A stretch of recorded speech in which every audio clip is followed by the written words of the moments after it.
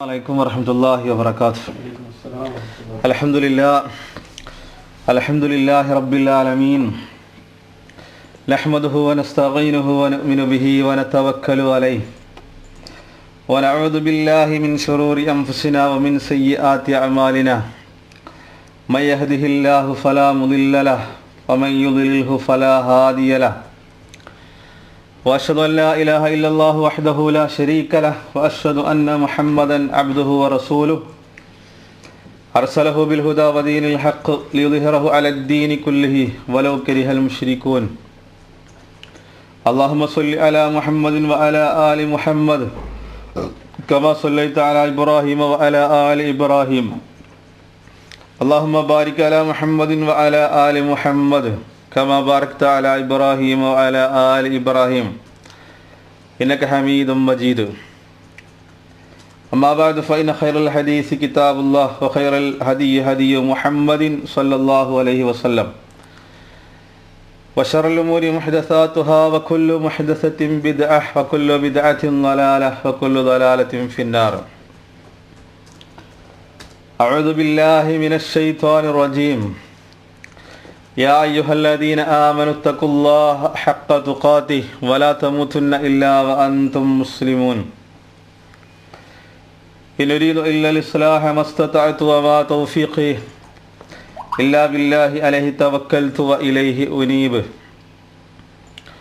رب اشرح لي صدري ويسر لي أمري واحلل عقدة من لساني يفقهوا قولي. ബഹുമാന്യരായ സഹോദരങ്ങളെ, കാരുണ്യവാനും സൃഷ്ടാവുമായ അല്ലാഹു സുബ്ഹാനഹു വ തആലയുടെ നിയമനിർദ്ദേശങ്ങൾ ജീവിതത്തിലുടനീളം അനുധാവനം ചെയ്യണമെന്ന്,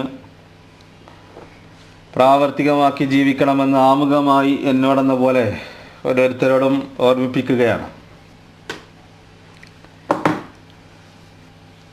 സലഫി മൻഹജും സംഘടനാ മൻഹജും എന്ന വിഷയത്തിൻ്റെ ഭാഗമായിക്കൊണ്ട്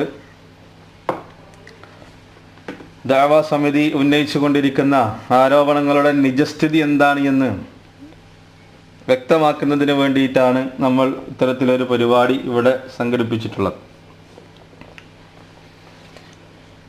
പറയുന്ന ഓരോ കാര്യങ്ങളും വ്യക്തമായി മനസ്സിലാക്കുകയും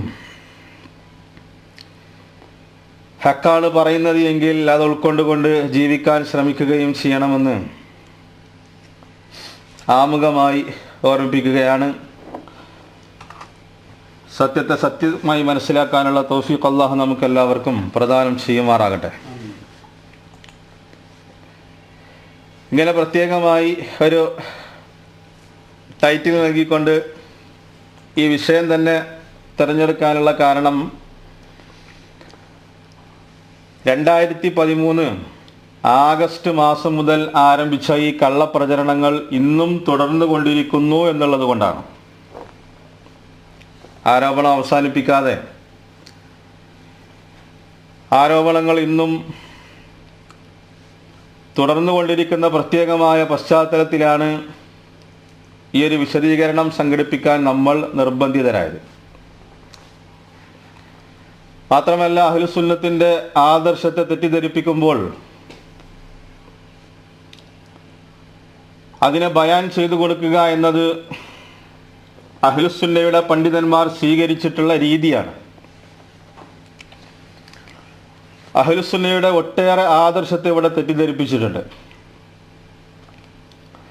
അതേപോലെ തന്നെ നമ്മൾ ഉന്നയിച്ച പല വാദങ്ങളും കോട്ടിമാറ്റി ഇവിടെ അവതരിപ്പിക്കപ്പെട്ടിട്ടുണ്ട്.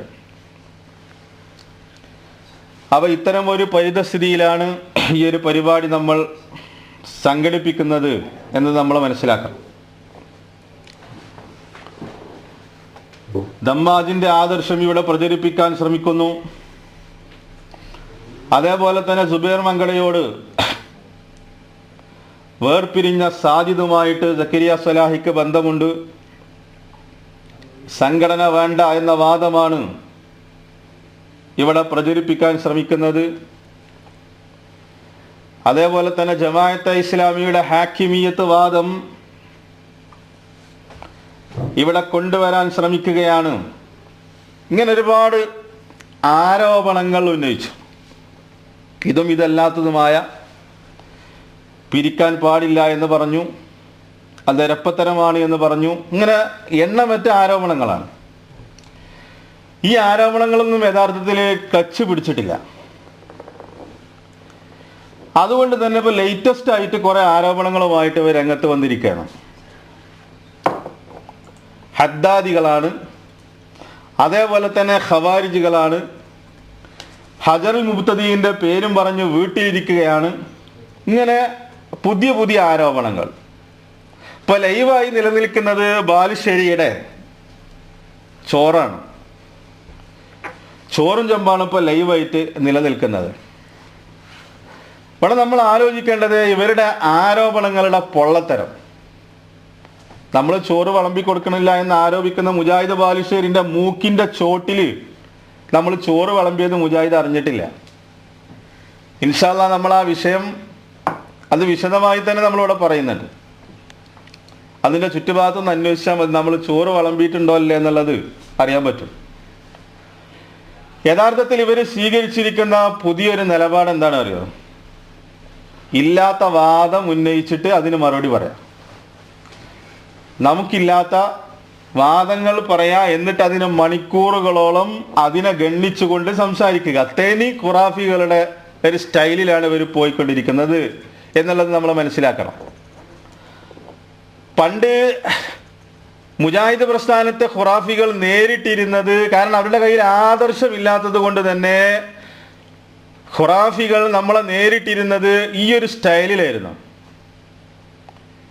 ആദ്യം നമ്മൾ ഖബർ സന്ദർശിക്കാത്തവരാണ്, ഖബർ സിയാറത്ത് ചെയ്യുന്നവരെ എതിർക്കുന്നവരാണ് എന്ന് ആദ്യം ഒന്ന് പറഞ്ഞു വെക്കും. എന്നിട്ട് അതിന് ഗണ്ണിക്കുക, അതിന് മറുപടി പറയാം. പ്രവാചകനെ സ്നേഹിക്കാത്തവരാണ് നമ്മൾ എന്ന് ആദ്യം പറയാം, എന്നിട്ട് അതിന് ഗണ്ണിക്കുക. ഈ ഒരു രീതിയാണ് യഥാർത്ഥത്തിൽ ഇവിടെ സ്വീകരിച്ചു കൊണ്ടിരിക്കുന്നത് എന്നുള്ളത് നമ്മൾ മനസ്സിലാക്കണം. മാത്രമല്ല, ദാവാ സമിതിയെ സംബന്ധിച്ചിടത്തോളം ശക്തമായ ആദർശ പ്രതിസന്ധി നേരിട്ട് കൊണ്ടിരിക്കുകയാണ്. അതിശക്തമായ ആദർശ പ്രതിസന്ധി. നാരിയത്ത് സ്വലാത്തിന്റെ വിഷയത്തിൽ അവർ സ്വീകരിച്ചിരിക്കുന്ന നിലപാട് എന്താണ് എന്നുള്ളത് അവർക്ക് പോലും അറിയില്ല. നാരിയത്ത് സ്വലാത്ത് ഷിർക്കാണോ, അതിൻ്റെ വരികളിൽ ഷിർക്കുണ്ടോ, അത് എന്താണ് എന്ന് പറയാൻ പോലും പറ്റാത്ത ഒരു നിലപാടിലേക്ക്, എത്രത്തോളം എന്ന് ചോദിച്ചാൽ ഒരു കൊല്ലം കൊണ്ട് പറഞ്ഞത് തിരുത്തി പറയേണ്ട ഒരു ഗതികേട് വൈസൽ മുസ്ലിയാർക്ക് വന്നു. ഒരു കൊല്ലമായിട്ടേ ഉള്ളൂ. ലബ്ബ പറഞ്ഞതും ശരിയാണ്, സക്കരിയ സലാഹി പറഞ്ഞതും ശരിയാണ് എന്ന് ഖത്തറിൽ നിന്ന് പ്രസംഗിച്ചിട്ട് ഒരു കൊല്ലമായിട്ടില്ല. അതിൻ്റെ ഇടയ്ക്ക് തന്നെ തിരുത്തി പറയേണ്ട ഒരു ഗതികേടിലേക്ക് എത്തി. 140 മുഖാമുഖങ്ങൾ വൈസൽ മുസ്ലിയാർ നടത്തിയത് എന്തിന്റെ പേരിലായിരുന്നു? ഷിർക്കല്ലാത്ത ഒരു കാര്യത്തെ ഷിർക്കാക്കി എന്ന് പറഞ്ഞിട്ടാണ്. അതിനെതിരായിരുന്നു. ഷിർക്കല്ലാത്ത ഒരു കാര്യത്തെ ഷിർക്കാക്കി എന്ന് പറഞ്ഞിട്ട്. അതേപോലെ തന്നെ ഇതിന്റെ പേരിലായിരുന്നു പത്തബിരിയത്ത് വാദപ്രതിവാദം നടന്നത്. ഇവിടെ നമ്മൾ സാന്ദർഭികമായിട്ട് നമ്മൾ ചോദിക്കാൻ ആഗ്രഹിക്കുകയാണ്, ആ വാദപ്രതിവാദങ്ങളൊക്കെ ഇപ്പോൾ മൻസൂഖാക്കപ്പെട്ടോ? അതൊക്കെ മൻസൂഖായോ? കാരണം നാരിയത്ത് സ്വലാത്തിന്റെ വരികളിൽ ഷിർക്കില്ല എന്ന് ഖത്തറിൽ പറഞ്ഞു പോയിട്ട് അത് തിരുത്തി. ഇത് തന്നെയല്ലേ കോക്കസിന്റെ ആളുകളും ചെയ്തത്. അതിനെതിരായിരുന്നു നമ്മൾ വാദപ്രതിവാദം സംഘടിപ്പിച്ചത്. അതിനെതിരായിരുന്നു നമ്മുടെ മുഖാമുഖങ്ങൾ. എല്ലാം ഷിർക്കാണെന്ന് പറയാൻ പറ്റില്ല എന്ന് പറഞ്ഞിട്ട് ആ ഷിർക്ക് ആരോപണത്തിനെതിരായിരുന്നു നമ്മൾ മറുപടി പറഞ്ഞത്. അതൊക്കെ മൻസൂഖായോ എന്നുള്ളത് ദേവാസമിതിക്കാരോട് വ്യക്തമാക്കേണ്ടതുണ്ട്. ഇത് മാത്രമല്ല, ആളുകൾ ഇപ്പോൾ പറഞ്ഞുകൊണ്ടിരിക്കുന്നത് എന്താ അറിയോ? അനസിന്റെ തൗബക്ക് ശേഷം ഇനി ഫൈസൽ മുസ്ലിയാരുടെ ഒരു തൗബ കൂടി ആളുകൾ പ്രതീക്ഷിച്ചിരിക്കുകയാണ്. ആ തൗബ എന്നാണ് എന്ന് ജനങ്ങൾ കാത്തിരിക്കുകയാണ് ഇപ്പോൾ. കാരണം അക്കോലത്തിലാണ് ഇവരുടെ രീതികൾ. നമുക്കിപ്പോൾ പേടി എന്താ വെച്ചാൽ, ഇബാദല്ലാഹി അയിനൂനി എന്ന വിഷയത്തെ പോലും ഇനി തിരുത്തോ എന്നുള്ളതാണ് നമ്മുടെ പേടി. ഇബാദല്ലാ എന്ന വിഷയം ഇനി അത് തിരുത്തോ എന്നുള്ള പേടി നമുക്കുണ്ട്. അപ്പൊ ഇതാണ് നാരിയത്ത് സ്വലാത്തിന്റെ കോലം. ഇൻഷാ അല്ലാഹ് നമ്മളത് വിശദമായിട്ട് നമ്മൾ എന്താണ് അതിൽ ഇവർ കാണിച്ച തട്ടിപ്പുകൾ എന്നുള്ളത് നമ്മളിവിടെ വ്യക്തമാക്കുന്നുണ്ട്. നമ്മൾ ഇതേപോലെ തന്നെ റുഖിയ ശറഈയുടെ വിഷയം നാട് നീളെ കോക്കസിന്റെ ആളുകൾ റുഖിയ ശറഈയുടെ പേരിൽ ഇസ്ലാം പഠിപ്പിച്ച ആദർശത്തെ, ഇസ്ലാം പഠിപ്പിച്ച റുഖിയയെ കളിയാക്കി പരിഹസിച്ചുകൊണ്ട് നടന്നപ്പോ ഒന്ന് പ്രതികരിക്കാൻ പോലും സാധിക്കാതെ മൗനം പാലിച്ച് നിൽക്കേണ്ട ഒരു ഗതികേട് ദേവാ സമിതിക്ക് വന്നു. മാത്രമല്ല റുഖിയയുമായി ബന്ധപ്പെട്ട വിഷയങ്ങളിൽ കൃത്യമായൊരു നിലപാട് പറയാൻ ഇവർക്ക് ഇതുവരെ സാധിച്ചിട്ടില്ല. ജിന്ന് ബാധിച്ച ഒരാളെ അടിക്കാൻ പാടുണ്ടോ അല്ലേ, അത് ബിദഅത്താണോ അല്ലേ, കൃത്യമായൊരു നിലപാട് ഇവർ പറഞ്ഞിട്ടില്ല. അതേപോലെ തന്നെ ജിന്ന് ബാധിച്ച ഒരാളെ ചികിത്സിക്കാൻ പാടുണ്ടോ അല്ലേ, അത് ചികിത്സിക്കണം എന്ന് പറഞ്ഞതിന് ഒരുപാട് നമ്മളെ ആക്ഷേപിച്ച ആളുകളാണ് KNM-ന്റെ ആളുകൾ. ഇപ്പോൾ ജാമിയത്തുൽ ഹിന്ദിന്റെ ഉദ്ഘാടനവുമായി ബന്ധപ്പെട്ട പ്രഭാഷണത്തിൽ ഫൈസൽ മുസ്ലിയാർ പറഞ്ഞത് എന്താ, ഇവിടെ ജിന്നറക്കലും അടിക്കലൊന്നും നടത്താനുള്ള കേന്ദ്രമല്ല എന്നുള്ളതാ പറഞ്ഞത് അല്ലേ. ജിന്ന് ബാധിച്ചാൽ ഇനി ഒന്ന് ചോദിക്കട്ടെ, ജാമിയത്തുൽ ഹിന്ദിൽ വെച്ചുകൊണ്ട് ഒരാൾക്ക് ജിന്ന് ബാധ ഉണ്ടായാൽ എന്താ ചെയ്യാ? ഇതൊക്കെ തന്നെയല്ലേ KNM പറഞ്ഞിട്ടുണ്ടായിരുന്നത്. അപ്പൊ അന്ന് ആ പള്ളി ഉദ്ഘാടനത്തോടനുബന്ധിച്ച് നടന്ന പരിപാടിയിൽ ഫൈസൽ മുസ്ലിയാർ പ്രസംഗിച്ചതാണത്. ഇത് അതിനുള്ള കേന്ദ്രമല്ല എന്നുള്ളതാണ്. നമ്മളൊരു കേന്ദ്രത്തിന്റെ കാര്യമല്ലല്ലോ നമ്മൾ സംസാരിച്ചത്. നമ്മൾ അത് ചികിത്സിക്കണം എന്ന് പറഞ്ഞപ്പോൾ ഒരു പള്ളിയിൽ വരികയാണെങ്കിൽ അതിന് പ്രത്യേകമായൊരു ഒരു സ്ഥലത്ത് വെച്ചിട്ട് അത് ചെയ്യണമെന്ന് പറഞ്ഞതിന് KNM-കാർ എമ്പാടും നമ്മളെ പരിഹസിച്ചിട്ടുണ്ട്. അതേ ഒരു രീതി തന്നെ യഥാർത്ഥത്തിൽ ഇവിടെ സ്വീകരിച്ചുകൊണ്ടിരിക്കുകയാണ്. ഇങ്ങനെ ഓരോ വിഷയത്തിൽ, ഇതേപോലെ തന്നെ ഷുറൂത്തിന്റെ വിഷയത്തിൽ സംഘടനയൊക്കെ സലഫി പണ്ഡിതന്മാർ ഷുറൂത്ത് പറഞ്ഞിട്ടുണ്ടോ അല്ലേ? ഈ വിഷയത്തിൽ ഇന്നും അവർക്ക് കൃത്യമായൊരു നിലപാടില്ല.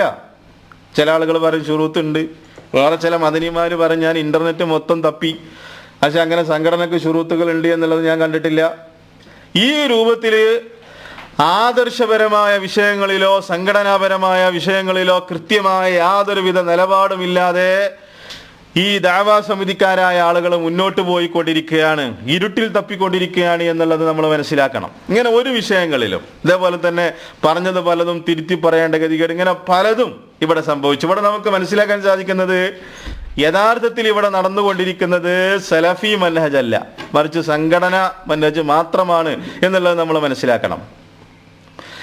ഇനി ഇവിടെ നമ്മൾ ശ്രദ്ധിക്കേണ്ട ചില പ്രധാനപ്പെട്ട കാരണങ്ങൾ, നമ്മൾ നേരത്തെ പറഞ്ഞതുപോലെ ഇന്ന് നമ്മൾ ഈ ക്ലാസ് കൊണ്ട് പ്രധാനമായിട്ടും ഉദ്ദേശിക്കുന്നത് ഇവിടെ നമ്മൾ ഫിത്ന ഉണ്ടാക്കി എന്നുള്ളതാണ് ഇവിടെ കാര്യമായിട്ട് ഇവിടെ പറഞ്ഞു പരത്തിക്കൊണ്ടിരിക്കുന്ന ആരോപണം. സക്കരിയ സലാഹി ഇത് പുറത്തു പറഞ്ഞു, നമുക്കിടയിലുണ്ടായ വിഷയങ്ങൾ പുറത്തു പറഞ്ഞു, അങ്ങനെ ജനങ്ങളെ ഭിന്നിപ്പിച്ചു. ഇതൊരിക്കലും പുറത്തു പറയാൻ പാടില്ലായിരുന്നു. അങ്ങനെ നമ്മുടെ ശത്രുക്കൾക്ക് അടിക്കാൻ വേണ്ടി വടി കൊടുത്തു, നസീഹത്തില്ലാത്ത സംസാരമായി പോയി.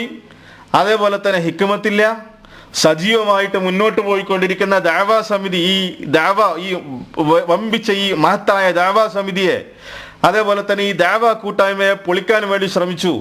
ഈ രൂപത്തിലുള്ള ആരോപണങ്ങളാണ് ഇവർ കാര്യമായിട്ട് നടത്തിക്കൊണ്ടിരിക്കുന്നത്. സാധാരണക്കാരായ ആളുകൾ പോലും പറയാൻ തുടങ്ങി. ഇവരുടെ ആരോപണങ്ങൾ കേട്ട് സാധാരണക്കാർ പോലും പറയുന്നത് എന്താ, നിങ്ങൾ പറയുന്നതൊക്കെ ശരി തന്നെയാണ്, പറയുന്ന കാര്യങ്ങളൊക്കെ ശരി തന്നെയാണ്, ഷുറൂത്തുകൾ അത് നല്ലത് തന്നെയാണ് ഒരു സംഘടനയ്ക്ക് ഉണ്ടാകുന്നത്. അതേപോലെ തന്നെ എല്ലാ കാര്യങ്ങളും പണ്ഡിതന്മാരോട് ചോദിച്ചിട്ട് തന്നെ ചെയ്യേണ്ടതാണ്. പക്ഷെ ഇതൊന്നും ഇത്ര പെട്ടെന്നത് പുറത്ത് അത് ചാടിക്കയറി പറഞ്ഞ് വിശദീകരണം ഉണ്ടാക്കി അത് ജനങ്ങൾക്കിടയിൽ ആശയക്കുഴപ്പമുണ്ടാക്കാൻ പാടില്ലായിരുന്നു എന്നുള്ളതാണ് സാധാരണക്കാരായ ആളുകളും പറഞ്ഞുകൊണ്ടിരിക്കുന്നത്. ഇപ്പോൾ തൊട്ട് മുമ്പ് ഖത്തറിൽ വെച്ചുകൊണ്ടൊരു സഹോദരന്റെ സംസാരത്തിൽ നമുക്കത് ശരിക്കും വ്യക്തമായി. യഥാർത്ഥത്തിൽ ഇവിടെ ഇന്ന് നമ്മൾ പരിശോധിക്കുന്നത് ഈ ആരോപണത്തിൽ വല്ല വസ്തുതയുമുണ്ടോ, ഈ ആരോപണം ശരിയാണോ? യഥാർത്ഥത്തിൽ KNM-ൽ നിന്ന് വിട്ടുപോകുന്നതിന് ശേഷം, ശിർക്കാരോപണത്തിന് ശേഷം അതിശക്തമായി ദഅവത്തുമായി നമ്മൾ മുന്നോട്ട് പോയിക്കൊണ്ടിരിക്കുന്ന സന്ദർഭത്തിൽ ഇവിടെ ഭിന്നിപ്പുണ്ടാക്കിയത് ആരാണ്? ആരാണ് ഇവിടെ ജനങ്ങളുടെ മനസ്സുകളെ ഭിന്നിപ്പിച്ചത്? ആരാണ് ഇവിടെ രണ്ട് ചേരിയാക്കി മാറ്റിയത് എന്നുള്ളത് നമ്മൾ കൃത്യമായി മനസ്സിലാക്കണം. അതുകൊണ്ട് അടിവരയിട്ടുകൊണ്ട് നമുക്ക് പറയാൻ പറ്റും, നമ്മളെ ഭിന്നിപ്പിച്ചത് ഒറ്റ മനസ്സോടുകൂടി ദഅവാ രംഗത്ത് സജീവമായി മുന്നോട്ട് പോയിക്കൊണ്ടിരിക്കുന്ന മനുഷ്യർക്കിടയിൽ, സഹോദരങ്ങൾക്കിടയിൽ ഭിന്നിപ്പുണ്ടാക്കിയത് യഥാർത്ഥത്തിൽ ദഅവാ സമിതിയാണ്. അവരേറ്റെടുക്കണം. നമുക്കിടയിലുണ്ടായ എല്ലാ ഭിന്നിപ്പിൻ്റെയും അനൈക്യത്തിൻ്റെയും ഉത്തരവാദിത്വം ദഅവാ സമിതി ഏറ്റെടുക്കണം. യഥാർത്ഥത്തിൽ അവരാണ് ഭിന്നിപ്പിച്ചത്. യഥാർത്ഥത്തിൽ അവരാണ് നമ്മളെ ഗ്രൂപ്പുകളാക്കി മാറ്റിയത്. അതുകൊണ്ട് അവരാണ് നമുക്കിടയിൽ പ്രശ്നങ്ങൾ ഉണ്ടാക്കിയത് എന്നതുമായി ബന്ധപ്പെട്ട വ്യക്തമായ തെളിവുകൾ ഇൻഷാ അല്ലാഹ് നമ്മളിവിടെ പറയാൻ പോവുകയാണ്.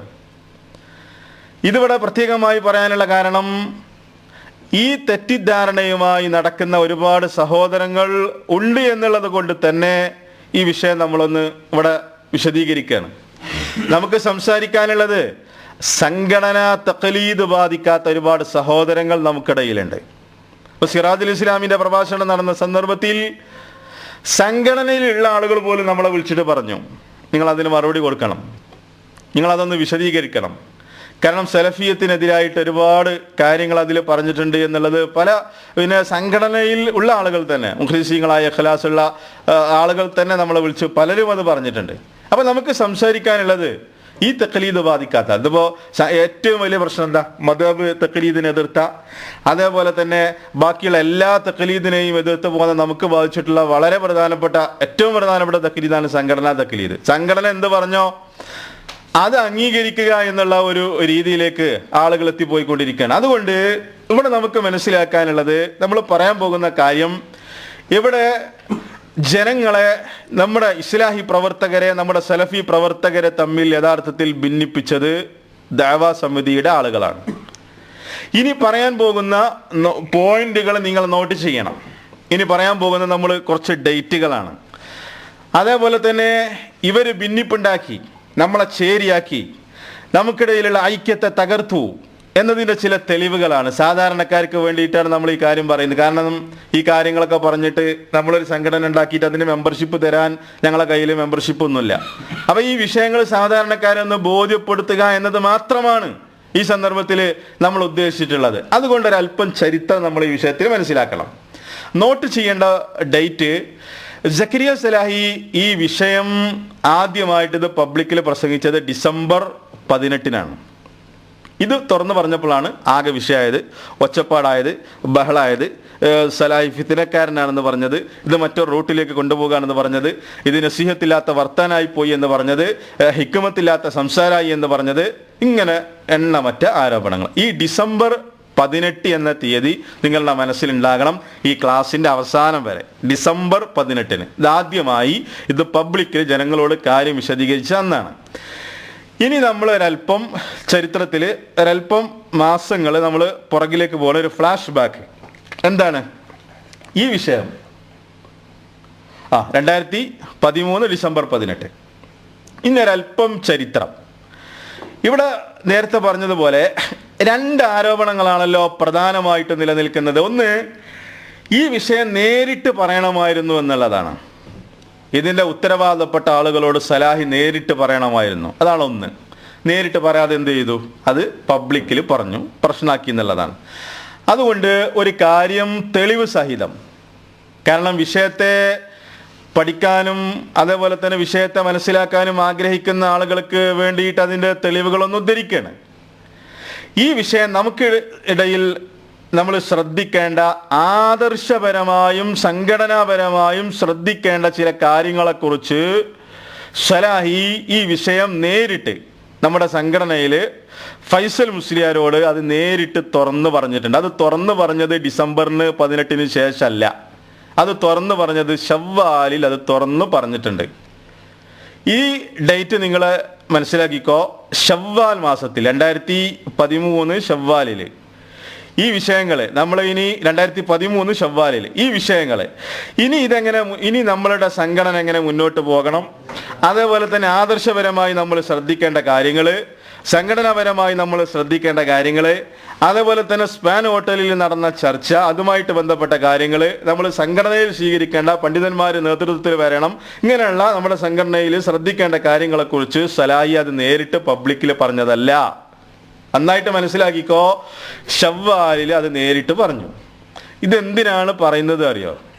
കാരണം കേരളത്തിലുടനീളം പ്രചരിപ്പിക്കപ്പെട്ട ഒരു ആരോപണമാണ് സലാഹിക്ക് അസൂയയാണ് ഫൈസൽ മുസ്ലിയാരോട്, അതേപോലെ തന്നെ CP സലീമിനോട് വ്യക്തിപരമായ വിദ്വേഷം സലാഹിക്കുണ്ട്.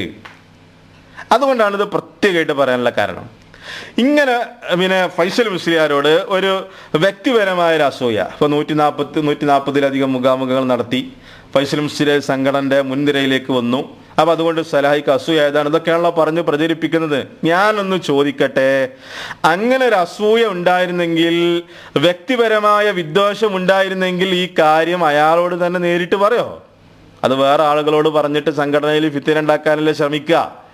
പക്ഷേ നമ്മൾ മനസ്സിലാക്കുന്നു, ഈ വിഷയത്തിൽ നിന്ന് തന്നെ സലാഹിക്ക് ഈ വിഷയത്തിൽ നസീഹത്തായിരുന്നു ഉണ്ടായിരുന്നത്. അതുകൊണ്ടാണല്ലോ സംഘടനയുടെ ചുക്കാൻ പിടിക്കുന്ന, സംഘടനയുടെ കടിഞ്ഞാണ് പിടിക്കുന്ന ഫൈസൽ മുസ്ലിയാരോട് തന്നെ ആദ്യം ഈ വിഷയം ഫൈസൽ മുസ്ലിയാർ തന്നെ പറയുന്നുണ്ട്. മറ്റു പലരോടും പറയുന്നതിൻ്റെ മുമ്പ് ആദ്യം എന്ന് ഞാൻ മനസ്സിലാക്കുന്നു, ആദ്യം സലാഹി എന്നോട് ഈ വിഷയങ്ങൾ തുറന്നു പറഞ്ഞിട്ടുണ്ട് എന്ന് ഫൈസൽ മുസ്ലിയാർ തന്നെ പറഞ്ഞിട്ടുണ്ട്. ഇത് നിങ്ങൾക്ക് തെളിവ് തരാം. ഫൈസൽ മുസ്ലിയാർ തന്നെ തുറന്നു പറഞ്ഞിട്ടുണ്ട്. സംഘടനയിൽ തന്നെ മറ്റു പലരോടും പറയുന്നതിന് മുമ്പ് സലാഹി ഈ വിഷയം എന്നോട് തുറന്നു പറഞ്ഞിട്ടുണ്ട് എന്നുള്ളതാണ്. അപ്പോൾ സലാഹിക്ക് ഈ സംഘടനയിൽ ഒരു ഫിത്തന ഉണ്ടാക്കണമായിരുന്നെങ്കിൽ, സലാഹി കുറച്ച് ആളെയും കൂട്ടിയിട്ട് ഈ സംഘടന ഭിന്നിപ്പിച്ചിട്ട് സലാഹിക്ക് നേതൃസ്ഥാനത്ത് വരണമായിരുന്നെങ്കിൽ ഫൈസൽ മുസ്ലിയാരോട് ഇത് പോയിട്ട് പറയേണ്ട കാര്യം ഉണ്ടായിരുന്നോ? നമ്മുടെ ഒരു സാമാന്യ ബുദ്ധി വെച്ചിട്ട് ഒന്ന് ചിന്തിച്ചാൽ പോരെ. അപ്പം അതുകൊണ്ട് ഫൈസൽ മുസ്ലിയാർ പറയുന്ന ആ ഭാഗം നിങ്ങളൊന്ന് കേട്ടോളി. ഇത് നിങ്ങൾക്കുള്ള തെളിവാണ്. നമുക്ക് സംസാരിക്കാനുള്ളത് ഈ ആളുകളോടാണ്. നിങ്ങൾക്കുള്ള ഒരു തെളിവ് നമ്മൾ തരാം. ഫൈസൽ മുസ്ലിയാർ തന്നെ അത് തുറന്ന്, ഇത് സക്കരിയ സലാഹി പറയണതല്ല, ഫൈസൽ മുസ്ലിയാർ പറയണം, എന്നോട് ഈ വിഷയം ഷവ്വാലിൽ ഇത് സലാഹി നേരിട്ട് പറഞ്ഞിട്ടുണ്ട്. ആ ക്ലിപ്പ് നിങ്ങളൊന്ന് കേൾക്കാം. കഴിഞ്ഞ ഷവ്വാലിലാണ് അദ്ദേഹം ആദ്യമായി എന്നോട് ഈ അഭിപ്രായ വ്യത്യാസങ്ങൾ തുറന്ന് അദ്ദേഹം പങ്കുവെക്കുന്നത്. ഒരു പക്ഷേ ഔദ്യോഗികമായി മറ്റുള്ളവരും പറഞ്ഞ മുമ്പ് ഞാൻ മനസ്സിലാക്കുന്ന അദ്ദേഹം ആദ്യമായി പറഞ്ഞ കൂട്ടത്തിൽപ്പെട്ട ആളാണ് ഞാനൊക്കെ. കഴിഞ്ഞ ഷവ്വാൽ ഏകദേശം ഒരു കൊല്ലം ആകാറായി. ഫൈസൽ മുസ്ലിയാർ പറഞ്ഞ എന്താ വളരെ വ്യക്തമായിട്ട് നമ്മൾ കേട്ടു. ഫൈസൽ മുസ്ലിയാരോട് ഈ കാര്യം തുറന്ന് പറഞ്ഞിട്ടുണ്ട് ഷവ്വാലിൽ. അത് ഷവ്വാലിൽ എന്നുള്ളത് ഫൈസൽ മുസ്ലിയാർ പറഞ്ഞത് കൊണ്ടാണ് നമ്മളത് അങ്ങനെ തന്നെ പറഞ്ഞത്. ഇനി ഇത് മാത്രമല്ല, CP സലീമിനോട് ഈ വിഷയം തുറന്ന് പറഞ്ഞിട്ടുണ്ട്. ആഗസ്റ്റ് മാസം എന്ന് പറഞ്ഞാൽ നമ്മുടെ മീനങ്ങാടി പരിപാടി KHLS സംഗമം നടക്കുന്നതിൻ്റെ തൊട്ട് തലേ ദിവസം CP സലീമിനോടും ഈ നമ്മൾ ശ്രദ്ധിക്കേണ്ട ചില വിഷയങ്ങൾ അത് നേർക്ക് നേരെ തുറന്നു പറഞ്ഞിട്ടുണ്ട് എന്നുള്ളത് CP സലീമും പറഞ്ഞിട്ടുണ്ട്. ഇൻഷാ അല്ലാഹ് അത് ആവശ്യമുള്ള ആളുകൾക്ക് എൻ്റെ കയ്യിൽ അതുണ്ട്, കേൾപ്പിച്ചു തരാൻ നമ്മൾ തയ്യാറാണ്. അപ്പോൾ ആദ്യത്തെ പ്രശ്നം തീർന്നു. ആദ്യത്തെ പ്രശ്നം എന്താ? കിരിയാസല ഇത് ചാടിക്കയറി പറഞ്ഞിട്ട് ആകെ ആളുകൾക്കിടയിൽ വിശ്വാസം ഉണ്ടാക്കി, നമ്മുടെ ശത്രുക്കൾക്കൊക്കെ വടി കൊടുത്ത് അവർ ക്ലിപ്പിടുന്നു, അവർ പ്രസംഗിക്കുന്നു, ആകെ പ്രശ്നം ഉണ്ടാക്കി എന്നുള്ളതാണ്. അപ്പോൾ ഇസ്ലാമികമായിട്ട് ചെയ്യേണ്ടത് എന്താ? നമുക്കിടയിൽ പ്രശ്നം ഉണ്ടായി, അത് സംഘടനാപരമായ വിഷയമാണെങ്കിൽ, ആദർശപരമായ വിഷയമാണെങ്കിൽ നമ്മൾ ചെയ്യേണ്ടത് എന്താ? അത് ഉത്തരവാദപ്പെട്ട ആളുകളോട് അത് തുറന്നു പറയണം. എന്നിട്ട് ആ പ്രശ്നം പരിഹരിക്കാൻ വേണ്ടി ശ്രമിക്കണം, എന്ത് വിഷയമാണെങ്കിലും. അപ്പോൾ ഇസ്ലാമികമായിട്ടുള്ള മര്യാദ അവിടെ സലാഹി ചെയ്തിട്ടുണ്ട്. ഇത് മനസ്സിലാക്കണം. ഞാനത് പറയണത് എന്താ അറിയോ? ഇന്ന് പോലും നമ്മുടെ ഒരു സഹോദരൻ പറഞ്ഞു, എന്ത് തന്നെയാണെങ്കിലും മുപ്പരത് പുറത്ത് പറയാൻ പാടില്ലായിരുന്നു എന്നുള്ളതാണ് ഇന്ന് നമ്മളെ കണ്ട ഒരാൾ പറഞ്ഞ വർത്താനായി പറയണത്. അപ്പോൾ അതുകൊണ്ടാണ് ഈ കാര്യം ഒന്ന് കൃത്യമായിട്ട് ഇത് വിശദീകരിക്കാൻ വേണ്ടി നമ്മൾ ഇവിടെ ഇങ്ങനെ ഒരു പരിപാടി ഇവിടെ സംഘടിപ്പിച്ചത്. അപ്പോൾ ഒന്ന്, ഇസ്ലാമികമായിട്ട് ചെയ്യേണ്ടത് അത് ഉത്തരവാദപ്പെട്ട ആളുകളോട് അത് തുറന്നു പറയാന്നുള്ളതാണ്. അത് തുറന്നു പറഞ്ഞു. അത് ഷവ്വാലിൽ ആഗസ്റ്റ് മാസത്തിൽ ഇവരോട് രണ്ടുപേരോടും സംഘടനയുടെ തലപ്പത്തുള്ള പ്രധാനപ്പെട്ട 2 വ്യക്തികളോട് ഈ വിഷയങ്ങൾ നേരിട്ട് പറഞ്ഞു. ഇനി ഇത് നേരിട്ട് പറഞ്ഞതോടുകൂടി എന്താ സംഭവിച്ചത് അറിയോ? ഈ വിഷയങ്ങൾ പറഞ്ഞതോട് കൂടിയിട്ട് പിന്നെ സംഘടനയിൽ ഇതിൻ്റെ റൂട്ട് മാറുകയാണ്. ഇവിടെ ഒരു ഭാഗത്ത് സ്പാൻ ഹോട്ടലിൽ നടന്ന ചർച്ച ഉണ്ട്. ഇൻഷാ അല്ലാഹ് ആ വിഷയത്തേക്ക് നമ്മൾ വരുന്നുണ്ട്. പണ്ഡിതന്മാർക്ക് സാഹചര്യം തിരിയില്ല എന്ന് പറഞ്ഞിട്ട് സ്പാൻ ഹോട്ടലിലെ ചർച്ച അട്ടിമറിച്ചതും അതുമായി ബന്ധപ്പെട്ട കുറച്ച് കാര്യങ്ങൾ നമുക്ക് സംസാരിക്കാനുണ്ട്. അതിന് മുമ്പ് ഈ വിഷയം പറഞ്ഞതോട് കൂടിയിട്ട് എന്താ ചെയ്യണത് വെച്ചാൽ, സലാഹിക്കെതിരെ ഒരു അജണ്ട ഇവരുണ്ടാക്കുകയാണ്. ഒരു അജണ്ട സലാഹിക്കെതിരെ, സലാഹിയെ പൊറപ്പിക്കാൻ പാടില്ല എന്നുള്ള രൂപത്തിലേക്ക് ചർച്ചകൾ നടക്കുകയും, ഇങ്ങനെ കുറച്ച് കാര്യങ്ങൾ സംഭവിച്ചത് കൃത്യമായിട്ട് അതിൻ്റെ ഡേറ്റുകളൊന്ന് നിങ്ങൾ മനസ്സിലാക്കണം. ആദ്യമായിട്ട് MSMൻ്റെ സംസ്ഥാന കൗൺസിൽ നടന്നു. അത് നടക്കുന്നത് സെപ്റ്റംബർ 13, 14, 15. കൃത്യമായിട്ടൊന്ന് മനസ്സിലാക്കണം. 2013 സെപ്റ്റംബർ 13, 14, 15 ഏതാണ്ട് 400ഓളം പ്രതിനിധികൾ പോലും അതിൽ പങ്കെടുത്തിട്ടുണ്ട്. നമ്മുടെ എല്ലാ സംഘടനാ നേതാക്കന്മാരും അതിൽ പങ്കെടുത്തിട്ടുണ്ട്. ഗംഭീരമായി നടന്ന 3 ദിവസം നടന്ന ഒരു ഗംഭീരമായ കൗൺസിൽ. നമ്മൾ മനസ്സിലാക്കണം, അന്ന് സലാഹി പ്രസംഗിച്ചിട്ടില്ലല്ലോ. ഡിസംബർ 18 ഇട്ടില്ലല്ലോ, ഇത് സെപ്റ്റംബറിലാണ്. പക്ഷേ ആ കൗൺസിലിൽ നടന്ന ചർച്ച എന്തായിരുന്നു അറിയോ? ഒരു പക്ഷേ നിങ്ങളത് കേട്ടാലും ഞെട്ടിപ്പോകും. ആ കൗൺസിൽ ഇവർ ശ്രമിച്ചത് മനഃപൂർവ്വം സലഫി പ്രവർത്തകരെ ഭിന്നിപ്പിക്കാനുള്ള ആസൂത്രിതമായിട്ടുള്ള നിഗൂഢമായ നീക്കങ്ങളാണ് ആ കൗൺസിൽ ഉണ്ടായത്. ഇത് നിഷേധിക്കുകയാണെങ്കിൽ എൻ്റെ കയ്യിൽ തെളിവുണ്ട്. കാരണം ആ കൗൺസിലിൽ നടന്ന ചർച്ച എന്തായിരുന്നു അറിയോ? നമ്മുടെ MSM എങ്ങനെ മുന്നോട്ട് പോകണം എന്നുള്ളതല്ല, അവിടെ ദമ്മാജായിരുന്നു വിഷയം. മനസ്സിലാകുന്നുണ്ടോ? ഇത് പെരിന്തൽമണ്ണ ജക്കരിയ സലാഹി പബ്ലിക്കിൽ പറഞ്ഞതോടെയാണ് ഇതാകെ കൊളായത് എന്നുള്ളതാണല്ലോ പറയണത്. സലാഹി ഫിത്ന ഉണ്ടാക്കി എന്നുള്ളതാണല്ലോ, കൊളാക്കി എന്നുള്ളതാണ്, സംഘടന കൊളാക്കി എന്നുള്ളതാണ്. വളരെ നല്ല രൂപത്തിൽ മുന്നോട്ട് പോയ ദാവാ സംഘടന കൊളാക്കി എന്നുള്ളതാണ് വർത്താനം. പക്ഷേ ഈ കൗൺസിൽ നടക്കുന്നത് സെപ്റ്റംബർ മാസത്തിലാണ്, 2013. അതിൽ നടന്ന വിഷയങ്ങൾ കേട്ടോ. ദമ്മാജ്, ഇവിടെ ദമ്മാജിൻ്റെ ആദർശങ്ങൾ ഇവിടെ ഇറക്കുമതി ചെയ്യാണ് കുറച്ചാളുകൾ. അതേപോലെ തന്നെ കുനൂത്തിൻ്റെ വിഷയം, ഫോട്ടോ എത്രത്തോളം നിങ്ങൾക്ക് കേൾക്കണോ? ഇവിടെ പണ്ഡിതന്മാർ നേതൃത്വത്തിൽ വരണമെന്ന് പറയുന്നത് അവർ ഫിത്തിനക്കാരാണ് എന്ന് പോലും അതിൽ സംസാരിച്ചിട്ടുണ്ട്. നിഷേധിക്കുകയാണെങ്കിൽ തെളിവ് തരും, നിഷേധിക്കുകയാണെങ്കിൽ തെളിവ് തരും. ഇവിടെ മനസ്സിലാക്കേണ്ടത് എന്താ അറിയോ? KNM ചെയ്ത അതേ കുതന്ത്രം അവർ ചെയ്തെന്താ? സംഘടനാപരമായിട്ട് ആളുകളെ വിളിച്ചു കൂട്ടിയിട്ട് ശിർക്ക് നടത്തി. അതേ തന്ത്രം ഇവരും ചെയ്യാണ് കൗൺസിലിൽ. ഏകപക്ഷീയമായ വിശദീകരണം. ഞാനൊന്ന് ചോദിക്കട്ടെ, സംഘടന വളരെ ഭംഗിയായി പ്രശ്നങ്ങളൊന്നുമില്ലാതെ ഐക്യത്തോടു കൂടി മുന്നോട്ട് പോകണം എന്നുള്ളതായിരുന്നു തീരുമാനമെങ്കിൽ എന്തുകൊണ്ട് ജക്കരിയ സലാഹിയെ പങ്കെടുപ്പിക്കാതെ അന്നത്തെ കൗൺസിൽ കൂടി? നമ്മൾ മനസ്സിലാക്കേണ്ട പ്രധാനപ്പെട്ട കാര്യം, ഈ കൗൺസിൽ നടക്കുമ്പോൾ അന്ന് സലാഹി ദഅവാ സമിതിയുടെ ചെയർമാനാണ്. ഉത്തരവാദപ്പെട്ട ഒരു സ്ഥാനം സലാഹിക്കുണ്ട്. പക്ഷെ സലാഹിയെ മനഃപൂർവ്വം ആ പരിപാടിയിൽ പങ്കെടുക്കാതെ യഥാർത്ഥത്തിൽ വരണം. അപ്പം ആർക്കാ നസീഹത്ത് ഉള്ളത്, ആർക്കാ നസീഹത്ത് ഇല്ലാത്തത്? ഇപ്പം നസീഹത്ത് ഇല്ല എന്നുള്ള വർത്താനാണല്ലോ. നമുക്കാർക്കും നസീഹത്തില്ല, ആയിക്കോട്ടെ അല്ലേ? നസീഹത്തില്ല ആളുകളാണെങ്കിൽ ചെയ്യേണ്ടത് എന്തായിരുന്നു? ജക്കരിയ സലാഹിനെ കൂടി വിളിച്ചിട്ട് ആ MSMന്റെ കൗൺസിലിൽ അഭിപ്രായ വ്യത്യാസങ്ങളുള്ള വിഷയം പറയുമ്പോൾ അതിലെന്താണ് സലാഹിക്ക് കൂടി പറയാനുള്ളത് എന്ന് പറഞ്ഞിട്ടൊരു തീരുമാനമുണ്ടാക്കി മുന്നോട്ട് പോകണമായിരുന്നു. അപ്പം അവരുടെ ഈ പരിപാടിയിൽ നസീഹത്ത് ഉണ്ടോ അല്ലേ? ആർക്കാ നസീഹത്തില്ലാത്തത്? എന്നിട്ട് വളരെ മോശമായ സംസാരങ്ങളാണ്. കുനൂത്തിൻ്റെ ഒക്കെ വിഷയം സംസാരിക്കുന്നത് കേട്ടാലുണ്ടല്ലോ, വെറുതെ അല്ല നമ്മൾ ഈ സംഘടന ഈ സെറ്റപ്പ് നമ്മൾ പറയുന്നുണ്ടല്ലോ, ഇത് സലഫി മനജല്ല സംഘടനാ മനജാണെന്നുള്ളത്. ആ ചർച്ച കേട്ടാൽ നിങ്ങൾക്ക് ഇതിൻ്റെ കാര്യങ്ങൾ പെട്ടെന്ന് മനസ്സിലാക്കാൻ പറ്റും. അപ്പോൾ കുനൂത്തിൻ്റെ വിഷയം, ഫോട്ടോയുടെ വിഷയം, അതേപോലെ തന്നെ പണ്ഡിതന്മാർ നേതൃത്വത്തിൽ വരുന്നതുമായി ബന്ധപ്പെട്ട വിഷയങ്ങൾ, ഇങ്ങനെ നമുക്കിടയിൽ നിലനിൽക്കുന്ന ഇഖ്തിലാഫിയായ വിഷയങ്ങളിൽ ഏകപക്ഷീയമായ ഒരു വിശദീകരണം അവിടെ സംഘടിപ്പിച്ചിട്ട് ആദ്യമായി ഈ MSM പ്രവർത്തകരുടെ മനസ്സുകളെ ഭിന്നിപ്പിച്ചത് ജക്കരിയ സലാഹിയാണോ? നിങ്ങൾ ധൈര്യം ഉണ്ടെങ്കിൽ ഇത് മറുപടി പറയും. ഇത് നിങ്ങൾ നിഷേധിക്കുകയാണെങ്കിൽ അതിൻ്റെ തെളിവ് നമ്മൾ കൊണ്ടുവരും. നമ്മൾ സംസാരിക്കുന്നത് സാധാരണക്കാരായ ആളുകളോടാണ്.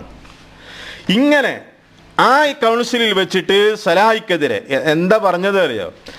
ഒരു നിലപാട് മാത്രം അവിടെ വിശദീകരിക്കുകയും അതിൻ്റെ മറ്റൊരു നിലപാട് സ്വീകരിക്കുന്ന ആളുകൾ ഫിത്നക്കാരാണ് എന്നുള്ള രൂപത്തിലുള്ള ചർച്ചകളായിരുന്നു അവിടെ നടന്നത്. അപ്പോൾ യഥാർത്ഥത്തിൽ ഭിന്നിപ്പിച്ചത് ആരാണ്? ഇത് സലഫി മനഹജാണോ അതല്ല ഇത് സംഘടനാ മനഹജാണോ? ഇനി നേരത്തെ പറഞ്ഞതുപോലെ ഇതിൽ നസീഹത്ത് ഉണ്ടായിരുന്നെങ്കിൽ അതിൽ ആ പരിപാടിയിൽ സലാഹിയെ പങ്കെടുപ്പിച്ചിട്ട് ഇതാ സലാഹിക്ക് കുനൂത്തിൻ്റെ വിഷയത്തിൽ പറയാനുള്ളത് ഇന്നതാണ്, ഫോട്ടോയുടെ വിഷയത്തിൽ പറയാനുള്ള നിലപാട് ഇന്നതാണ്, ദമ്മാജിൻ്റെ വിഷയത്തിൽ പറയാനുള്ള നിലപാട് ഇന്നതാണ് എന്നുള്ളത് സലാഹിക്ക് പ്രവർത്തകർക്ക് വിശദീകരിച്ചു കൊടുക്കാമായിരുന്നു. അതിൻ്റെ അടിസ്ഥാനത്തിൽ ഒരു തീരുമാനമെടുക്കാമായിരുന്നു. പക്ഷെ അതിൽ നസീഹത്ത് ഉണ്ടായില്ല. അപ്പം ആരാണ് ആദ്യമായിട്ട് ഭിന്നിപ്പിച്ചത്? ആരാണ് പ്രവർത്തകരെ ചേരിതിരിപ്പിച്ചത്? ആരാണ്? ഇനി മാത്രമല്ല, അന്ന് പ്രസിദ്ധീകരിക്കപ്പെട്ട ദർശനം നിങ്ങളുടെ കയ്യിലുണ്ടാവും. ആ ദർശനത്തിലെ ചില ലേഖനങ്ങൾ കണ്ടാലുണ്ടല്ലോ, ആ ദർശനത്തിലെ ചില ലേഖനങ്ങൾ കണ്ടാൽ നിങ്ങൾക്ക് പെട്ടെന്ന് മനസ്സിലാകും ഇവിടെ ആരാണ് ഭിന്നിപ്പുണ്ടാക്കിയത് എന്നുള്ളത്. അതിൽ TK അഷ്റഫ് എഴുതിയിട്ടുള്ളൊരു ലേഖനമാണ്. അതിൻ്റെ കോപ്പി എൻ്റെ കയ്യിലുണ്ട്. ഇതൊക്കെ ഞാൻ എന്തിനാ വിശദീകരിക്കുന്നത് അറിയോ? നമ്മളാണ് ഫിത്തനൻ്റെ ആളുകൾ, നമ്മളാണ് അനൈക്യത്തിൻ്റെ ആളുകൾ, നമുക്ക് ഹിക്മത്തില്ല, നമുക്ക് നസീഹത്തില്ല, ഇതൊക്കെയാണല്ലോ വർത്താനം. അപ്പോൾ ഈ നസീഹത്തിൻ്റെ കോലാണ് നിങ്ങൾ മനസ്സിലാക്കേണ്ടത്. അപ്പം എന്താണ് ഇതിലൊരു ലേഖനം? ആദർശ വിരോധികളുടെ അജണ്ടകൾ അവഗണിക്കുക എന്നുള്ളതാണ്. എന്നിട്ടതിൽ കുറേ കാര്യങ്ങൾ വിശദീകരിക്കുന്നുണ്ട്. തർക്കങ്ങളിൽ മാത്രം ജീവിക്കാൻ കഴിയുന്ന ചിലരുണ്ട്. ഒന്നും ചെയ്യാൻ കഴിയില്ലെന്ന് മാത്രമല്ല, ചെയ്യുന്നവരെ മുടക്കണമെന്ന വാശിയോടെ അന്തരീക്ഷം മലിനമാക്കുന്ന ചിലർ. ഇതിങ്ങനെ വിശദീകരിച്ചിട്ട് അതിൻ്റെ അവസാന ഭാഗത്ത് പറയുന്നത് എന്താ അറിയോ? മൻഹജിലുള്ള ഭിന്നതയെ ഗൗരവപൂർവ്വം വീക്ഷിക്കുമ്പോൾ തന്നെ അഹ്ലുസുന്നയുടെ പണ്ഡിതന്മാർക്കിടയിൽ വീക്ഷണ വ്യത്യാസമുള്ള വിഷയങ്ങളിൽ വിശാലത കാണിക്കാൻ പ്രബോധകർ തയ്യാറാവണം. തൻ്റെ മനസ്സിന് തൃപ്തി തോന്നുന്ന പണ്ഡിത വീക്ഷണം മറ്റുള്ളവരും നിർബന്ധമായി സ്വീകരിക്കണമെന്ന് വാശി പിടിക്കുകയും, ഈ വരി പ്രത്യേകം അടിവരയിട്ടോ, സിറാജിൻ്റെ പ്രസംഗത്തിൽ ആവർത്തിച്ച് സിറാജ് പറയുന്ന കാര്യമാണത്. ഇജ്തിഹാദിയായ വിഷയങ്ങളിൽ എൻ്റെ നിലപാട് മാത്രം ശരി എന്ന വാശി പിടിക്കുകയും ആ നിലപാട് എല്ലാവരും അംഗീകരിക്കണം എന്ന വാശിയുമാണ് സംഘടനയെ ഭിന്നിപ്പിലേക്ക് നയിച്ചത് എന്ന ഇതേ വരികളാണ് പ്രസംഗിക്കുന്നത്. എന്താണ് ഇതിൽ പറഞ്ഞത്? തൻ്റെ മനസ്സിന് തൃപ്തി തോന്നുന്ന പണ്ഡിത വീക്ഷണം മറ്റുള്ളവരും നിർബന്ധമായി സ്വീകരിക്കണമെന്ന് വാശി പിടിക്കുകയും അത് സ്വീകരിക്കാത്തവരെ സലഫികളെന്ന് മുദ്ര കുത്തുകയും സലഫിയത്തിനെ തകർക്കുന്നവരായി വിലയിരുത്തുകയും ചെയ്യുന്നവർ നന്മയല്ല ഉദ്ദേശിക്കുന്നതെന്ന് വ്യക്തം. എന്നിട്ട് അതങ്ങനെ കുറെ വിശദീകരിക്കണം. അതിൻ്റെ കോപ്പി ആവശ്യമുള്ള ആളുകൾക്ക് തരാം. ഇതെന്നാ ഡിസംബറിന് ശേഷം എഴുതിയ ദർശന ആണോ? ഡിസംബറിന് ശേഷമാണ് സലായി ചാടിക്കയറി വിശദീകരണം തുടങ്ങി. അടിക്കാൻ വടി കൊടുത്തു എന്ന് അതൊന്നും നിങ്ങൾ കൊടുത്ത വടിയല്ലേ? അതൊന്നും സെപ്റ്റംബറിൽ കൊടുത്ത വടിയല്ലേ ഇത്? ദർശനം അത് നിങ്ങൾ എല്ലാവർക്കും വിതരണം ചെയ്തതല്ലേ? എന്നിട്ട് ഡിസംബറിലാണല്ലോ വടി കൊടുത്തത്. അപ്പൊ അതിന്റെ മുമ്പ് നിങ്ങൾ വടി കൊടുത്തിട്ടുണ്ട്. ശത്രുക്കൾ അത് അടിക്കാനും തുടങ്ങിയിട്ടുണ്ട് ആ വടി കൊണ്ട്, നിങ്ങൾ കൊടുത്ത വടി കൊണ്ട്. അപ്പോൾ അതിൻ്റെ വ്യക്തമായ തെളിവാണ് ദർശനത്തിൽ വന്നിട്ടുള്ള ആ ലേഖനം. അങ്ങനെ സെപ്റ്റംബർ 13, 14, 15 അതിനുശേഷം കേട്ടോ, അടുത്ത തെളിവ് ഡേറ്റ് പിടിച്ചോ. ഇത് സെപ്റ്റംബർ മാസത്തിൽ തന്നെ ഒതായി മണ്ഡലം സമ്മേളനം എടവണ്ണ നടന്നു. അതിൽ ബഹുമാനപ്പെട്ടവരൊക്കെ ഉണ്ട്.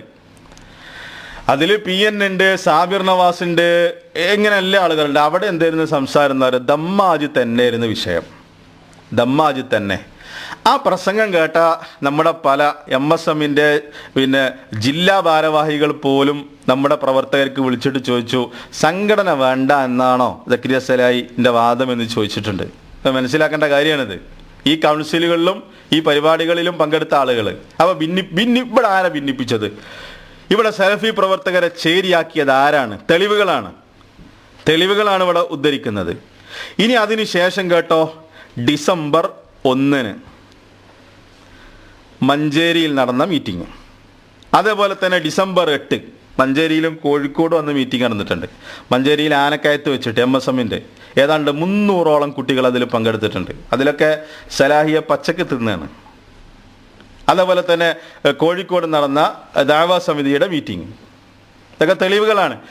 ഇതിലൊക്കെ എന്താ ചർച്ച ചെയ്യുന്നത്? ദമ്മാജിൻ്റെ വിഷയം. സാജിദുമായിട്ട് സലാഹിക്ക് ബന്ധമുണ്ട്. സലാഹി പാവാണ്. സലാഹി സാജിദിൻ്റെ കെണിയിൽ കുടുങ്ങി സംഘടന വേണ്ട എന്നുള്ള വാദത്തിലേക്ക് കൊണ്ടുപോവുകയാണ്. ഇതൊക്കെ പ്രസംഗിക്കുന്നത് ദഅവാ സമിതിയുടെ സമുന്നതരായ നേതാക്കൾ എന്ന് പറയുന്ന ആളുകളാണ്. ഇവിടെ ഞാൻ ചോദിക്കട്ടെ, ഇതിലൊക്കെ നസീഹത്ത് ഉണ്ടായിരുന്നെങ്കിൽ എന്തുകൊണ്ട് ഈ പരിപാടികളിലൊന്നും സലാഹിയെ പങ്കെടുപ്പിച്ചില്ല? സംഘടനയിൽ ഒരു പ്രശ്നമില്ലാതെ പോകണമെങ്കിൽ വളരെ ഐക്യത്തോടുകൂടി നമ്മുടെ ഈ ദഅവാ സംരംഭം ഐക്യത്തോടുകൂടി മുന്നോട്ട് പോകണമെങ്കിൽ എന്ത് ചെയ്യണമായിരുന്നു? ഈ പരിപാടികളിലൊക്കെ സലാഹിയെ പങ്കെടുപ്പിക്കാമായിരുന്നു.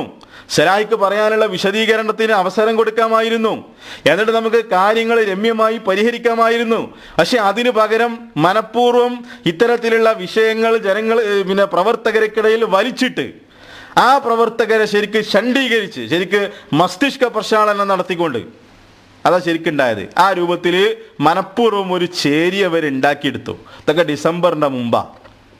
ഇനി കേട്ടോ, ഇനി അതിനുശേഷം നടന്ന ISM, MSM ജില്ലാ മണ്ഡലം യൂണിറ്റ് കൗൺസിലുകൾ, അതിൽ നിങ്ങൾ ഈ പരിപാടി നടത്തിയിട്ടുണ്ട്. മണ്ഡലങ്ങളിൽ സക്കരിയ സലാഹിയെ വിളിക്കണ്ട എന്ന് പോലും തീരുമാനിച്ചിട്ടുണ്ട് പല മണ്ഡലങ്ങളിലും. സലാഹിയുടെ പരിപാടി വെച്ചാൽ ഞാൻ സ്വാഗതം പറയില്ല എന്ന് പറഞ്ഞിട്ടുണ്ട് ബാലുശ്ശേരി മണ്ഡലത്തിൽ. അല്ലേ? നിഷേധിക്കാൻ പറ്റുമോ? അന്ന് ഡിസംബർ 18 അന്ന് സലായി പബ്ലിക്കിൽ സംസാരിച്ചിട്ടുണ്ടോ? സലായി ആണല്ലോ ഭിന്നിപ്പിച്ചതെന്നാണല്ലോ അന്ന് തീരുമാനിച്ചിട്ടുണ്ട്. പല പരിപാടികളിലും പല സ്ഥലത്ത് ഇവർ പറഞ്ഞാൽ എന്താ പറയുക, ഇങ്ങനെ ചേരി തിരിച്ചു, ജനങ്ങളെ ഭിന്നിപ്പിച്ചു, എന്നിട്ട് പറഞ്ഞാൽ എന്താ പറയുക, 2 തോണിയിലും കാലിട്ട് പോകുന്നത് നടക്കൂല എന്നുള്ളതാ. ഖത്തറിൽ വന്നപ്പോൾ പോലും അത് പറഞ്ഞിട്ടുണ്ട്, 2 തോണിയിലും കാലിട്ട് പോകൽ നടക്കൂല. ഈ രൂപത്തിൽ ജില്ലാ മണ്ഡലം യൂണിറ്റ് മീറ്റിങ്ങുകളിലൂടെ, അതേപോലെ തന്നെ ദഅവാ മീറ്റിങ്ങുകളിലൂടെ, അതേപോലെ തന്നെ ക്യാമ്പുകളിലൂടെ മണിക്കൂറുകളോളം നീണ്ടു നിൽക്കുന്ന ക്യാമ്പുകൾ നടന്നിട്ടുണ്ട്. രാത്രി നട്ടപ്പാതിരിക്ക് പോലും മീറ്റിങ്ങുകൾ നടന്നിട്ടുണ്ട്. അങ്ങനെ മീറ്റിങ്ങുകൾ നടത്തി യഥാർത്ഥത്തിൽ 99കളിൽ വളണ്ടിയർ കോറുകാരുണ്ടല്ലോ, നമ്മുടെ ഊരിൻ്റെ പരിശീലനം ട്രെയിനിങ് കിട്ടിയ വളണ്ടിയർ കോറുകാർ എടുത്ത അതേ പണി വരി സംഘടനയിൽ എടുത്ത് സംഘടന പൊളിച്ചു, സംഘടനയെ ചേരിയാക്കി. ഇവരാദ്യം ചെയ്യുന്ന തന്ത്രം എന്താ അറിയോ, ഇങ്ങനെ സംഘടനാ ചാനൽ കൊടുത്ത് പ്രചരിപ്പിച്ചിട്ട് ജനങ്ങളെ 2 ചേരിയാക്കുക. 92 മുതൽ വളണ്ടിയർ കോറുകാർ ഈ പണിയെടുത്തു. അങ്ങനെ 2002 നമ്മൾ ഭിന്നിച്ചു. നമ്മൾ അന്ധവിശ്വാസം പ്രചരിപ്പിക്കുന്നു, ഷിർക്ക് പ്രചരിപ്പിക്കുന്നു, പിന്നെ മനഹജ് എന്ന പേര്, സലഫി മനഹജ് എന്ന പേരിൽ 5ാം മദ്ഹബ് കൊണ്ടുവരുന്നു. ഈ രൂപത്തിൽ ശരിക്കും ഈ വളണ്ടിയർ കോറുകാർ പണിയെടുത്തതിൻ്റെ ഫലമായിട്ട് 2002 നമ്മൾ ഭിന്നിച്ചു. അതിനുശേഷം നമ്മളിങ്ങനെ നല്ല രൂപത്തിൽ ദഅവത്തായിട്ട് മുന്നോട്ട് വരുമ്പോൾ മൂവർ സംഘം അനസും അനീഫും അബ്ദുറഹ്മാൻ സലഫി ഇതേ കളി കളിച്ചു. മീറ്റിങ്ങുകൾ കൂടെ എന്ത് പറഞ്ഞു, ജിന്നിലോട് വിളിച്ച് പ്രാർത്ഥിക്കുന്ന ഒരു കൂട്ടർ ഇവിടെ ഉണ്ട്, അന്ധവിശ്വാസത്തിലേക്ക് ഖുറാഫാത്തിലേക്ക് കൊണ്ടുപോകുന്ന ഒരു കൂട്ടർ ഇവിടെ ഉണ്ട്. ജംഇയ്യത്തിന്റെ ബാനറിൽ അതാണ് വിശദീകരിച്ചു. മീറ്റിങ്ങുകളിലും കൗൺസിലുകളിലും എല്ലാ പരിപാടികളിലും തന്നെ. അങ്ങനെ ആ വളണ്ടിയർ കോറിന്റെ ക്ലാസ് കിട്ടിയ ആൾക്കാരുണ്ടായിരുന്നതിലും. അങ്ങനെ 2012 വീണ്ടും നമ്മുടെ സംഘടന ഭിന്നിച്ചു. ഇതേ കുതന്ത്രം, ഈ വളണ്ടിയർ കോറിന്റെ ഇതേ കുതന്ത്രം ദഅവാ സമിതി എടുത്തു. ഇതേ കുതന്ത്രം സംഘടന വേണ്ട എന്നുള്ള വാദമാണ്. അതേപോലെ തന്നെ ഹാക്കിമിയത്ത് വാദം ഇവിടെ പ്രചരിപ്പിക്കുകയാണ്. സുബൈർ മങ്കടയുടെ കൂട്ടത്തിൽ നിന്ന് വിട്ടുപോകുന്ന സാജിദിന്റെ കെണിയിലാണ് സലാഹി പെട്ടിരിക്കുന്നത്. ഈ രൂപത്തിലുള്ള കുപ്രചരണങ്ങൾ എനിക്ക് തോന്നുന്നത് എന്താ വെച്ചാൽ ശരിക്കും ആ വളണ്ടിയർ കോറിന്റെ ട്രെയിനിങ് കിട്ടിയിട്ടുള്ള ആളുകൾ തന്നെയാണ് ഇതിലും പണിയെടുത്തിട്ടുള്ളത്. അവർ പണിയെടുത്തു. ഇന്നൊന്നും ഡിസംബർ ആയിട്ടില്ലല്ലോ. ആ ഡിസംബർ 18 നിങ്ങളെ മനസ്സിലുണ്ടായിക്കോ. അന്നാളത് അത് ചാടിക്കയറി പറഞ്ഞു, ആകെ പ്രശ്നമാക്കി, പിന്നെ അടിക്കാൻ വടി കൊടുത്തു ശത്രുക്കൾക്ക്. അവർ ക്ലിപ്പും കൊണ്ട് നടക്കുകയാണ്. അതിൻ്റെ മുമ്പ് ഈ പണിയൊക്കെ നിങ്ങൾ എടുത്തുവച്ചിട്ടുണ്ട്, നിഷേധിക്കാൻ പറ്റുമോ? തെളിവുകളുണ്ട്, തരാം. ഓരോന്നിനും തെളിവുകളുണ്ട്, ഓരോന്നിനും ഈ പറഞ്ഞതിന് ഓരോന്നിനും. ഇങ്ങനെ സലാഹിക്കെതിരെ മനഃപൂർവ്വം ഈ രൂപത്തിലുള്ള മീറ്റിങ്ങുകളും പരിപാടികളും ഇങ്ങനെ തെറ്റിദ്ധരിപ്പിക്കലും കള്ളപ്രചരണങ്ങളും നടത്തിയിട്ടുണ്ട് എന്നുള്ളതിൻ്റെ വ്യക്തമായ തെളിവുകളുണ്ട്. ഇനി നിങ്ങൾ ശ്രദ്ധിക്കേണ്ട ഒരു കാര്യം എന്താ അറിയോ, നമ്മുടെ ഒരു പ്രശ്നം ഉണ്ടായി, എന്താ ചെയ്യേണ്ടത്? ഒരു പ്രശ്നം ഉണ്ടായി എന്താ ചെയ്യേണ്ടത്? അത് മസ്ലഹത്താക്കാൻ വേണ്ടി ശ്രമിക്കണം. ഇസ്ലാമികമായിട്ട് ചെയ്യേണ്ടത് അതല്ലേ?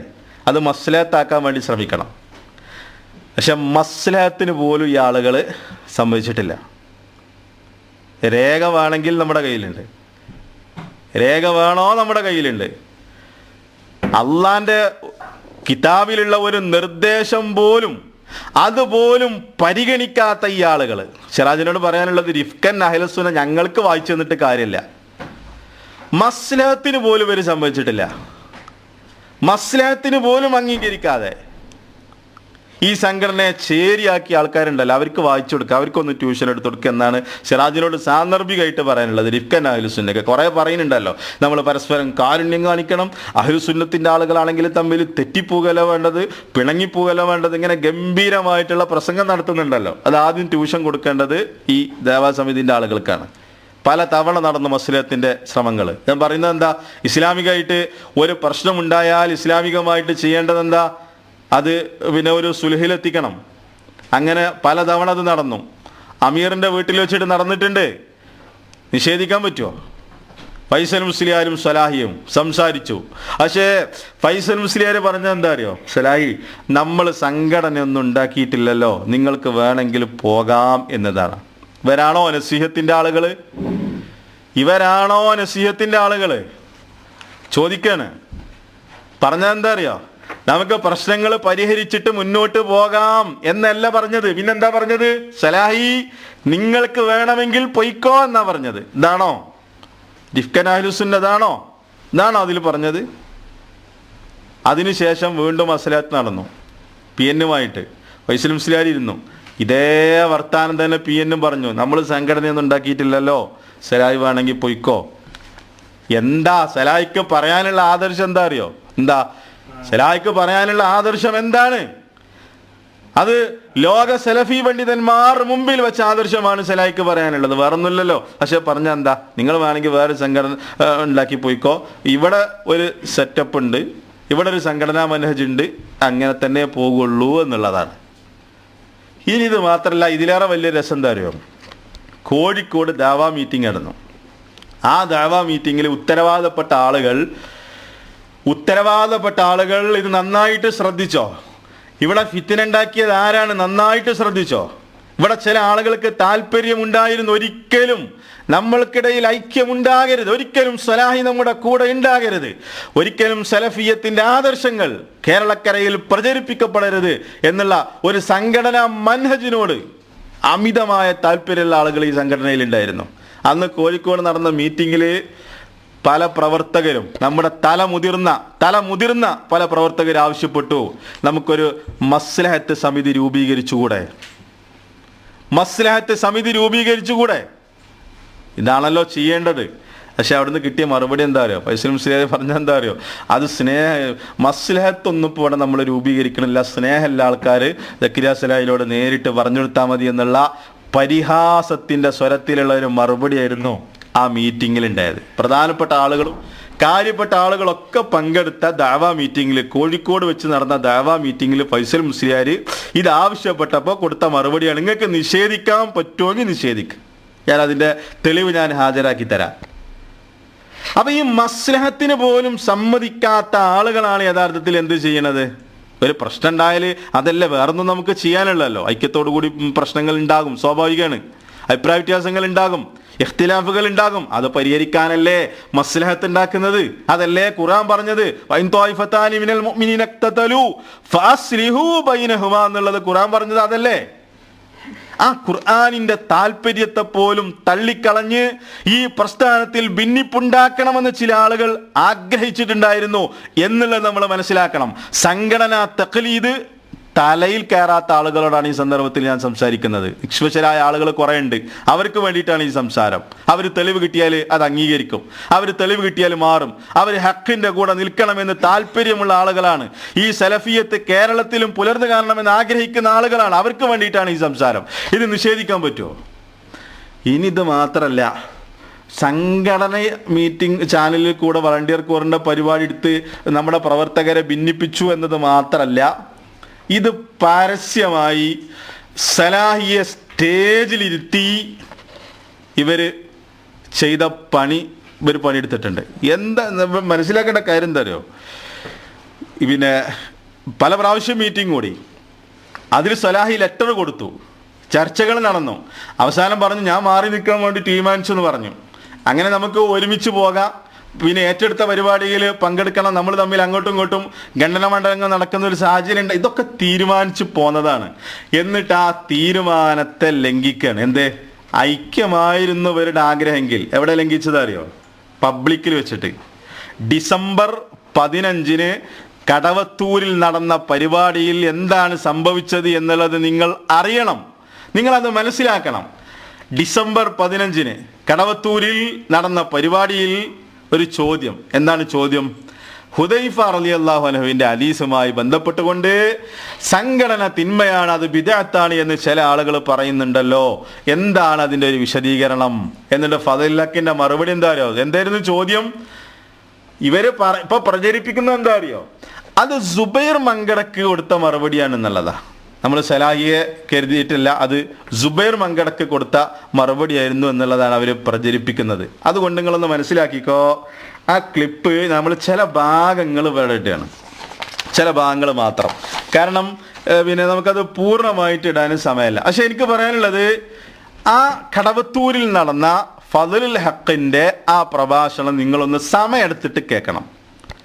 കാരണം അത് ഡിസംബർ 15 നമ്മൾ തീരുമാനം എടുത്ത് പോന്നിട്ടുള്ളൂ ഒരുമിച്ച്, പിന്നെ പ്രശ്നങ്ങൾ ഉണ്ടാക്കാതെ പോകാന്നുള്ളത്. പക്ഷെ ഇവിടെ പ്രശ്നം ഉണ്ടാക്കണം മനഃപൂർവ്വം ഒരു നസീഹത്തും ഇല്ലാതെ, നസീഹത്ത് ഉണ്ടെങ്കിൽ അവിടെ ആ സംസാരിക്കൂലായിരുന്നു. അതുകൊണ്ട് അത് പൂർണ്ണമായിട്ട് നിങ്ങളൊന്ന് കേൾക്കണം. സമയമില്ല എന്നൊക്കെ പറഞ്ഞിട്ടാണ് ഫളിലക്ക് തുടങ്ങുന്നത്. പിന്നെ 38 മിനിറ്റാണ് ആ ക്വസ്റ്റ്യൻ്റെ ആൻസർ. നിസ്കാരം കഴിഞ്ഞിട്ട് പിന്നെയും നിസ്കാരത്തിന് നിർത്തും കരുതി, എന്നിട്ട് നിസ്കാരം കഴിഞ്ഞിട്ട് പിന്നെയും ഫളിലക്ക് പ്രസംഗിക്കാൻ സമയമില്ല എന്ന് പറഞ്ഞ ആള് എന്തൊരാവേശത്തിലാണ് പ്രസംഗിക്കുന്നത്.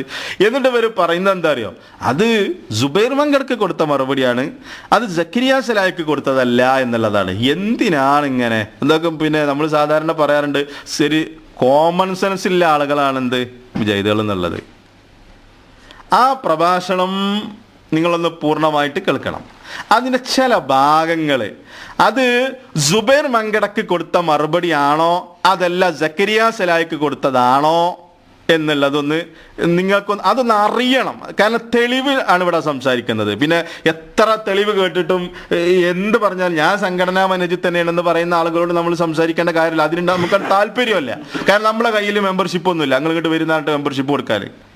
അപ്പോൾ ഹക്ക് മനസ്സിലാക്കാൻ താല്പര്യമുള്ള ആളുകൾക്ക് വേണ്ടിയിട്ട് അതിൻ്റെ ചില ഭാഗങ്ങൾ, അതിൻ്റെ ഒന്നാമത്തെ ഭാഗം 11:50 മിനിറ്റ് മുതൽ 50 സെക്കൻഡ് മുതൽ പിന്നെ ഫളിലക്ക് പറയുന്നത് എന്താ അറിയോ, സംഘടന വേണോ വേണ്ടേ എന്നതിന് ഇനി ഒരു കത്തിൻ്റെ ആവശ്യമില്ല, ഗൾഫിലേക്ക് ഒരു കത്തിൻ്റെ ആവശ്യമില്ല. ഇത് സുബൈർ മങ്കടക്കുള്ള മറുപടിയാ. എന്നിട്ട് അതേ പിന്നെ ബാക്കി തന്നെ ഫളിലക്ക് പറയുന്നത് എന്താ അറിയോ, ആ കത്ത് സുബൈർ മങ്കട കൊടുത്തിട്ടുണ്ട്, സുബൈർ മങ്കടക്ക് അത് കൊടുക്കേണ്ട ആവശ്യമൊന്നും ഉണ്ടായിരുന്നില്ല, പക്ഷേ കൊടുത്തു, ഫത്വ കിട്ടി. ഇനി സംഘടന വേണോ വേണ്ടേ എന്നതിന് ഗൾഫിലേക്ക് ഒരു കത്തിൻ്റെ ആവശ്യം ഇല്ല. സുബൈർ മങ്കട നമ്മളോട് ആവശ്യപ്പെട്ടിട്ടുണ്ടോ ഗൾഫിലേക്ക് കത്ത് കൊടുക്കാൻ? ഇതെങ്ങനെ സുബൈർ മങ്കടക്കുള്ള മറുപടിയാണ്?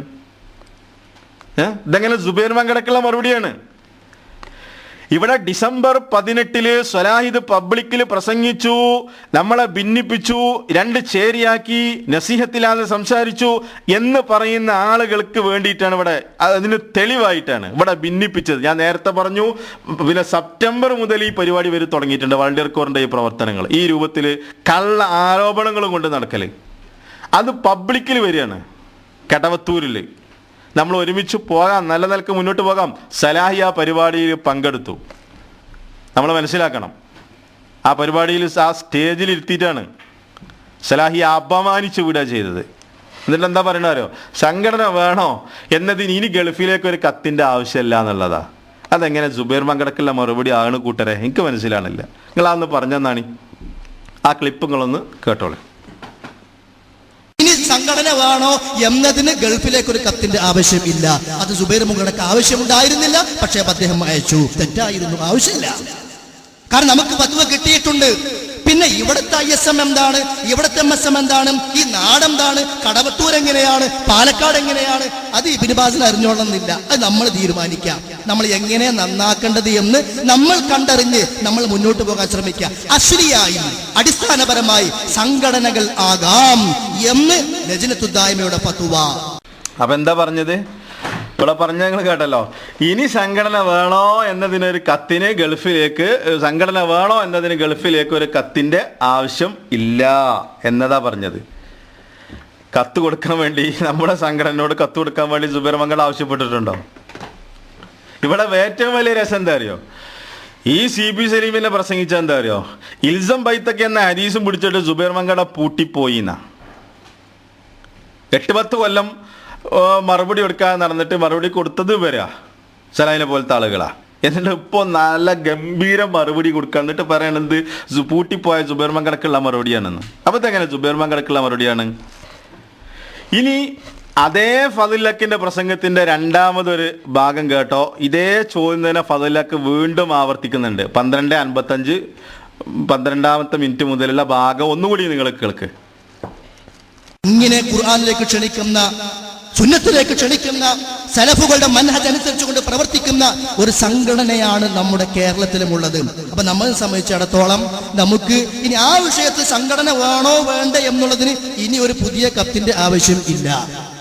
അത് 2002 സുബൈർ മങ്കട എഴുതിയിട്ടുണ്ട്, കത്തിന് മറുപടി വാങ്ങിയിട്ടുണ്ട്. അദ്ദേഹം കൊടുത്ത കത്ത് ഇവിടെ ഉണ്ട്, മറുപടി ഇവിടെ ഉണ്ട്. അപ്പൊ എന്താ പറഞ്ഞത്? നേരത്തെ പറഞ്ഞത് ഒന്നുകൂടി ആവർത്തിച്ചിട്ട് പറയണേ, ഇനി ഒരു കത്തിൻ്റെ ആവശ്യമില്ല, അത് സുബൈർ മങ്കട കൊടുത്തിട്ടുണ്ട്, ആ മറുപടി നമ്മുടെ കയ്യിലുണ്ട്.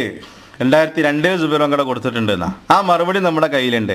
ഇനി സംഘടന അവിടെ ഒരു ചെറിയ തട്ടിപ്പ് കൂടിയുണ്ട്. എന്താ അറിയോ? സലാഹിയ സ്റ്റേജിൽ ഇരുത്തിയിട്ട് 100 കണക്കിന് ആളുകൾ ആ പരിപാടിയിൽ പങ്കെടുത്തിട്ടുണ്ട്. 100 കണക്കിന് ആളുകൾ. അപ്പൊ ഇവിടെ ഫദിലക്കിന്റെ വാചകം എന്താ ശ്രദ്ധിച്ചോ? സംഘടന വേണോ വേണ്ടേ എന്നൊരു കത്ത്. ഇത് കേൾക്കുന്ന സാധാരണ ജനങ്ങൾക്ക് തോന്നുന്ന വികാരം എന്താ? സലാഹിന്റെ വാദം എന്താണ്? സംഘടന വേണോ വേണ്ടേ ഇതല്ലേ തോന്നുക? അങ്ങനെ ഒരു വാദം സലാഹിക്കുണ്ട് എന്നല്ലേ തോന്നുക? ഫദിലക്ക് ഇത് ആവർത്തിച്ച് പറയുന്നുണ്ട്. സംഘടന വേണോ വേണ്ടേ എന്നൊരു കത്ത്. ഇതാണോ ശരിക്കും നമ്മളെ തീരുമാനം? നമ്മുടെ തീരുമാനം എന്തായിരുന്നു? സ്പെയിൻ ഹോട്ടലിൽ നടന്ന തീരുമാനം എന്തായിരുന്നു? സംഘടന വേണോ വേണ്ടേ എന്നുള്ള ഒരു കത്തിനായിരുന്നു നമ്മൾ ആവശ്യപ്പെടണം എന്ന് പറഞ്ഞത് അല്ല. മനഃപൂർവ്വം സലാഹിയെ സ്റ്റേജിലിരുത്തി അപമാനിക്കുക ചെയ്യുന്നത്. എന്തിന്? അത് കേൾക്കുന്ന പിന്നെ അബ്ദുറഹ്മാൻ സലഫി ചെയ്ത തന്ത്രം ഉണ്ടല്ലോ, ജിന്നിനെ വിളിച്ച് പ്രാർത്ഥിക്കാൻ പാടില്ല എന്നുള്ള ആയത്തോതുക. അപ്പൊ ഇത് കേൾക്കുമ്പോൾ കേൾക്കുന്നവൻ എന്താ വിചാരിക്കുന്നത്? ജിന്നിനോട് പ്രാർത്ഥിക്കാം എന്ന് പറയുന്ന ആൾക്കാർ ഇക്കൂട്ടത്തിൽ ഉണ്ട് എന്നാ വിചാരിക്കുക. അതേ തന്ത്രം ഇത് ആവർത്തിച്ച് പറയണം ഫദിലക്ക്. സംഘടന വേണോ വേണ്ടേ എന്നതിനൊരു കത്ത്. സംഘടന വേണോ വേണ്ടേ അങ്ങനെ ഒരു അഭിപ്രായ വ്യത്യാസം നമുക്കിടയിൽ ഉണ്ടായിട്ടുണ്ടോ? അതാണോ നമ്മൾ സലഫി പണ്ഡിതന്മാർക്ക് കത്ത് കൊടുക്കണം എന്ന് ആവശ്യപ്പെട്ട് ആയിരുന്നോ? അതെന്താന്നുള്ളത് നമ്മൾ വിശദീകരിക്കുന്നുണ്ട്. അപ്പൊ യഥാർത്ഥത്തിൽ ഇത് സുബൈർ മങ്കടക്കുള്ള മറുപടി അല്ല. ആണെന്ന് തെളിയിക്കാൻ നിങ്ങൾക്ക് പറ്റൂല. പറ്റുമെങ്കിൽ നിങ്ങൾ തെളിയിക്കും. അതിൻ്റെ വേറെ തെളിവുകൾ ഞങ്ങളുടെ കയ്യിലുണ്ട്. ഇനി അതിൽ ഒരു ക്ലിപ്പ് കൂടി നിങ്ങൾ കേൾക്കണം. 22-29 അതിൽ പറയുന്നത് എന്താ അറിയോ? അതിൽ പറയുന്നത് ഫദിലൊക്കെ പറയണേ ഇപ്പം എന്താ പ്രശ്നം എന്നറിയോ നിങ്ങൾക്ക് എന്ന് പറഞ്ഞിട്ട് പറയണേ, സുബൈർ മങ്കടയുടെ കൂട്ടത്തിൽ നിന്ന് പകുതിയോളം കുട്ടികൾ സുബൈർ മങ്കടനെ ഒഴിവാക്കി പോന്നിട്ടുണ്ട്. ആ കുട്ടികൾ കൂടാരം കിട്ടാതെ അലഞ്ഞ് നടക്കുകയാണ്. അവരിലൂടെ അവിടെ ഫിത്തന ഉണ്ടായിക്കൊണ്ടിരിക്കുന്നുണ്ട്. ഇതാരെക്കുറിച്ചാണ്? ഇത് നിങ്ങൾ കേൾക്കണം. ഇത് നിങ്ങൾ ഫുള്ള് കേൾക്കണം എന്നുള്ളതാണ് എനിക്ക് പറയാൻ. ഞാൻ ചില ഭാഗങ്ങൾ മാത്രം നിങ്ങളെ കേൾപ്പിക്കുകയാണ്. ഇത് മൊത്തം നിങ്ങൾ കേൾക്കണം. പറയണത് സുബൈർ മങ്കടയിൽ നിന്നും വിട്ടുപോകുന്ന കുട്ടികൾ കൂടാരം കിട്ടാതെ അലഞ്ഞുകൊണ്ടിരിക്കുകയാണ് എന്നുള്ളതാണ്. അവരിലൂടെ ഫിത്തന ഉണ്ടായിക്കൊണ്ടിരിക്കുന്നുണ്ട് എന്നുള്ളതാണ്. പ്രഭാഷണങ്ങൾക്ക് തടസ്സം നേരിട്ടുകൊണ്ടിരിക്കുന്നു എന്നുള്ളതാണ്. എന്നിട്ട് നമ്മൾ ഒരുമിച്ച് പോകണം, ഐക്യത്തോടു കൂടി പോകണം എന്നുള്ളതാണ് ഫദ്ലക്ക് പറയുന്നത്. ഇതെങ്ങനെ സുബൈർ മങ്കടക്കുള്ള മറുപടിയാണത്? ആ ക്ലിപ്പ് ഒന്ന് കേൾപ്പിച്ചു കൊടുക്കുക. 22-29 ഇപ്പൊ എന്താ പ്രശ്നം എന്ന് പറയുന്നത്? നിങ്ങൾക്ക് അദ്ദേഹത്തിന്റെ കൂട്ടത്തിൽ നിന്ന് പകുതിയോളം കുട്ടികൾ കൂടെ പോന്നു, പകുതിയോളം ചെറുപ്പക്കാരെങ്ങനെ പോന്നു. 2 കാരണങ്ങളായിരുന്നു. ഒന്ന്, സുബൈർ മങ്കട യാ ഇബാദല്ലാ എന്ന വിഷയത്തിൽ കിബാറുൽ ഉലമയുടെ അല്ലെങ്കിൽ അഹ്ലുസുന്നത്തി വൽ ജമാഅത്തിന്റെ പണ്ഡിതന്മാർ ഇന്നേ വരെ നിലനിർത്തി പോന്ന ആ ഒരു ആശയത്തിൽ നിന്ന് തെറ്റിക്കൊണ്ട് തന്റെ ജ്യേഷ്ഠനായ അബ്ദുറഹ്മാൻ സലഫി പറഞ്ഞ അതേ വാദം സുബൈർ മങ്കട പറഞ്ഞപ്പോൾ അദ്ദേഹത്തിന്റെ കൂട്ടത്തിൽ നിന്ന് കുറച്ച് ആളുകൾ ഇങ്ങോട്ട് പോന്നിട്ടുണ്ട്. പോരാൻ രണ്ടാമത്തെ ഒരു കാരണം, സുബൈർ മൗലവി പറഞ്ഞുകൊണ്ടിരിക്കുന്ന വാദങ്ങളും അദ്ദേഹം പറയുന്ന ആദർശവും തമ്മിൽ അദ്ദേഹത്തിന്റെ ജീവിതവുമായി യാതൊരു ബന്ധവും കാണുന്നില്ല എന്നുള്ളത് തന്നെ. അങ്ങനെ പുറത്തു പോകുന്ന ചില കുട്ടികളുണ്ട്. അവരിപ്പോൾ കൂടാരം കിട്ടാതെ ഇങ്ങനെ അലഞ്ഞുകൊണ്ടിരിക്കുകയാണ്. എവിടെ കാരണം, ആരുടെ കൂടെ കൂടണം, എന്ത് ചെയ്യണം എന്നറിയാതെ അലഞ്ഞുകൊണ്ടിരിക്കുന്നുണ്ട്. അവരിലൂടെ ചില ഫിത്നകളും ഉണ്ടായിക്കൊണ്ടിരിക്കുന്നുണ്ട്. പലപ്പോഴും പ്രഭാഷണങ്ങൾക്ക് തടസ്സങ്ങൾ വന്നുകൊണ്ടിരിക്കുന്നുണ്ട്. നമ്മുടെ പണ്ഡിതന്മാരെ പോലും വേർതിരിച്ചുകൊണ്ട് ഇന്നയാളുടെ പ്രസംഗം കേൾക്കാം, ഇന്നയാളുടെ പ്രസംഗങ്ങൾ കേൾക്കരുത് എന്നിടത്തേക്ക് നമ്മുടെ MSM ചില പ്രവർത്തകരെയും പിടിച്ചുകൊണ്ടുപോയി അവർ ആ നിലക്ക് പഠിപ്പിക്കുകയും പ്രചരിപ്പിക്കുകയും ചെയ്തുകൊണ്ടിരിക്കുന്നുണ്ട്. ഫിത്നകളാണ് ഇതൊക്കെ. സഹോദരന്മാരെ, സന്തോഷകരമായി ആനന്ദത്തോടുകൂടി ഒരു വിഭാഗം ആളുകൾ ഇവിടെ മുടിയിൽ കുടുങ്ങിക്കിടക്കുമ്പോ, ഒരു വിഭാഗം ആളുകൾ ആദർശം എന്നറിയാതെ നെട്ടോട്ടമോടുമ്പോ, ഒരു വിഭാഗം ആളുകൾ ഹദീസ് നിഷേധവുമായി മുന്നോട്ട് പോകുമ്പോ, ഈ കേരളക്കരയിൽ ആർജവത്തോടുകൂടി ധൈര്യത്തോടുകൂടി ഖുർആനും സുന്നത്തും മൻഹജു സലഫും എടുത്തു പറഞ്ഞുകൊണ്ട് കൃത്യമായ തൗഹീദ് പറയേണ്ട ആളുകളായ നമ്മൾ, അതിന് പറ്റിയ 100% തൗഫീഖും അവസരവും ലഭിച്ച നമ്മൾ എന്തെങ്കിലും കാരണങ്ങൾ പറഞ്ഞുകൊണ്ട്, നിസാരമായ പ്രശ്നങ്ങൾ പറഞ്ഞുകൊണ്ട് അതിന്റെ പേരിൽ ഭിന്നതയും വേർതിരിവും ഉണ്ടാക്കരുതേ എന്നാണ് എന്റെ പ്രവർത്തകന്മാരോട് സ്നേഹത്തോടു കൂടി എനിക്ക് പറയാനുള്ളത്. ഇപ്പൊ കണ്ടല്ലോ, ഇത് ഇവര് പറഞ്ഞത് എന്താ? ഇത് സുബൈർ മങ്കടക്കുള്ള മറുപടി എന്ന് പറഞ്ഞിട്ടാണ്. യഥാർത്ഥത്തിൽ നേരത്തെ പറഞ്ഞതുപോലെ സലാഹിക്ക് സംഘടന വേണ്ട എന്നുള്ള ഒരു വാദം സലാഹിക്ക് ഉണ്ട് എന്ന് പറഞ്ഞിട്ട് ശരിക്കും സലാഹിക്ക് എതിരാക്കി തീർക്കുക ജനങ്ങളെ. ആ 100 കണക്കിന് ആളുകൾ അവിടെ പങ്കെടുത്തല്ലോ, ആ ആളുകളൊക്കെ എന്ത് ചെയ്യുക, സലാഹിക്ക് എതിരാക്കി തീർക്കുക. ഇവിടുന്ന് മാത്രമല്ല, വേറെ കാര്യം കൂടി മനസ്സിലാക്കേണ്ടത് എന്താ അറിയോ, ഈ പരിപാടി നടക്കുന്നതിൻ്റെ മുമ്പ് നമ്മൾ കൂടി തീരുമാനിച്ചെന്ന് തരുന്ന അറിയോ, സലാഹിയുമായിട്ട് ബന്ധപ്പെട്ട വിഷയങ്ങൾ വന്നാൽ ആ ചോദ്യത്തിന് സലാഹി മറുപടി പറയണം. പക്ഷെ അതുണ്ടായില്ല.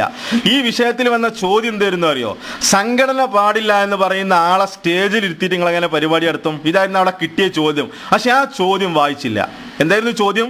സംഘടന ഹറാമാണ്, പാടില്ല എന്ന് പറയുന്ന ആളെ സ്റ്റേജിൽ ഇരുത്തിയിട്ട് എന്താണ് ഈ പരിപാടി സംഘടിപ്പിച്ചിട്ട് എന്താ ഈ പരിപാടിയുടെ ലക്ഷ്യം, അതെങ്ങനെ ശരിയാവുന്നുള്ളതായിരുന്നു ചോദ്യം. ആ ചോദ്യം കിട്ടിയത് സക്കരിയ സലാഹിന്റെ കയ്യിലാണ്. ആ ചോദ്യം സലാഹി അതിന്റെ ഉത്തരവാദപ്പെട്ട ആളുകൾക്ക് കൊടുത്തു. ശരിക്കും അതിന് മറുപടി പറയേണ്ടത് ആരായിരുന്നു? സലാഹി ആയിരുന്നു. ഇനി അതല്ല, എന്ത് ഒരു മാന്യത അവിടെ കാണിക്കായിരുന്നു. എന്ത്, ഇപ്പൊ വലിയ നസീഹത്തിന്റെ ആൾക്കാരാണല്ലോ, അവർ ചെയ്യേണ്ടിയിരുന്നത് എന്തായിരുന്നു?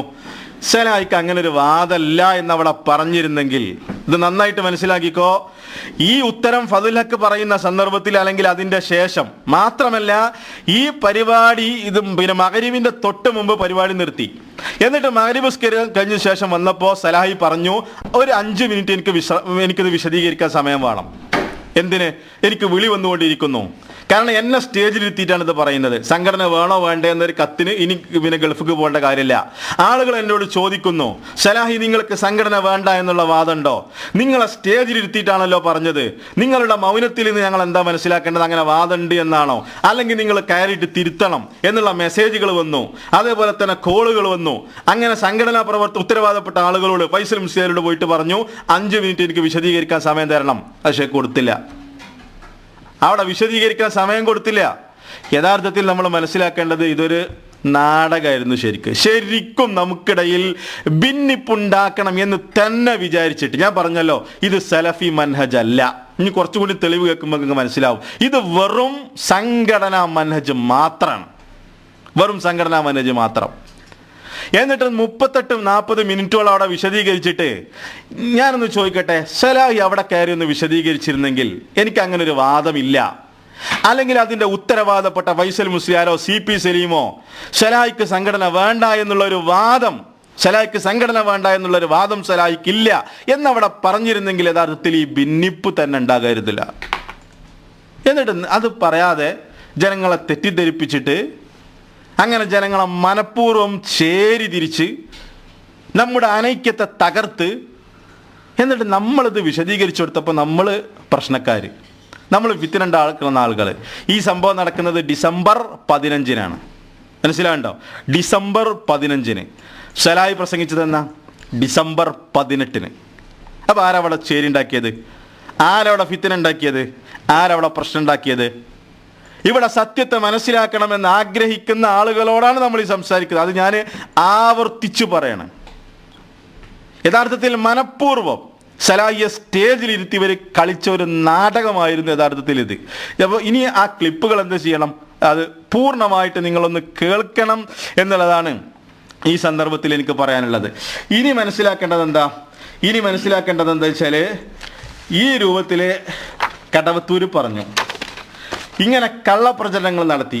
ഇവിടെ നടക്കുന്നത് എന്താ അറിയോ, നമ്മുടെ കേരളത്തിലുള്ള സംഘടനക്കൊരു പ്രത്യേകത ഉണ്ട്.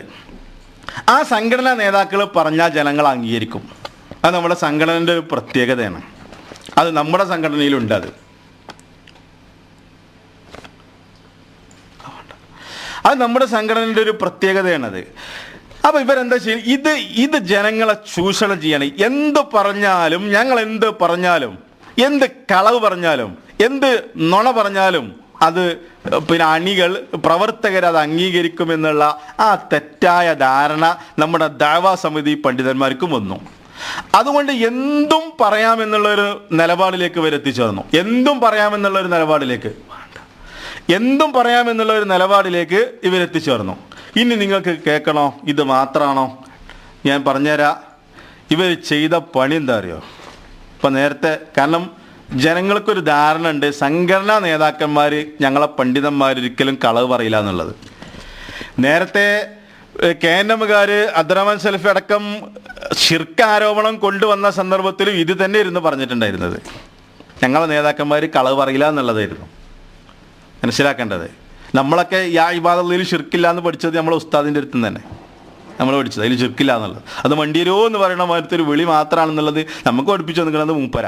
ആ മൂപ്പര പിന്നെ അത് ചുരുക്കാണെന്ന് പറയും. എന്താണെങ്കിലും അത് ജനങ്ങൾ വിശ്വസിച്ചു. കാരണം എന്താ, ഹായ് മൂപ്പര് നുണ പറയോ, ഒരു കളവ് പറയോ, ഒരു കുത്തു പറയുന്ന ആളല്ലേ, ഒരു ജനങ്ങളെ ഉപദേശിക്കുന്ന ആളല്ലേ, താടിയുള്ള ആളല്ലേ, നല്ല പ്രവർത്തകനല്ലേ.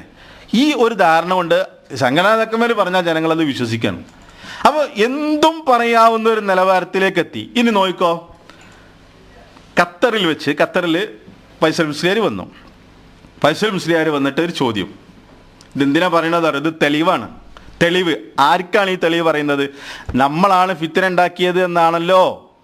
നമ്മൾ ഫിത്തന ഉണ്ടാക്കിയിട്ടില്ല. ഫിത്തന ഉണ്ടാക്കിയ കോല നിങ്ങൾ കണ്ടല്ലോ. ഇനി കേട്ടോ, ഇവിടെ നടന്നിട്ടുള്ള ചില പിന്നെ ഈ വിസ്ഡം മുന്നണിൻ്റെ ദാവത്തിൻ്റെ ചില ഏറ്റവും മോഡലുകൾ, എന്തൊരു കോലാണ് അവരുടെ ദാവത്തിൻ്റെ കോലെന്നുള്ളത് മനസ്സിലാക്കാൻ ചില ഉദാഹരണങ്ങൾ. ഖത്തറിൽ വന്നപ്പോൾ പല ചോദ്യങ്ങളും, അതിലൊരു ചോദ്യം ഇതായിരുന്നു, സലാഹിക്ക് ആദർശത്തിലോ മനഹജിലോ വല്ല പ്രശ്നമുണ്ടോ, അതേപോലെ തന്നെ ഖുർആന് ദുർവ്യാഖ്യാനിച്ചിട്ടുണ്ടോ എന്നായിരുന്നു ചോദ്യം. ആ ചോദ്യത്തിന് ഫൈസൽ മുസ്ലിയാർ കൊടുക്കുന്ന ഉത്തരം കേട്ടോ, ഖുർആൻ ദുർവ്യാഖ്യാനിച്ചിട്ടുണ്ടോ എന്നുള്ളതാണ് ചോദ്യം. ഈ ചോദ്യം, അതിൻ്റെ ഉത്തരവ് നിങ്ങൾ ശ്രദ്ധിച്ച് കേൾക്കണം. ഇത് എനിക്ക് നിങ്ങൾക്ക് തരാൻ പറ്റുന്ന ഒരു തെളിവാണ്. എന്തിന്? വിഷയങ്ങൾ പഠിക്കുന്നതിന് വേണ്ടി മാത്രം. ആ ചോദ്യം ചോദിച്ചു, അതിന് ഫൈസൽ മുസ്ലിയാർ കൊടുക്കുന്ന ഉത്തരം കേട്ടോളൂ. അതിന്റെ ഫലമായി അദ്ദേഹം ചില ആയത്തുകൾക്കും ഹദീസുകൾക്കും ശരിയല്ലാത്ത ചില അർത്ഥങ്ങൾ അദ്ദേഹത്തിന് നൽകേണ്ടി വന്നിട്ടുണ്ട്. അത് വ്യാഖ്യാനിച്ചൊന്നും പറയാൻ കഴിയില്ല, കാരണം അദ്ദേഹം എങ്ങനെയാണ് എന്ന് നമുക്ക് അറിയുന്ന വിഷയത്തിൽ. ഉദാഹരണമായിട്ട് പിരിവ് പാടില്ല എന്ന് പറയാൻ അദ്ദേഹം ലാ അസ്അലുക്കും അലൈഹി മിൻ അജ്ർ എന്ന ആയത്ത് പെരുന്തൽമണ്ണയിൽ ആദ്യത്തെ പ്രസംഗത്തിൽ ഓതിയിട്ടുണ്ട്. പിന്നെ അദ്ദേഹം എവിടെ പറഞ്ഞിട്ടില്ല. പ്രവാചകന്മാരൊക്കെ പറഞ്ഞ ഒന്നാണ്, ഞാൻ ഇങ്ങോട്ടും ഇതിന്റെ പേരിൽ പ്രതിഫലം ആവശ്യപ്പെടുന്നില്ല. അതാണ് പിരിവ് പാടില്ല എന്ന് പറയാനുള്ള ആയത്തായിട്ട് ഓതിയത്. അതൊരിക്കലും അതിനുള്ള ആയത്തല്ല. കാരണം ഈ ആയത്തോതി അല്ലാഹുവിന്റെ റസൂല് മിമ്പറിൽ വെച്ചിട്ടുണ്ട്. ലാ അസ്അലുക്കും അലൈഹി മിൻ അജ്ർ എന്ന് ഓതിയ അതേ റസൂല് മിമ്പറിൽ വെച്ച് പിരിവെടുത്തു. പക്ഷെ റസൂലുള്ളാഹിന്റെ വീട്ടിക്ക് ചെലവിന് വേണ്ടി ആയിരുന്നില്ല. അതാണ് വ്യത്യാസം. ഈ ദഅവത്തിന്റെ പേര് നിങ്ങൾ എനിക്ക് ഒന്നും തരേണ്ടതില്ല എന്നാണ് അവിടെ പറഞ്ഞ ഉദ്ദേശം. നിങ്ങൾക്ക് ഇസ്ലാം എത്തിച്ചതിന് ഞാൻ ഇങ്ങോട്ട് കൂലി ആവശ്യപ്പെടുന്നില്ല. എന്നാൽ അള്ളാഹുവിന്റെ മാർഗ്ഗത്തിൽ ചെലവഴിക്കാൻ വേണ്ടി അവരെ അള്ളാഹുവിന്റെ റസൂല് പ്രോത്സാഹിപ്പിക്കുകയും അവരുടെ പണം വാങ്ങുകയും ഒക്കെ ചെയ്തിട്ടുണ്ട്. അതൊരിക്കലും പിരിവ് പറ്റില്ല എന്ന് പറയാൻ ഈ ആയത്തൊരിക്കലും തെളിവാവുകയില്ല. അത് പറയുകയും അത് പലരും അദ്ദേഹത്തോട് പിന്നീട് ശ്രദ്ധയിൽപ്പെടുത്തുകയും അതിന്റെ ഫലമായിട്ടായിരിക്കാം പിന്നെ അദ്ദേഹം ആയത്തങ്ങളുടെ എവിടെയും ഇതിനു വേണ്ടി ഓതി കണ്ടില്ല. അപ്പൊ ഉത്തരം കേട്ടല്ലോ. ഈ ഉത്തരം നിങ്ങൾ നന്നായിട്ട് മനസ്സിലാക്കി വെച്ചോ. നമ്മളെ പോയിന്റിക്ക് വരുമ്പോഴേ നിങ്ങൾക്കത് തിരിയുള്ളൂ. എന്താ പറഞ്ഞത്? ചോദ്യം സ്വലാഹി ആയത്ത് ദുർവ്യാഖ്യാനിച്ചിട്ടുണ്ടോ എന്നതായിരുന്നു. അപ്പോൾ ഫൈസൽ മുസ്ലിയാരുടെ അതിന് ഉത്തരം എന്താ വെച്ചാൽ, സലാഹി ആയത്തിന് ദുർവ്യാഖ്യാനിച്ചു എന്ന് ഞാൻ പറയുന്നില്ല, തെറ്റായി അർത്ഥം കൊടുത്തു എന്നേ ഞാൻ പറയുന്നുള്ളൂ. അത് ഫൈസൽ മുസ്ലിയാർ സ്റ്റൈലാണ്. ഫൈസൽ മുസ്ലിയാർ എന്ത് പറയുമ്പോൾ ഒരു പ്രത്യേക സ്റ്റൈലാണല്ലോ. പിന്നെ ലബ്ബാദാരിമി പറഞ്ഞതും ശരിയാണ്, സക്കരിയ സലാഹി പറഞ്ഞതും ശരിയാണ്. എന്നിട്ട് ഇപ്പം അവസാനം പറഞ്ഞാൽ എന്താ പറയുക, ചോദ്യം നാരിയത്ത് സ്വലാത്തിൽ ശിർക്കുണ്ടോ എന്നായിരുന്നില്ല, ഉണ്ടെങ്കിൽ ഞാൻ ശിർക്ക് എന്ന് പറയായിരുന്നു എന്നുള്ളതാണ് ഫൈസൽ മുസ്ലിയാർ സ്റ്റൈല്. സംഗതി എന്താണ്? ദുർവ്യാഖ്യാനിച്ചു എന്ന് പറഞ്ഞാലും പിന്നെ തെറ്റായി അർത്ഥം കൊടുത്തു എന്ന് പറഞ്ഞാലും ഒക്കെ ഒന്ന് തന്നെയല്ലേ ഫൈസൽ മുസ്ലിയാരെ. എന്താണെങ്കിലും ഫൈസൽ മുസ്ലിയാർ അതിന് തെളിവ് കൊടുക്കണം. ചോദ്യം കേട്ടല്ലോ, ഖുർആൻ ആയത്ത് ദുർവ്യാഖ്യാനിച്ചിട്ടുണ്ടോ എന്നുള്ളതാ.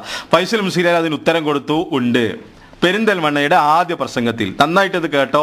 ഇവരുടെയൊക്കെ കോലം ഒന്ന് തിരിയാൻ വേണ്ടിയിട്ട് ഇതൊന്ന് വിശദീകരിക്കാമെന്ന് മാത്രം. പെരിന്തൽമണ്ണയിൽ ആദ്യ പ്രസംഗത്തിൽ പിരിവ് പാടില്ല എന്ന് പറയാൻ സലാഹി ആയത്തോതി, ലാ അസ്അലുക്കും അലൈഹി മിൻ അജ്ർ എന്ന ആയത്തോതി. എന്നിട്ട് ഫൈസൽ മുസ്ലിയാർ വിശദീകരിക്കുന്നു, ആ ആയത്ത് പിരിവ് പാടില്ല എന്നുള്ളതിന്റെ തെളിവല്ല, എന്നിട്ട് പിരിച്ചതിന്റെ തെളിവുകൾ ഉദ്ധരിക്കുന്നു. അവർ ജനങ്ങൾക്ക് കിട്ടി എന്ത്? 100 കണക്കിന് പ്രവർത്തകരുണ്ടായിരുന്നു അവിടെ. ജനങ്ങൾക്ക് എന്ത് മനസ്സിലായി? സലാഹി ഖുർആൻ ദുർവ്യാഖ്യാനിച്ചിരിക്കുന്നു. അതിന്റെ തെളിവ് പെരിന്തൽമണ്ണയിലെ ആദ്യ പ്രസംഗം. ആ പ്രസംഗത്തിൽ സലാഹി ആയത്തോതി. ആ ആയത്ത് പിരിക്കാൻ പാടില്ല, ലാ അസ്അലുക്കും അലൈഹി മിൻ അജ്ർ. ആ ആയത്തിന് അങ്ങനെ ഒരു അർത്ഥമല്ല, സലാഹി ഖുർആൻ ദുർവ്യാഖ്യാനിച്ചിരിക്കുന്നു എന്നുള്ളതിന് തെളിവായി. ആരാ? ജനങ്ങൾക്ക് സംശയം ഉണ്ടാകോ? കാരണം ഫൈസൽ മുസ്ലിയാരാ പറയുന്നത്. തെളിവുകൾ കൊണ്ട് നേരിടുന്ന ഫൈസൽ മുസ്ലിയാരാണ് ഇവിടെ തെളിവ് ഉദ്ധരിക്കുന്നത്. അപ്പോൾ ജനങ്ങൾക്ക് തെളിവ് കിട്ടി. അപ്പോൾ അതെന്തായി? ആളുകൾ ഇത് വിശ്വസിച്ചു. ഇനി രണ്ടാമത്തെ ഒരു ചോദ്യം ഉണ്ടല്ലോ, ആ ചോദ്യം നിങ്ങൾ ശരിക്ക് കേട്ടോ. രണ്ടാമത്തെ ചോദ്യം എന്തായിരുന്നു അറിയോ? ഇങ്ങനെ സലാഹി ആയത്തിനെ ദുർവ്യാഖ്യാനിച്ചിരിക്കുന്നു. പെരിന്തൽമണ്ണ ലാ അസ്അലുക്കും അലൈഹി മിൻ അജ്ർ എന്ന ആയത്ത് ഓതിയിട്ട് പിരിവ് പാടില്ല എന്നുള്ളത് സലാഹി പറഞ്ഞു. പിന്നെ ആയത്ത് എവിടെയും ഓതിയിട്ടില്ല, അത് അതിനുള്ള ആയത്തല്ല, അത് ദുർവ്യാഖ്യാനമാണ് എന്ന് പറഞ്ഞതിന് പിന്നെ എന്ത് ചെയ്തു? രണ്ടാമതൊരു ചോദ്യം ചോദിച്ചു. എന്ത്? ആ പ്രവർത്തകൻ ചോദിച്ചു, ഞാൻ നാട്ടിലേക്ക് വിളിച്ച് ചോദിച്ചു. നന്നായിട്ട് ഈ ചോദ്യം കേട്ടോ. അപ്പൊ നാട്ടിലേക്ക് വിളിച്ച് ചോദിച്ചപ്പോൾ എന്ത് പറഞ്ഞു? ഇങ്ങനെ ഒരു ആയത്ത് പെരിന്തൽമണ്ണ സലാഹി ഓതിയിട്ടുണ്ടോ? ലാസ് അലക്കും അലൈഹി മിൻ അജ്ർ എന്ന ആയത്ത് പിരിവ് പാടില്ല എന്ന് പറയാൻ സലാഹി ഓതിയിട്ടുണ്ടോ എന്നുള്ളത് ഞാൻ നാട്ടിലേക്ക് വിളിച്ച് ചോദിച്ചു. പക്ഷേ ഇല്ല എന്നാണ് നാട്ടിൽ നിന്ന് ഉത്തരം കിട്ടിയത്. അപ്പൊ ചോദ്യം എന്താണ്? നാട്ടിൽ നിന്ന് വിളിച്ചപ്പോ സലാഹി അങ്ങനെ പ്രസംഗിച്ചിട്ടില്ല എന്ന ഉത്തരമാണ് കിട്ടിയത്. അപ്പൊ ചോദ്യം, അതിൻ്റെ ഓഡിയോ ഉണ്ടോ? ഫൈസൽ മുസ്ലിയാരോടുള്ള രണ്ടാമത്തെ ചോദ്യം എന്താണ്? പിരിവ് പാടില്ല എന്ന പെരിന്തൽമണ്ണയിലെ ആദ്യ പ്രസംഗം, ആ സലാഹി അങ്ങനെ പ്രസംഗിച്ചതിൻ്റെ ഓഡിയോ ഉണ്ടോ? നിങ്ങളത് കേട്ടിട്ടുണ്ടോ? ആ ഓഡിയോ ഉണ്ടോ? അതാണ് ചോദ്യം. രണ്ടാമത്തെ ചോദ്യം, ഓഡിയോ ഉണ്ടോ? നന്നായിട്ട് മനസ്സിലാക്കിക്കോ. കാരണം നാട്ടിലേക്ക് വിളിച്ചപ്പോൾ കിട്ടിയ ന്യൂസ് എന്താണ്? സലാഹി അങ്ങനെ പെരിന്തൽമണ്ണ പ്രസംഗിച്ചിട്ടില്ല, അങ്ങനെ ആയത്ത് ഓതിയിട്ടില്ല എന്നുള്ളതാ. അപ്പോൾ ഇവിടെ ചോദിക്കണം അതിൻ്റെ ഓഡിയോ ഉണ്ടോ? കാരണം ജനങ്ങൾക്ക് സത്യം മനസ്സിലാക്കണമെന്ന് ആഗ്രഹിക്കുന്ന ആളുകൾ ഉണ്ടല്ലോ. അപ്പോൾ അവർ രണ്ടാമത്തെ ചോദ്യം ചോദിച്ചു. അതിന് ഫൈസൽ മുസ്ലിയാർ കൊടുക്കുന്ന ഉത്തരം ശരിക്കും മനസ്സിലാക്കിയത്. ആ ഉത്തരം ഒന്ന് കേട്ടോ. പിന്നെ സക്കരിയ സലാഹി പിരിവിന് ഒരു ആയത്തോതി എന്ന് പറഞ്ഞല്ലോ പെരിന്തൽമണ്ണയിൽ. അത് ആ ആയത്ത് ഞാൻ പ്രതിഫലം ആവശ്യപ്പെടുന്നില്ല. ഞാൻ ഇന്നലെ ഇപ്പം നാട്ടിലേക്ക് ഇപ്പം മലയുടെ പ്രസംഗം കഴിഞ്ഞിട്ട് വിളിച്ചു ചോദിച്ചപ്പോൾ അങ്ങനെ ഒരു ആയത്തോ അദ്ദേഹം ഓതിയിട്ടില്ല, അത് കളവാണ് എന്നുള്ള. അപ്പൊ അതിന് അതിൽ വല്ല ക്ലിപ്പുണ്ടോ തെളിവുണ്ടോ എന്നൊക്കെയാണ് അവർ ചോദിച്ചത്. ഉണ്ട്. അതിലാണ് ഈ മറ്റേ ദിവസം പറഞ്ഞത് വലീമത്തിന്റെ ഹദീസ്.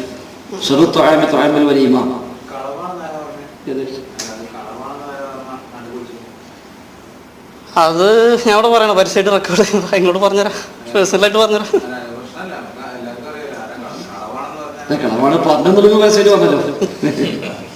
നിങ്ങൾ പറഞ്ഞ തൃശ്ശൂർ ജില്ലാ സെക്രട്ടറി അതിപ്പോ ഞാൻ പറയില്ല.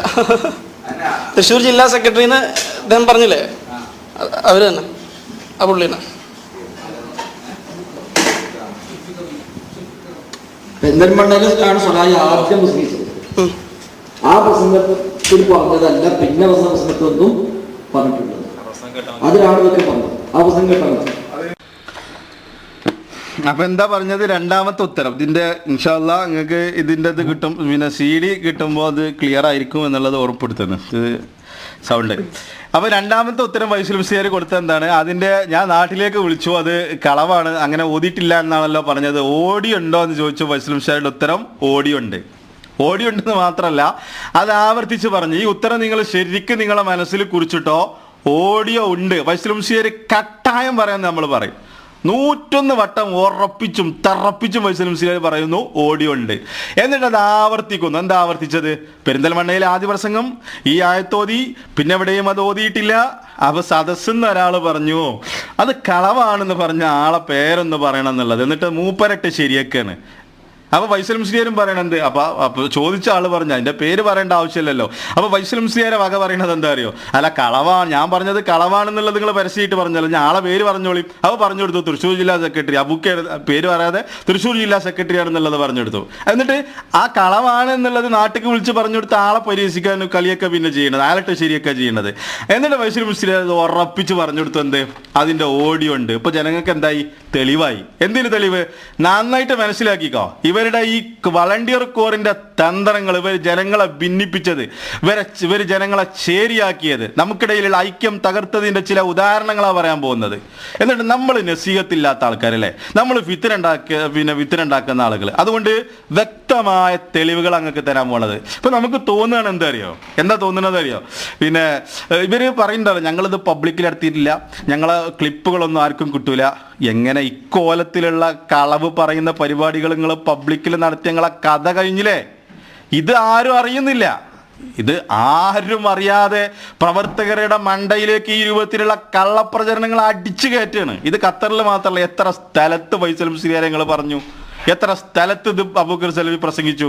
എന്നിട്ട് എന്താ പറഞ്ഞത്? രണ്ടാമത്തെ ചോദ്യത്തിന്റെ ഉത്തരം ഓഡിയോ ഉണ്ടോ എന്ന് ചോദിച്ചപ്പോ ഓഡിയോ ഉണ്ട്, 100% ഉറപ്പിച്ചു പറയണ് ഓഡിയോ ഉണ്ട്. അപ്പൊ നമുക്ക് എന്ത് വ്യക്തമായി? സുബീന സക്കരിയ സലാഹി ഖുർആൻ ദുർവ്യാഖ്യാനിച്ചു. ആയത്ത് ദുർവ്യാഖ്യാനിച്ചു എവിടെ? പെരിന്തൽമണ്ണയിലെ ആദ്യ പ്രസംഗത്തിൽ. ഏതാണ് ആയത്ത്? ലാ അസ്അലുക്കും അലൈഹി മിൻ അജ്ർ. ഇനി മൂന്നാമത്തെ ചോദ്യം കേട്ടോ. ആ മൂന്നാമത്തെ ചോദ്യം ഫൈസൽ മുസ്ലിയാരുടെ ഹൽക്കിന് പിടിച്ച ചോദ്യമായിരുന്നു. ആരാണ് ഫൈസൽ മുസ്ലിയാർ എന്നുള്ളത് നമുക്ക് വ്യക്തമാക്കുന്ന ഒരു ചോദ്യമായിരുന്നു മൂന്നാമത്തെ ചോദ്യം. ആ ചോദ്യവും അതിൻ്റെ ഉത്തരവും നിങ്ങൾ കേട്ടവർ പക്ഷെ നിങ്ങൾ പോലും ഞെട്ടിപ്പോകും ആ ചോദ്യം കേട്ടാൽ. ആ ചോദ്യം അതിൻ്റെ ഉത്തരം കേട്ടാൽ. എന്താ ചോദ്യോത്തരം? ചോദ്യം കേട്ടോ, ഉത്തരം കേട്ടോ. ഒരു കാര്യം നേരത്തെ പറഞ്ഞതുമായി ബന്ധപ്പെട്ട വിഷയമാണ്. അത് കള്ളമല്ല എന്ന് ഉറപ്പിക്കാൻ വേണ്ടിയിട്ടാണ്. മറ്റേ പിരിവിന്റെ വിഷയത്തിൽ ആയത്തോതി ഓഡിയോ ഉണ്ടെന്ന് പറഞ്ഞില്ല, അത് മൗലവി കേട്ടിട്ടുണ്ടോ സംഭവം? Audio clip? ശരി, കേട്ടിട്ടില്ല. വേറെ ആരെങ്കിലും പറഞ്ഞതിന്റെ അടിസ്ഥാനത്തിൽ കേട്ടാളാണ്.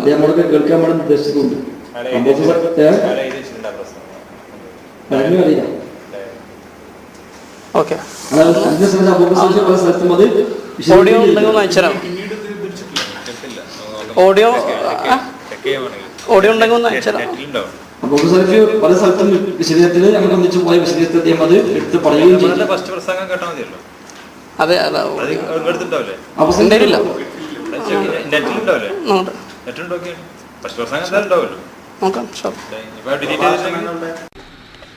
അപ്പൊ എന്താ പറഞ്ഞത്? മൂന്നാമത്തെ ചോദ്യം, രണ്ടാമത്തെ ചോദ്യത്തിന് ഉത്തരം പറഞ്ഞല്ലോ ഓഡിയോ ഉണ്ട് എന്നുള്ളതിന്. അപ്പൊ മൂന്നാമത്തെ ചോദ്യം, ആ ഓഡിയോ ഫൈസൽ മുസ്ലിയാരെ നിങ്ങൾ കേട്ടിട്ടുണ്ടോ എന്നുള്ളതാണ്. ഫൈസൽ മുസ്ലിയാരുടെ ഉത്തരം എന്തായിരുന്നു അറിയാം? നമ്മളൊക്കെ വിചാരിച്ചത് എന്താ? ഫൈസൽ മുസ്ലിയാർ 100% ദലീലോട് കൂടിയിട്ട് കാര്യങ്ങൾ സംസാരിക്കുന്ന ആളെന്നല്ലേ ഫൈസൽ മുസ്ലിയാരിന് ഇട്ടുകൊടുത്താൽ മതി മുമ്പക്ക്. കാരണം മൂപ്പര് പറയുന്ന കാര്യം 100% അത്രത്തോളം ഉറപ്പുള്ളതേ മൂപ്പര് പറയുന്നുള്ളതാണ് നമ്മളൊക്കെ വിചാരം. ഫൈസൽ മുസ്ലിയാർ പറഞ്ഞ എന്താ അറിയോ?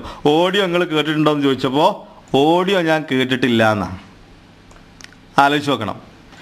ഇങ്ങനെ കണ്ടതും കേട്ടതും പറയുന്ന ഒരാളായിരുന്നോ യഥാർത്ഥത്തിൽ ഫൈസൽ മുസ്ലിയാർ? നിങ്ങൾ വളരെ ഗൗരവത്തിൽ ഇത് ആലോചിക്കേണ്ട സംഗതിയാണ്. നമ്മുടെ ദഅവാ സമിതിൻ്റെ എല്ലാമായ 140ഓളം മുഖാമുഖങ്ങൾ നടത്തി പ്രസിദ്ധനായ ഫൈസൽ മുസ്ലിയാർ പറയണത്, ഒരാൾക്കെതിരെ ആരോപണം ഉന്നയിച്ചിട്ട് എന്താണ്? ഖുർആൻ ദുർവ്യാഖ്യാന ആരോപണം. ഇത് ചില്ലറ ആരോപണമല്ലല്ലോ. അള്ളാഹിന്റെ കലാമിന് തെറ്റായ അർത്ഥം കൊടുത്തു എന്ന് പറഞ്ഞാൽ അതിനേക്കാൾ വലിയ ദുർവ്യാഖ്യാനം വേറുണ്ടോ? അതിനേക്കാൾ വലിയ തെറ്റ് വേറുണ്ടോ? എന്നിട്ട് ഫൈസൽ മുസ്ലിയാർ അത് കേട്ടിട്ടില്ല എന്ന്. പിന്നെ എങ്ങനെ ഇത് പറഞ്ഞത് അറിയോ? എന്നോട് പലരും ഇത് പറഞ്ഞിട്ടുണ്ട്. അബൂബക്കർ സലഫി എന്നോട് പറഞ്ഞിട്ടുണ്ട്, അബൂബക്കർ സലഫി പൂർണ്ണമായി കേട്ടിട്ടുണ്ട്. ഇനി ഞാനത് നാട്ടിൽ പോയിട്ട് കേൾക്കാൻ നിൽക്കുകയാണ്. എങ്ങനെയുണ്ട് ഫൈസൽ മുസ്ലിയാർ ഉത്തരം? എന്നോട് പലരും പറഞ്ഞിട്ടുണ്ട് എന്ന്. ഇങ്ങനെ എന്താ കണ്ടതും കേട്ടതും പറയുന്നതിൻ്റെ ഇസ്ലാമികമായിട്ടുള്ള നിലപാടെന്താ? കഫാ ബിൽ മർഇ ഇസ്മ എന്നത് പഠിപ്പിച്ചു കൊടുക്കണ ദായിമാരും പണ്ഡിതന്മാരും ഇക്കോലത്തിൽ കളവ് പറയാൻ നടന്നാലോ? എന്നിട്ട് എന്താ പറഞ്ഞത് അറിയോ? അബൂബക്കർ സലഫി അതിന്റെ ഓഡിയോ കേട്ടിട്ടുണ്ടെന്ന്. ഇല്ലാത്തൊരു സംഗതി എങ്ങനെ ഫൈസൽ മുസ്ലിയാരെ അബൂബക്കർ സലഫി കേൾക്കുന്നത്? ഒന്നെങ്കിൽ നിങ്ങൾ കളവ് പറഞ്ഞു, അല്ലെങ്കിൽ അബൂബക്കർ സലഫി നുണ പറഞ്ഞു. കാരണം പെരിന്തൽമണ്ണയിലെ ഒന്നാമത്തെ പ്രസംഗത്തിൽ ഇങ്ങനെ ഒരു ആയത്ത് ഓതിയിട്ടില്ല, പിരിക്കണ്ട എന്നുള്ളൊരു വാദം സലായിക്കില്ലേനും ഉണ്ട്. നിങ്ങൾ തെളിയിച്ചേര്. എന്നിട്ട് അബൂബക്കർ സലഫി കേട്ടിട്ടുണ്ട്, അബൂബക്കർ സലഫി എന്നോട് പറഞ്ഞാളെന്ന്. അപ്പൊ ഒന്നുകിൽ ഫൈസൽ മുസ്ലിയാർ കളവ് പറഞ്ഞു. എന്ത്? അബൂബക്കർ സലഫി എന്നോട് പറഞ്ഞിട്ടുണ്ട് എന്നുള്ളത് ചിലപ്പോൾ കഴിച്ചിലാകാൻ വേണ്ടി പറഞ്ഞതായിരിക്കും. കാരണം ഇല്ലാത്തൊരു കാര്യം എങ്ങനെ അബൂബക്കർ സലഫി കേൾക്കുന്നത്? അതല്ലെങ്കിൽ അബൂബക്കർ സലഫി കളവ് പറഞ്ഞു കൊടുത്തിട്ടുണ്ടാവും, നിങ്ങൾ ധൈര്യമായിട്ട് പറഞ്ഞോളി എന്നുള്ളത്. ഇവരെ മൊത്തം ദാവത്തിന്റെ കോലതാണ്. ഇതാണ് വിസ്ഡം ദാവത്ത്. ഞങ്ങൾ അയക്കില്ല. എന്നിട്ട് ഞങ്ങളെ നേരെ ചൂടായിട്ട് എന്താ കാര്യം? സിറാജ് പറയാണ്, തമയ്യുസ് കാണിച്ചതിന് സിറാജ് വല്ലാതെ രോഷം കൊള്ളുന്നുണ്ട്. ഇങ്ങനെ കളവ് പറയുന്ന ആൾക്കാരുടെ കൂടെ ഞങ്ങൾ നിൽക്കണം എന്നാ പറയുന്നത്, തമയ്യുസ് കാണിക്കാതെ.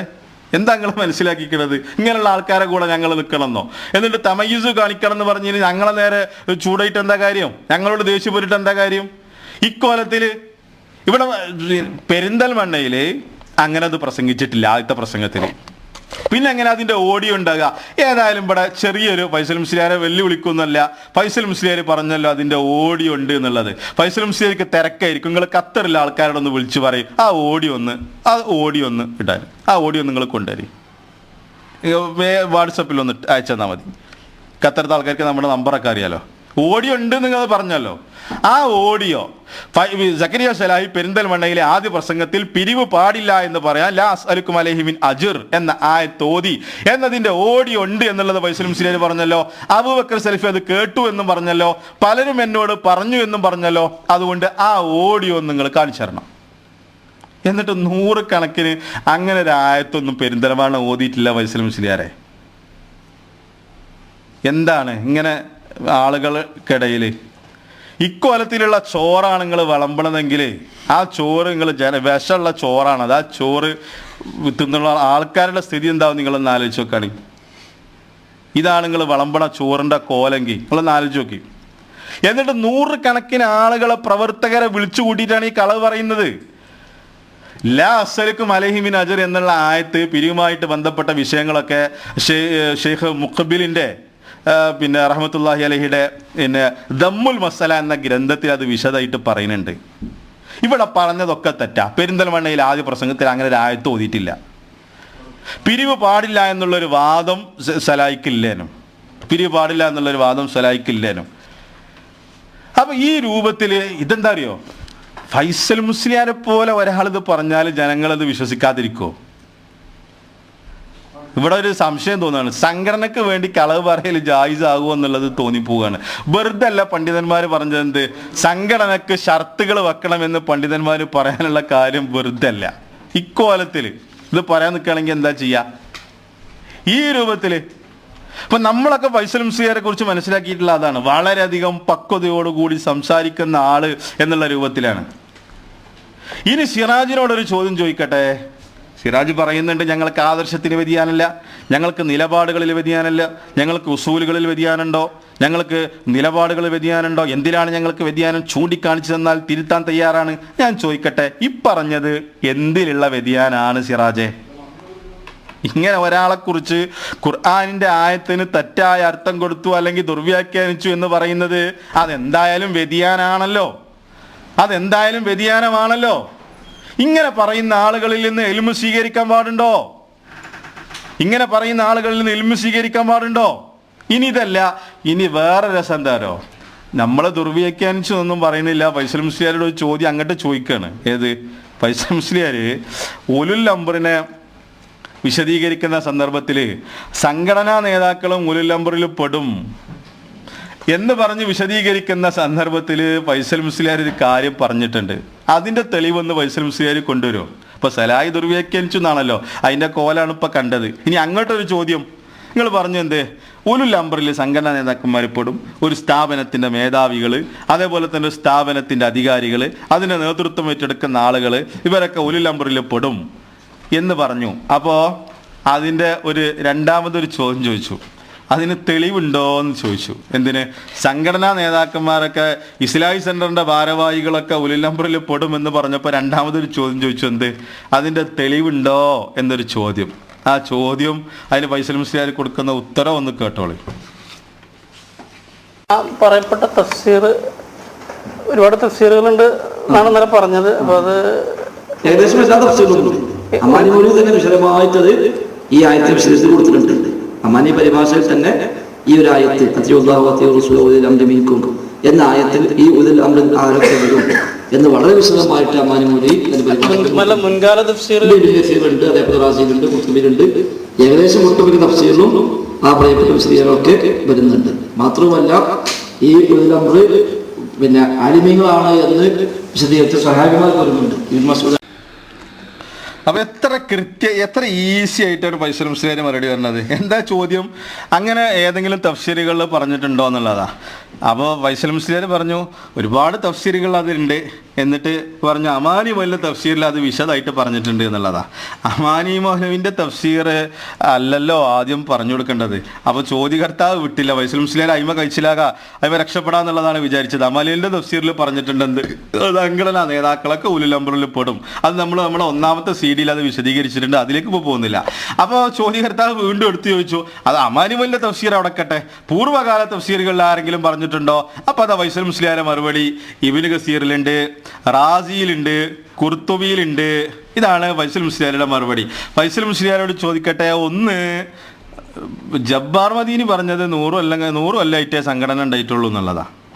പിന്നിപ്പോൾ ഇബ്നു കസീറിന്റെ തഫ്സീറിൽ അത് എങ്ങനെ ഉണ്ടാകണമെന്നുള്ള മനസ്സിലാവില്ല. ഇനി അത് മാത്രമല്ല, റാസിന്റെ തഫ്സീറാണല്ലോ ഒന്ന് പറഞ്ഞത്. റാസിന്റെ തഫ്സീർ നമുക്ക് തെളിവായിട്ട് ഉദ്ധരിക്കാൻ പാടുണ്ടോ? വൈസൽ മുസ്ലിയാർ എന്ന് വിശദീകരിക്കുന്നത് നല്ലതാണ്. അപ്പൊ ഇബ്നു കസീറിലുണ്ട്, റാസിയിലുണ്ട്, ഖുർത്തുബിയിലുണ്ട്. അതൊന്ന് കാണിച്ചു തരണം. നിങ്ങൾ ദുർവ്യാഖ്യാനിച്ചൊന്നോ തെറ്റായ അർത്ഥം കൊടുത്തൊന്നും നമ്മൾ വാദിക്കുന്നില്ല വൈസൽ മുസ്ലിയാരെ, നമ്മൾ വാദിക്കുന്നില്ല. പക്ഷെ നിങ്ങൾ സലായിക്കെതിരെ ഒരു ആരോപണം ഉന്നയിച്ചല്ലോ, ഇങ്ങനത്തെ ആയത്തിനെ ദുർവ്യാഖ്യാനിച്ചു എന്ന് പറഞ്ഞിട്ട്. അത് കളവാണെന്നുള്ളത് ഇപ്പോൾ ഈ പ്രഭാഷണം കേൾക്കുന്ന ആൾക്കാർക്ക് മനസ്സിലായി. ഇനി ആ തിരിച്ചങ്ങോട്ട് ചോദിക്കുകയാണ്, ഇബ്നു കസീറിൽ ആ ഭാഗം ഒന്ന് കാണിച്ചു തരാൻ പറ്റുമോ? സംഘടനാ നേതാക്കന്മാർ ഉല്ലംബറിൽ പെടുന്നുള്ളത് ഒന്ന് കാണിച്ചു തന്നാൽ മതി, നമുക്ക് പഠിക്കാനാണ്. അതേപോലെ തന്നെ റാസി എന്തായാലും നമുക്കത് അംഗീകരിക്കാൻ പറ്റില്ല, എന്തായാലും ഉണ്ട് എന്ന് പറഞ്ഞല്ലോ. അതേപോലെ തന്നെ ഖുർത്തുബിയിലെ ആ ഭാഗം, ഏതാണ് ആ ഭാഗം? വൈസൽ മുസ്ലിയാർ അതൊന്ന് കാണിച്ചു തരണം എവിടെയെന്നുള്ളത്. നമ്മൾ ഖുർആൻ ദുർവ്യാഖ്യാനം ചെയ്ത് ഒന്നും പറയാൻ പോകുന്നില്ല, പക്ഷെ ആ ഭാഗം ഒന്ന് കാണിച്ചു തരണം. ഇത് മാത്രമല്ല, ഉടനെ ഒരു ചോദ്യം ചോദിച്ചു, എന്താ പറയുക, നാരായണൻകുട്ടി ഉലുൽ അംറാണെന്ന് ചോദിച്ചാൽ വൈസൽ മുസ്ലിയാർ പറഞ്ഞു ഞാനത് പഠിച്ചിട്ടില്ല, എനിക്കത് പഠിക്കേണ്ടതാണെന്നും പറഞ്ഞു. 150ഓളം തഫ്സീറുകൾ ഈ വിഷയത്തിൽ നോക്കിയ ആൾക്ക് നാരായണൻകുട്ടി ഉലുൽ അംറാണോ അല്ലേ എന്നുള്ളത് മനസ്സിലായിട്ടില്ല. പിന്നെ പഠിച്ചിട്ട് നമ്മൾ കുറ്റം പറയുന്നില്ല, പഠിച്ചിട്ട് പറഞ്ഞുതരാന്നുള്ളതാണ് ഉപ്പര് പറഞ്ഞത്. നാരായണൻകുട്ടി ഉലുൽ അംറിൽ പെടുമല്ലേ എന്നുള്ളത്. അത്തിഉല്ലാഹു അത്തിഉ റസൂലഹു വഉലുൽ അംരി മിൻകും, നിങ്ങളിൽ നിന്ന് തന്നെയുള്ള എന്നുള്ളതിൻ്റെ ഇതിൽ പിന്നെ എന്താ അതിൻ്റെ അർത്ഥം എന്നുള്ളത് നമുക്കറിയില്ല. എന്താണെങ്കിലും ഇബ്നു കസീറിൽ അതുണ്ട്, റാസിയിൽ അതുണ്ട്, ഖുർത്തുബിയിലുണ്ട് എന്നാണല്ലോ പറഞ്ഞത്. സംഘടനാ നേതാക്കന്മാർ അല്ലെങ്കിൽ ഇസ്ലാഹി സെന്ററിന്റെ നേതാക്കന്മാരൊക്കെ ഭാരവാഹികളൊക്കെ ഉലുൽ അംറിൽ പെടും. ആ ഭാഗം ഒന്ന് ദയവ് ചെയ്തിട്ട് അതൊന്ന് കാണിച്ചു തരണം വൈസലും. ചെറിയ തെളിവുണ്ടാവും അല്ലേ, തെളിവ് ഇല്ലാതെ പറയാത്ത ആളെന്നൊക്കെ അല്ലേ. അപ്പം നമ്മളതിൻ്റെ കോലാണ് ഇപ്പോൾ നമ്മൾ കണ്ടത്. അപ്പം അതുകൊണ്ട് ആ ഭാഗം ഒന്ന് കാണിച്ചു തരണം എന്നുള്ളത് ഉറപ്പെടുത്തണം. ഇനി ഇത് മാത്രമല്ല, ഇവർ ചെയ്ത പണി നിങ്ങൾക്ക് കേൾക്കണം. ഇങ്ങനെ ശരിക്കും എന്ത് ചെയ്തോ, ഇത് പറയുന്നത് ആരാന്നുള്ളത് നിങ്ങൾ നോക്കണം. എല്ലാവരും ബഹുമാനിക്കുന്ന ആളാണ്, തിളങ്ങി നിൽക്കണം ഈ സന്ദർഭത്തിൽ വൈസൽ മുസ്ലിയാർ. എന്നിട്ട് നമ്മൾ എന്തെങ്കിലും പറഞ്ഞാൽ അസൂയ അല്ലേ? ഇവർ പറയുന്നത് കളവാണെന്ന് പറയുന്ന നമ്മൾക്ക് നസീഹത്തില്ലാത്തവർ. അപ്പം അതുകൊണ്ടാണ് എന്ത് പറഞ്ഞത് അറിയോ, ഇത് വെറും സംഘടനാ മനേജാ, സലഫി മനേജ് അല്ല. അങ്ങക്ക് ഇനി കുറച്ചുകൂടി കഴിയുമ്പോൾ ബോധ്യമാവും. ഇനി ഇവർ പ്രചരിപ്പിച്ചതിൻ്റെ കോലം നിങ്ങൾക്ക് കേൾക്കണോ? വേറൊന്ന് വലിയൊരു ആരോപണമാണ് പിന്നീട് പറഞ്ഞത്. കേട്ടാൽ തന്നെ നമ്മൾ ഞെട്ടിപ്പോകുന്ന ആരോപണം. എന്തായിരുന്നു ആരോപണം എന്നറിയോ? ഹാക്കിമീയത്ത് വാദം, ജമാഅത്തെ ഇസ്ലാമിയുടെ ഹാക്കിമീയത്ത് വാദം. ആ വാദം സലാഹി പ്രചരിപ്പിക്കുന്നു എന്ന ഗുരുതരമായ ഒരാരോപണം. ജനങ്ങളൊക്കെ ഇത് കേട്ട് മൂക്കത്ത് വിരൽ വെച്ച് പോയിട്ടുണ്ട്. നമ്മളൊക്കെ ഇത് കേട്ട് അന്തം വിട്ടുപോയി. അപ്പം ജനങ്ങൾ പറയണ് ഫൈസൽ മുസ്ലിയാർ അത് പറയുമ്പോൾ തെളിവില്ലാതെ പറയുന്ന ആളാണ് വൈസൽ മുസ്ലിയാർ. നമ്മൾ പലരോടും പറഞ്ഞു അതിൻ്റെ തെളിവൊന്ന് കൊണ്ടുപോവാ, അതിൻ്റെ തെളിവൊന്ന് കൊണ്ടുപോവാ എന്നുള്ളത് നമ്മൾ പറഞ്ഞു.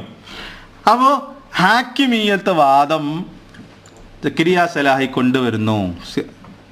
അതിന് മുമ്പ് നേരത്തെ പറഞ്ഞല്ലോ എന്ത്, പിരിവിനെ പറ്റി. ആ വിഷയത്തിൽ പിന്നെ പെരിന്തൽമണ്ണയിൽ പ്രസംഗിച്ച ഇതിൽ നിന്നാണല്ലോ പറഞ്ഞത് പിരിക്കാൻ പാടില്ല എന്നുള്ളത്. അതിൽ വേറൊരു രസം എന്താ അറിയോ, പിരിവ് യാചനയാണെന്ന് പറഞ്ഞു എന്നുള്ളതാണ്.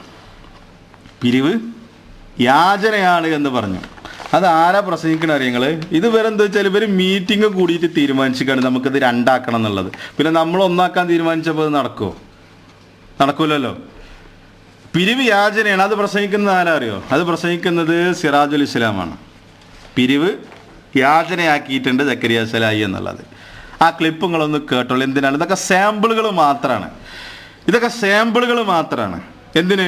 ഇതാണ് ഇവരുടെ ദഅവത്തിന്റെ സ്റ്റൈല് എന്നുള്ളത്. വിസ്തം മുന്നണിന്റെ ദഅവത്തിന്റെ രീതി സ്റ്റൈൽ ഇതാണെന്നുള്ളത് മനസ്സിലാക്കാൻ വേണ്ടിയിട്ട് ഇല്ലാത്ത കളവുകൾ പറഞ്ഞിട്ട് ജനങ്ങളെ തെറ്റിദ്ധരിപ്പിക്കുക. ഇതൊക്കെ MICR കൂടെ എത്ര ആളുകൾ അതൊക്കെ കേൾക്കുന്നത്. MICR നടന്ന സിറാജിന്റെ പ്രസംഗത്തിലാണ് സിറാജ് അത് പറയുന്നത്. ഏത് പിരിവ് യാചനയാണെന്നുള്ളത് സലാഹി പറഞ്ഞു എന്നുള്ളത്. അപ്പോൾ അതിൻ്റെ ക്ലിപ്പ് നിങ്ങളൊന്ന് കേട്ടോ, എന്നിട്ട് അതിനെ ഗണ്ണിക്കാണ്. എന്ത് നബി സല്ലല്ലാഹു അലൈഹി വസല്ലം പിരിച്ച സംഭവങ്ങൾ, അതേപോലെ തന്നെ നബി സല്ലല്ലാഹു അലൈഹി വസല്ലം പിന്നെ അത് കൊടുക്കാൻ വേണ്ടി പറഞ്ഞത്, ഈ തെളിവുകളൊക്കെ അങ്ങോട്ട് നമുക്കെതിരെ ഉദ്ധരിച്ചിട്ട് സിറാജ് ഗണ്ണിക്കാണ്. ഇതാണ് ഞാൻ നേരത്തെ പറഞ്ഞത്. എന്ത് ഖുറാഫി സ്റ്റൈലാണ്. ഇപ്പോൾ ഇല്ലാത്ത വാദം പറയാം, അതിനെ ഗണ്ണിക്കുക, ഇല്ലാത്ത വാദം പറയാ, അതിനെതിരെ തെളിവുകൾ കൊണ്ടുവരിക. അപ്പൊ ജനങ്ങൾ കേൾക്കുമ്പോൾ ആകെ അന്തം വിട്ട് പടച്ചാൻ ഇവര് പിരിവിനെ യാചനയാക്കിയോ, പിരിവ് പാടില്ല എന്നാണോ, ഇങ്ങനെ ഖുർആൻ ദുർവ്യാഖ്യാനിച്ചോ, ജനങ്ങളെ പാട് തെറ്റിദ്ധരിപ്പിച്ചിട്ട് സംഘടനയെ ഒരു സംഘടനാ മനഹജിലേക്ക് ഇവർ കൊണ്ടുപോകാൻ ശ്രമിക്കുകയാണ്. അപ്പൊ സിറാജിന്റെ ആ ക്ലിപ്പ് ഒന്ന് കേട്ടോ. അതുപോലെ തന്നെ ഞാൻ പെട്ടെന്ന് പറഞ്ഞു പോവാം. അസ്ഥാനത്തും അനാവശ്യമായും ഉപയോഗിക്കപ്പെട്ട മറ്റൊരു ആശയമാണ് ഒരാവശ്യവുമില്ലാതെ ദീനിനു വേണ്ടി ദഅവത്തിനു വേണ്ടി സംഭാവനകൾ പിരിക്കുന്നതിനെ യാചനയെന്നും എറക്കൽ എന്നും വിശേഷിപ്പിച്ചത്. അതാരാണെങ്കിലും അത് ശരിയായ ഒരു പ്രയോഗമായില്ല. അപ്പോ നിങ്ങളത് കേട്ടു. എന്ത് വളരെ എത്ര കൃത്യമായിട്ടാണ് സിറാജുൽ ഇസ്ലാം പറയുന്നത്. എന്താ പറയുന്നത്? അതുപോലെ തന്നെ അസ്ഥാനത്തും അനാവശ്യമായി ഉപയോഗിക്കപ്പെട്ട മറ്റൊരാശയമാണ്. എന്താ, ശരിക്കും ശ്രദ്ധിച്ചു കേട്ടോ. ദീനിനു വേണ്ടി ദഅവത്തിന് വേണ്ടി സംഭാവനകൾ പിരിക്കുന്നതിനെ യാചനയെന്നും മെരക്കൽ എന്നും വിശേഷിപ്പിച്ചത്. അതാരാണെങ്കിലും അത് ശരിയായ ഒരു പ്രയോഗമായില്ല. ഞാൻ ചോദിക്കട്ടെ സിറാജിനോട്, അടുത്ത പ്രസംഗം പ്രസംഗിക്കുമ്പോൾ ഈ ക്ലിപ്പിട്ടോ, എന്നിട്ട് ജനങ്ങൾക്ക് അതിൻ്റെ തെളിവ് കൊടുക്ക്. പിരിവിനെ യാചനയാക്കി, അല്ലെങ്കിൽ ദഅവത്തിന് വേണ്ടി പിരിക്കുന്നതിനെ യാചന എന്ന് പറഞ്ഞു എന്നാണല്ലോ സലാഹി. ദഅവത്തിന് വേണ്ടി, അതേപോലെ തന്നെ ദീനിനു വേണ്ടി സംഭാവനകൾ പിരിക്കുന്നതിനെ യാചനയാക്കി, അതേപോലെ തന്നെ എരക്കൽ എന്ന് പറഞ്ഞു. ആ ക്ലിപ്പൊന്ന് ധൈര്യം ഉണ്ടെങ്കിൽ ആ ക്ലിപ്പൊന്ന് കാണിച്ചോണ്ട, നമ്മളത് തിരുത്തിക്കൊള്ളാം. ഇങ്ങനെ ദഅവത്തിന് വേണ്ടി പിരിക്കുന്നതിനെ എരക്കലെന്നും യാചനയെന്നും അങ്ങനെയാണ് നമ്മളത് കൃത്യമായി നമ്മുടെ കഴിഞ്ഞ പ്രസംഗത്തിൽ നമ്മളത് വിശദീകരിച്ചിട്ടുണ്ട്. അപ്പം അത് പറഞ്ഞതിൻ്റെതൊന്നു കൊണ്ട് അവിടെ പറഞ്ഞത് എന്താണ്? അവിടെ ശരിക്കും സലാഹി പറയുന്നത് പിരിക്കണം എന്നാ പറയുന്നത്, ആവർത്തിച്ച് പറയുന്നുണ്ട്. എന്താ പറഞ്ഞത്? പണം പിരിക്കുന്നതും പണം വിനിയോഗിക്കുന്നതും ശർഅ അനുസരിച്ച മാർഗത്തിലൂടെ ആയിരിക്കണം എന്ന് പറയാണ്. അവിടെ പിരിക്കണം എന്നാ പറയുന്നത്. പിരിക്കുമ്പോൾ ശർഅ അനുസരിച്ച മാർഗത്തിലൂടെ ആയിരിക്കണം പിരിക്കേണ്ടത് എന്നാ പറയണത്. അത് ഇറക്കുന്ന കോലത്തിലേക്ക്, യാചനയുടെ കോലത്തിലേക്ക് പോകരുത് എന്നാ പറയുന്നത്. അല്ല, ഞാൻ പിരിവ് യാചനയാണെന്ന് പറഞ്ഞിട്ടില്ല, അത് ഇറക്കലാണെന്ന് പറഞ്ഞിട്ടില്ല. ഇറക്കലിന്റെ രൂപത്തിലേക്ക് പോകരുതെന്ന് പറഞ്ഞിട്ടുണ്ട്, യാചനയുടെ രൂപത്തിലേക്ക് പോകരുതെന്ന് പറഞ്ഞിട്ടുണ്ട്. എന്നിട്ട് തെറ്റിദ്ധരിപ്പിക്കുക. എന്തിനങ്ങനെ തെറ്റിദ്ധരിപ്പിക്കുന്നത്? എന്തിനങ്ങനെ വ്യക്തിപരമായ വിദ്വേഷം തീർത്ത് സംഘടനയെ ഭിന്നിപ്പിച്ചത്? അപ്പം ഈ രൂപത്തിൽ ഇവിടെ ഫിത്ന ഉണ്ടാക്കിയതും ഭിന്നിപ്പിച്ചതും നമ്മളല്ല. നമ്മൾ മനസ്സിലാക്കേണ്ട കാര്യമാണ്. ഇനി കേട്ടോ ഹാക്കിമീയത്തിൻ്റെത്. ജമാഅത്തുകാരുടെ ഹാക്കിമീയത്ത് വാദം നമ്മൾ കൊണ്ടുവന്നു എന്നാ. തൗഹീദ് പൂർത്തിയാകണമെങ്കിൽ ജമാഅത്തുകാരുടെ ഹാക്കിമീയത്ത് കൂടി പൂർത്തിയാകണം എന്നുള്ളത് നമ്മൾ വാദിച്ചു എന്നതാണ്. ഇത് വാദിച്ചു എന്ന് മാത്രമല്ല, സംഘടനാ ചാനലിലൂടെ വരുത് പ്രചരിപ്പിച്ചു. ഇതിന്റെ ഗൗരവം നമ്മൾ മനസ്സിലാക്കണം. ആളുകളൊക്കെ ഇത് കേട്ടിട്ട് തരിച്ചിരിക്കുകയാണ്. നമ്മളോട് പല ആളുകളും ചോദിച്ചു, എന്താണ് സലാഹി ചെയ്യുന്നത്? ജമാഅത്തുകാരുടെ ആ വാദം, ഹാക്കിമീയത്ത് വാദം സലാഹി പ്രചരിപ്പിക്കുക. സലാഹിക്ക് എന്ത് പറ്റി? കാരണം എന്താ? ഇത് പറയുന്നത് ഫൈസൽ മുസ്ലിയാരാണ്. ആയിരക്കണക്കിന് ആളുകളുടെ മുമ്പിൽ വെച്ചിട്ട് പല സ്ഥലത്തും ഫൈസൽ മുസ്ലിയാർ ഇത് പറഞ്ഞിട്ടുണ്ട്. സലാഹിക്ക് ഹാക്കിമിയത്ത് വാദമുണ്ട്, ജമാഅത്തുകാരുടെ ഹാക്കിമിയത്ത് വാദം പ്രചരിപ്പിക്കുന്നു. അത് പിന്നെ പല കുട്ടികളും പിന്നെ അത് ഉൾക്കൊണ്ടിട്ട് നമ്മുടെ കുത്തുബ പറഞ്ഞിരുന്ന നമ്മുടെ കുട്ടികൾ പോലും ജമാഅത്തിന്റെ പള്ളിക്ക് പോകാൻ തുടങ്ങി. ഇതാരാ പറയുന്നത്? ഇതൊരു പേരോടാണെങ്കിൽ നമുക്ക് പേരോടിനെ നമുക്കറിയാം. പക്ഷെ ഫൈസൽ മുസ്ലിയാർ ഇത് പറയുമ്പോൾ ജനങ്ങൾ ഇത് വിശ്വസിക്കുകയാണ്. എന്തിനങ്ങനെ ചെയ്യുന്നത് എന്നുള്ളത് നമുക്ക് മനസ്സിലാകാത്തത്. എന്തിനാണ് ഈ രൂപത്തിലുള്ള പിന്നെ കുതന്ത്രങ്ങൾ സംഘടന ഉപയോഗിച്ചുകൊണ്ട് ചെയ്യുന്നത്? തെളിവില്ലാത്ത കാര്യം പറയാൻ പറ്റുമോ? സിറാജ് ആവർത്തിച്ച് പറയുന്നുണ്ടല്ലോ സിറാജിന്റെ പ്രസംഗത്തിൽ, വ്യക്തമല്ലാത്തൊരു കാര്യം പറയരുത്, തെളിവില്ലാത്തൊരു കാര്യം പറയരുത്, ഒരാൾ അങ്ങോട്ട് പോയി ഇങ്ങോട്ട് പോയി എന്നുള്ളത് കൊണ്ട് അതിൻ്റെ ആളായിട്ട് അയാളെ കണക്ക് കൂട്ടരുത് എന്നുള്ളതൊക്കെ സിറാജ് പറയുന്നുണ്ടല്ലോ. ആ ഉപദേശങ്ങളൊക്കെ ആദ്യം ഇവർക്കൊന്ന് കൊടുത്തിട്ട് ഇവരൊന്ന് നന്നാക്കണം എന്നുള്ളതാണ് പറയാനുള്ളത്. എന്നിട്ട് ഇത് പ്രചരിപ്പിച്ചു, ഇത് പലരും വിശ്വസിച്ചു. ഇത് കേട്ടോ, അതിൻ്റെ ഒരു ഉദാഹരണം വടകരയിൽ നടന്ന വടകരയിൽ നടന്ന ആ ദഅവ സമ്മേളനത്തിൽ ഫൈസൽ മുസ്ലിയാർ ഇത് തുറന്നു പറയണം. ഇങ്ങനെ ഹാക്കിമിയത്തിന്റെ വാദം നമ്മൾ കൊണ്ടുവന്നു, ആ വാദം പ്രചരിപ്പിച്ചു. അത് കേട്ട കുട്ടികൾ ജമാഅത്തിന്റെ പള്ളിയിലേക്ക് ഖുത്ബ കേൾക്കാൻ പോലും പോകാൻ തുടങ്ങിയെന്നാ ആ ഫൈസൽ മുസ്ലിയാർ പറയുന്നൊന്ന് കേട്ടോ. ആ ഫിത്ന അകപ്പെട്ട ചില ചെറുപ്പക്കാരായ കുട്ടികൾ പറഞ്ഞു തുടങ്ങി, ഹാക്കിമിയത്ത് വീണ്ടും പഠിക്കണം, തൗഹീദുൽ ഹാക്കിമിയത്ത് വീണ്ടും പഠിക്കണം. ഉമർ മൗലവി ഇബ്നു ബാസിന് എഴുതിയിട്ട് ഇബ്നു ബാസ് അംഗീകാരം നൽകി, ഇതാണ് ശരി എന്ന് പറഞ്ഞ് മൗദൂദിയുടെ ഒരു സ്വാധീനം വരെ ഇല്ലാതായത് ഈ വിഷയത്തിലാണ്. ഇബ്നു ബാസിന്റെ ഫതാവയിൽ 2ാം വാള്യത്തിൽ 5ാമത്തെ പേജിൽ ഉമർ മൗലവിയുടെ പേര് അദ്ദേഹം പരാമർശിച്ചിട്ടുണ്ട്. അല്ലാമ ഉമർ അഹ്മദ് മലൈബാരി എന്ന് പറഞ്ഞിട്ട് ഇബ്നു ബാസ് ഉമർ മൗലവിന്റെ പേരെടുത്ത് പറഞ്ഞു അദ്ദേഹത്തിന്റെ ഫത്വയിൽ. നമുക്ക് അന്ന് മുതൽ അതുകൊണ്ട് ഇറങ്ങിയിട്ട് ജമാഅത്തിലെ വരെ ഓഫീസും പൂട്ടിപ്പോയി. എന്നിട്ട് ഇപ്പം നമുക്ക് തോന്നുക ഇത് വീണ്ടും പഠിക്കണം. നമ്മുടെ പള്ളി ഖുതുബ നടത്തിയിരുന്ന, നമ്മുടെ പള്ളി സ്ഥിരമായി സാന്നിധ്യമായിരുന്ന, ഇമാമ് നിൽക്കുന്ന, ഇക്കഴിഞ്ഞ റമദാനും നമ്മുടെ പള്ളി തറാവീഹിൽ ഇമാമ് നിന്ന, ഇപ്പോഴും നമ്മുടെ മദ്രസയിൽ പഠിപ്പിച്ചുകൊണ്ടിരിക്കുന്ന ഒരു കുട്ടി കഴിഞ്ഞ വെള്ളിയാഴ്ച ജുമുഅക്ക് പോയി ജമാഅത്തിന്റെ പള്ളിക്ക്. അപ്പൊ എന്തേ കാരണം? ഇവിടെ തൗഹീദ് 3 ശരിയാ, 4ാമത്തില്ല, അവിടെ 4ാമത്തെ ശരിയാണ്. ഇതിന്റെ അപകടം നമ്മൾ കാണേണ്ടത്. നമ്മൾക്ക് എന്താ ഇപ്പൊ ഷർത്ത് ഉണ്ടെന്നല്ലേ പറഞ്ഞിട്ടുള്ളൂ. ഈ ഷർത്തൊക്കെ യഥാർത്ഥത്തിൽ ഷർത്ത് പാലിക്കാത്ത പറച്ചിലാണ് എന്ന് നമ്മൾ മനസ്സിലാക്കണം. അപ്പൊ എന്താ പറഞ്ഞത്? ഈ ഹാക്കിമിയത്ത് വാദം ഇവിടെ വടകരയിൽ ചോദ്യം വന്നു ദമ്മാജിനെ പറ്റി. ആ ദമ്മാജ് വിശദീകരിച്ചു കൊടുക്കുകയാണ്. സലാഹി ജോലി രാജിവെച്ച വിഷയം പറയണത്, എന്നിട്ട് ഫത്വകളുമായി ബന്ധപ്പെട്ട വിഷയം പറയണത്, എന്നിട്ട് ഇവിടെ കുറച്ച് ആൾക്കാർ ഈ ഫിത്തിനും കൊണ്ട് ഇറങ്ങിയിരിക്കുകയാണ്. എന്നിട്ട് ഈ ഫിത്തിനയിൽ അകപ്പെട്ട കുട്ടികളാണ് ഇപ്പം എന്ത് ചെയ്യണത്? ഹാക്കിമിയത്ത് വാദം വീണ്ടും പഠിക്കണമെന്ന് പറഞ്ഞിട്ട് നടക്കുന്നത്. എന്നിട്ട് വൈസൽ മുസ്ലിയാർ പറയുന്നത് എന്താ വെച്ചാൽ, ഇത് ഉമർ മൗലവി ക്ലോസ് ചെയ്ത വിഷയം ജമാഅത്തുകാർ തന്നെ ഓഫീസും പൂട്ടിപ്പോയി നമ്മളിത് പ്രസംഗിച്ചിട്ട്. ഇബ്നു ബാസിന്റെ ഫത്വ ഉമർ മൗലവി കത്തെഴുതി, ഇബ്നു ബാസിന്റെ ഫത്വ കിട്ടി, ജമാഅത്തുകാർ ഓഫീസും പൂട്ടിപ്പോയി. ഇപ്പൊ നമുക്ക് തോന്നുന്നു ഇത് വീണ്ടും പഠിക്കണം. എന്നിട്ടൊരു കുട്ടി നമ്മുടെ ഈ വാദം, ഹാക്കിമിയത്ത് വാദം കേട്ടിട്ട് നമ്മുടെ പള്ളിയിൽ ഖുത്ബ പറഞ്ഞിരുന്ന, മദ്രസയിൽ പഠിപ്പിച്ചിരുന്ന ഒരു കുട്ടി ജമാഅത്തുകാരുടെ പള്ളിയിലേക്ക് ഖുത്ബക്ക് പോയിന്നാ. ഞാനൊന്ന് ചോദിക്കട്ടെ, ആ കുട്ടി ഏതാണ്? ആ കുട്ടിന്റെ അഡ്രസ്സും ആ കാര്യങ്ങളും ആ ഫൈസൽ മുസ്ലിയാർക്ക് ആ കുട്ടിയെ ഒന്ന് ഹാജരാക്കാൻ പറ്റുമോ? ഞങ്ങളെ ഹാക്കിമിയത്ത് സക്കരിയ സലാഹിന്റെ ഹാക്കിമിയത്ത് വാദം കേട്ടിട്ട്, സക്കരിയ സലാഹിനെ കുറിച്ച് തന്നെയാണല്ലോ പറഞ്ഞത്, അത് നിഷേധിക്കാൻ നിൽക്കണ്ട. കാരണം എന്താ? ആ പ്രസംഗത്തിന്റെ അവസാന ഭാഗത്തിൽ പറയുന്നുണ്ട് ഇതൊക്കെ ഷർത്ത് പാലിക്കാത്ത പറച്ചിലാണ്. ഷർത്ത് സുബൈർ മകടക്ക് ഷർത്തില്ലല്ലോ, ഷർത്ത് വെച്ചത് സക്കരിയ സലാഹി അല്ലേ. അപ്പൊ അങ്ങനെ പറഞ്ഞിട്ട് അതും ശരിയാണ് ഇതും ശരിയാണെന്നുള്ളത് പറയാൻ നിൽക്കണ്ട. അവസാന ഭാഗത്ത് പറഞ്ഞിട്ടുണ്ട് എന്ത്? ഷർത്ത് പാലിക്കാത്ത പറച്ചിലാണെന്നുള്ളത്. സുബൈർ മകടക്ക് ഷർത്ത് തന്നെ അല്ലല്ലോ. ആ കുട്ടി ഏതാണ്? ആ കുട്ടിന്റെ അഡ്രസ്സ് ഒന്ന് കാണിച്ചോ, ആ കുട്ടിന്റെ അഡ്രസ്സ് ഒന്ന് കൊണ്ട. എന്നിട്ട് പറഞ്ഞത് എന്താ?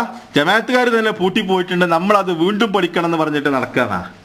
അപ്പൊ ഇത് പ്രസംഗിച്ചു, പല സ്ഥലത്തും പ്രസംഗിച്ചു, ജനങ്ങളാകെ ഹാലിളകി. ജനങ്ങൾക്ക് ഇത് കേട്ടിട്ട് ഫൈസൽ മുസ്ലിയാർ പറയുമ്പോൾ അങ്ങനെ വിശ്വസിക്കാതിരിക്കും. ഇതല്ലേ സംഘടനക്കാരുടെ കുതന്ത്രം. അതാണ് പറഞ്ഞ സംഘടനയുടെ പിന്നെ ബാനർ കെട്ടിയിട്ടുണ്ടെന്ന് പറഞ്ഞാൽ ജനങ്ങൾ അത് വിശ്വസിക്കും. അതാണ് ഇന്നത്തെ കോലം.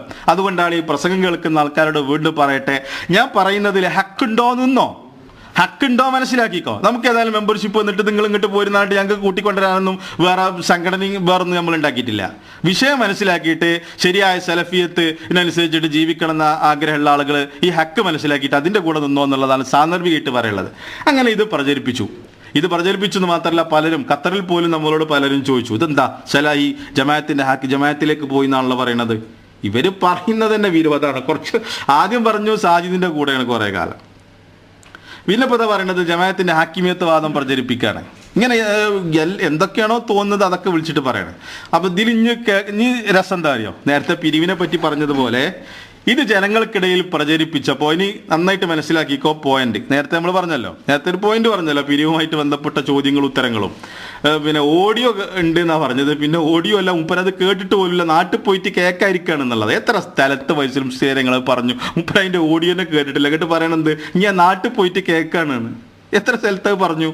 ഇനി അതേപോലെ തന്നെയാണ് ഇവിടെ എന്ത് ഗുരുതരമായ ഒരാരോപണം ഉന്നയിച്ചിട്ട് ആയിരക്കണക്കിന് ആളുകളുടെ മുമ്പിൽ ഈ ഹാക്കിമിയത്ത് വാദം നമുക്കുണ്ട് എന്ന് പ്രസംഗിച്ചിട്ട് ഫൈസൽ മുസ്ലിയാരോട് ചോദ്യം. എന്താ ചോദ്യം എന്നറിയോ? ഈ ഹാക്കിമിയത്ത് വാദം സലാഹിക്കുണ്ട് എന്നുള്ളത് നിങ്ങൾ പ്രസംഗിച്ചല്ലോ, അതിൻ്റെ തെളിവുണ്ടോ എന്നാ ചോദ്യം. കേട്ടോളി, ആ ചോദ്യവും അതിൻ്റെ ഉത്തരവും കേട്ടാൽ ആളുകൾ പറയും എന്താ അറിയോ, ഇവരോട് കാണിക്കേണ്ടത് തമയ്യുസ് അല്ല, പിന്നെ ഹജറാണ് കാണിക്കേണ്ടത് എന്നുള്ളതേ ജനങ്ങൾ പറയുള്ളൂ. തമയ്യുസ് കാണിച്ചാൽ പോരാ. തമയ്യുസും ഹജറും എന്താന്നുള്ളത് സിറാജിന് തിരിഞ്ഞിട്ടില്ല. ഇൻഷാ അല്ലാഹ് അടുത്ത നമ്മുടെ വിശദീകരണം അതൊക്കെ തന്നെയാണ്. അഹ്ലുൽ കിബിൽ എന്താണ്, തമയ്യുസ് എന്താണ്, ഹജർ എന്താണ്, അതേപോലെ തന്നെ പിന്നെ ചോറിലുള്ള ചെമ്പ് എന്താണ്, ചെമ്പിലുള്ള ചോറ് എന്താണ്, ഇതൊക്കെയാണ് അടുത്ത ക്ലാസ്സിൽ ഇൻഷാ അല്ലാഹ് നമ്മൾ വിശദീകരിക്കാൻ പോകുന്നത്. ഈ രൂപത്തിലുള്ള കള്ളപ്രചരണങ്ങൾ. അപ്പോൾ തെളിവ് ചോദിച്ചു, എന്ത് ഹാക്കിമിയത്ത് വാദം പ്രചരിപ്പിച്ചു എന്ന് പറഞ്ഞല്ലോ നിങ്ങളത് പ്രസംഗിച്ചിട്ടുണ്ടല്ലോ, എന്താണ് അതിൻ്റെ തെളിവ്? നമ്മൾ കേൾക്കും, ദാ ഇന്ന സക്കരിയ സലാഹി ഇന്ന സ്ഥലത്ത് ജമാഅത്തുകാരുടെ ഹാക്കിമിയത്ത് വാദം അത് പ്രസംഗിച്ചിട്ടുണ്ട് എന്നുള്ളത്. കാരണം എന്താ അറിയോ, ഇതൊരു സമ്മേളനത്തിൽ പ്രസംഗിച്ചതാണ്. അതും പിന്നെ വടകരയിൽ നടന്ന ദഅവാ സമ്മേളനത്തിൽ പ്രസംഗിച്ചതാണ്. എത്ര ആളുകൾ അവിടെ കൂടിയിട്ട് എത്ര ആളുകൾ അതിൽ പങ്കെടുത്തിട്ടുണ്ട്? എന്താ അതിൻ്റെയൊക്കെ ഗൗരവം? എന്താ ഇങ്ങനെ അത് പ്രചരിപ്പിക്കാൻ പറ്റുമോ? വിശുദ്ധ ഖുർആനിൻ്റെ ആയത്ത് എന്താ ഈ വിഷയത്തിൽ ഇങ്ങനെ കളവ് പ്രചരിപ്പിക്കണ പറ്റി? ഏതായാലും അത് കേട്ടിട്ട് ഞാൻ ആയത്ത് ഓതിത്തരാം. അത് കേട്ടതിന് ശേഷം ഞാൻ ആയത്ത് പറഞ്ഞുതരാം. എന്താ ഉത്തരം എന്നറിയോ? നമ്മളൊക്കെ എന്താണ് തെളിവുണ്ടാകും എന്നല്ലേ? ആ തെളിവ് കേട്ടോ. സക്കരിയ സലാഹിക്ക് ജമാഅത്തുകാരുടെ ഹാക്കിമിയത്ത് വാദമുണ്ട് എന്നതിൻ്റെ തെളിവ് ഫൈസൽ മുസ്ലിയാർ പറയുന്നത് കേട്ടോ. നന്നായിട്ട് കേട്ടോ. തെളിവ് എന്താണ്? എന്തിന് തെളിവ്? ഹാക്കിമിയത്ത് വാദമുണ്ട് എന്നതിൻ്റെ തെളിവ് കേട്ടോ. ആ തെളിവ് ഒന്ന് കേട്ടോ. ആ ചോദ്യവും അതിൻ്റെ ഉത്തരവും കേട്ടോ. ഒരു കാര്യം ഇതിൽ ഉൾപ്പെടുത്തിയിട്ട് മറുപടി പറഞ്ഞു വിചാരിക്കുന്നു. അതുപോലെ തന്നെ സക്കരിയ സലാഹിക്ക് ജമാഅത്ത് ഇസ്ലാമിയുടെ ഹാക്കിമിയത്ത് വാദത്തോട് ബന്ധപ്പെട്ടൊരു ചർച്ചയിൽ കേട്ടു. താങ്കളുമായുള്ള സംസാരത്തിൽ കുറച്ച് സലാഹി പറഞ്ഞു കേട്ടത്, അതിന്റെ കൂടി വിശദീകരണം മറുപടിയിൽ ഉൾപ്പെടുത്തിയെടുക്കാനുള്ള. പരസ്യമായി എന്നിട്ട് വന്നും അദ്ദേഹം നമ്മളെ പരസ്യമായിട്ട് അതിന് പേരെടുത്ത് പറഞ്ഞിട്ടില്ല, ആക്ഷേപിച്ചിട്ടില്ല, അദ്ദേഹത്തെ ചെറുതാക്കിയിട്ടില്ല, ഒന്നുമില്ല. എന്നാൽ വിഷയങ്ങൾ പറഞ്ഞിട്ടുണ്ട്. അതും ആൾക്ക് മനസ്സിലാവാത്ത രൂപത്തിൽ വിഷയങ്ങൾ മാത്രമേ പറഞ്ഞിട്ടുള്ളൂ. അത് പക്ഷെ ഇനിയും പറയുകയും ചെയ്യും. എന്നാൽ അന്ന് നമ്മൾ യോഗത്തിൽ തീരുമാനിച്ചതാണ് പരസ്യമായി ഇറങ്ങുക എന്നുള്ളത്. അദ്ദേഹം അത് ലംഘിച്ചു. അദ്ദേഹം പരസ്യമായി ഇറങ്ങി റോഫിനെ കൂടെ കൂട്ടി അദ്ദേഹത്തെ കൊണ്ട് വളരെ മോശമായ രൂപത്തിലുള്ള പ്രസംഗമാണ് അവിടെ കോഴിക്കോട് നടത്തിച്ചത്. പിന്നെ ഹാക്കിമിയത്ത് വിഷയം, അത് ഷരീഫ് കരുവാനെ കൊണ്ട് മലപ്പുറം ഈസ്റ്റ് ജില്ലയുടെ കൺവെൻഷനിൽ ഷരീഫ് പറഞ്ഞു, എന്റെ മകൻ സാജിദിന് ജനാധിപത്യം ഹറാമാണ് എന്ന അഭിപ്രായമുണ്ട്. അത് സ്വലാഹിക്കും അറിയാം. സ്വലാഹി എന്നോട് പറഞ്ഞിട്ടുമുണ്ട്, നിങ്ങളുടെ മകന് ഇങ്ങനെ അഭിപ്രായമുണ്ട് എന്ന് സ്വലാഹി എന്നോട് പറഞ്ഞിട്ടുണ്ട്. അപ്പൊ ഷരീഫ് പറഞ്ഞു, ഞാൻ സ്വലാഹിയോട് ചോദിച്ചു, എന്റെ മകൻ നിങ്ങളുടെ അഭിപ്രായം പറഞ്ഞപ്പോൾ നിങ്ങൾ എന്താണ് പറഞ്ഞത്? അപ്പൊ സ്വലാഹി പറഞ്ഞു, അത് പഠിക്കേണ്ടത് തന്നെയാണ് എന്ന് സ്വലാഹി പറഞ്ഞു എന്ന് ഷരീഫ് കരുവാനെ കൊണ്ടൊരു യോഗത്തിൽ പറഞ്ഞു. പരസ്യമായി മൈക്കിലൂടെ 100 ചില്ലാനും ആളുകൾ പങ്കെടുത്ത കൺവെൻഷനിൽ അദ്ദേഹം പറഞ്ഞതാണ്. അത് ഞാൻ മറ്റൊരു മീറ്റിംഗിൽ ഞാനും പറഞ്ഞു, ഷരീഫ് കൊണ്ട് ഇങ്ങനെ പറഞ്ഞു എന്ന് ഞാൻ പറഞ്ഞു. അത് അറിഞ്ഞിട്ട് സലാഹി എന്നെ വിളിച്ചു. ഞാൻ എന്നോട് പറഞ്ഞു, എനിക്ക് ഹാക്കിമിയത്തിൽ ഇങ്ങനെ ഒരു സംശയമുണ്ട് എന്ന് നിങ്ങൾ പ്രസംഗിച്ചു എന്ന് കേട്ടു. അപ്പൊ ഞാൻ പറഞ്ഞു, ഞാൻ പ്രസംഗിച്ച ഇതാണ്, ഷരീഫ് കൊണ്ട് ഇങ്ങനെ പറഞ്ഞു എന്ന് ഞാൻ പറഞ്ഞിട്ടുണ്ട്. അപ്പൊ അദ്ദേഹം പറഞ്ഞു, ഷരീഫ് പറഞ്ഞ് വിശ്വസിക്കണ്ട. ഞാൻ പറഞ്ഞു, ഒരു 100 ആളുകൾ പങ്കെടുത്തൊരു പ്രോഗ്രാമിൽ മൈക്കിലൂടെ പറഞ്ഞതാണ്. മാത്രമേ ഞാൻ പറഞ്ഞു, സലാഹി നിങ്ങളത് പറഞ്ഞിട്ടില്ല എന്ന് നിങ്ങൾ ഇപ്പൊ പറയുകയാണെങ്കിൽ ഞാനത് വിശ്വസിക്കും. അത് ജനങ്ങളോട് ഞാൻ തിരുത്തുകയും ചെയ്യും.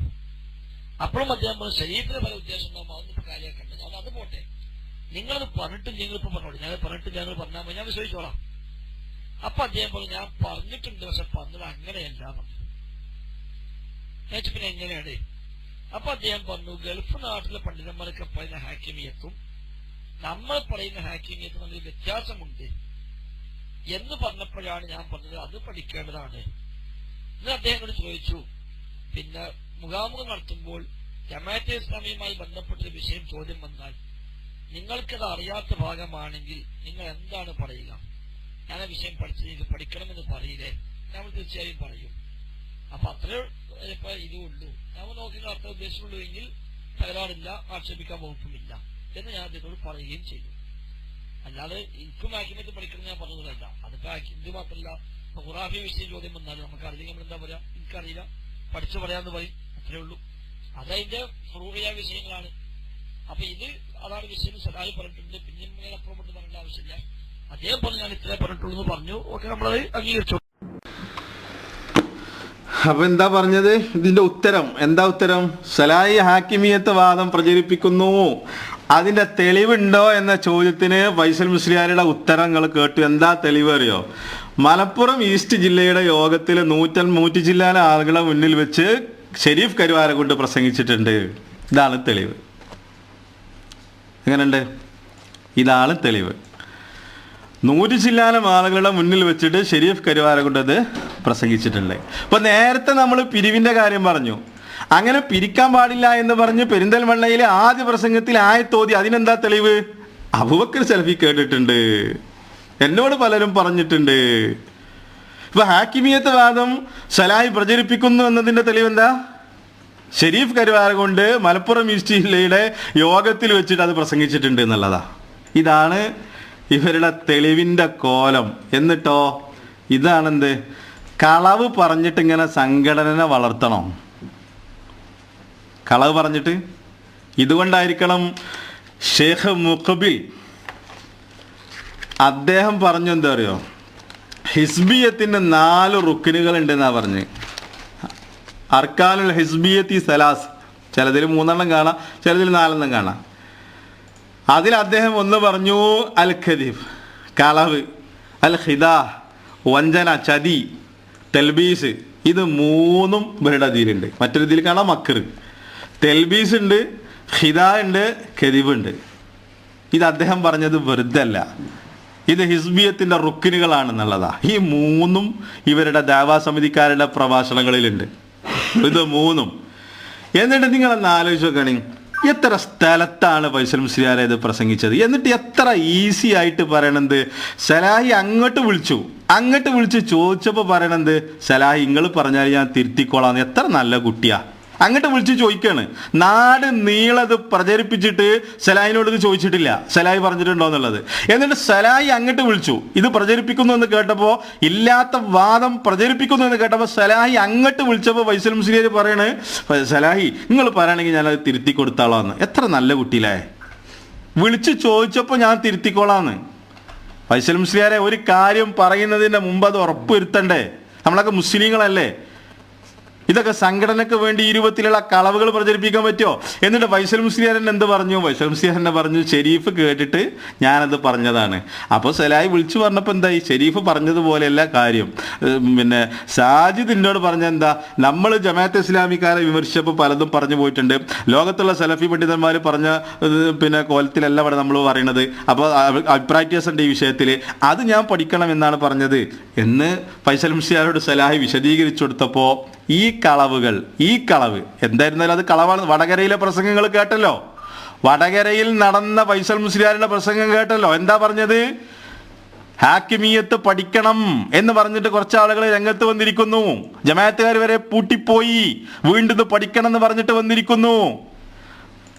നമ്മുടെ പള്ളിയിൽ ഖുത്ബ പറഞ്ഞിരുന്ന ഒരു കുട്ടി പോലും ജമാഅത്തുകാരുടെ പള്ളിയിലേക്ക് ജുമാക്ക് പോകാൻ തുടങ്ങി. ഇതൊക്കെ എത്ര ഗൗരവമുള്ള ആരോപണ.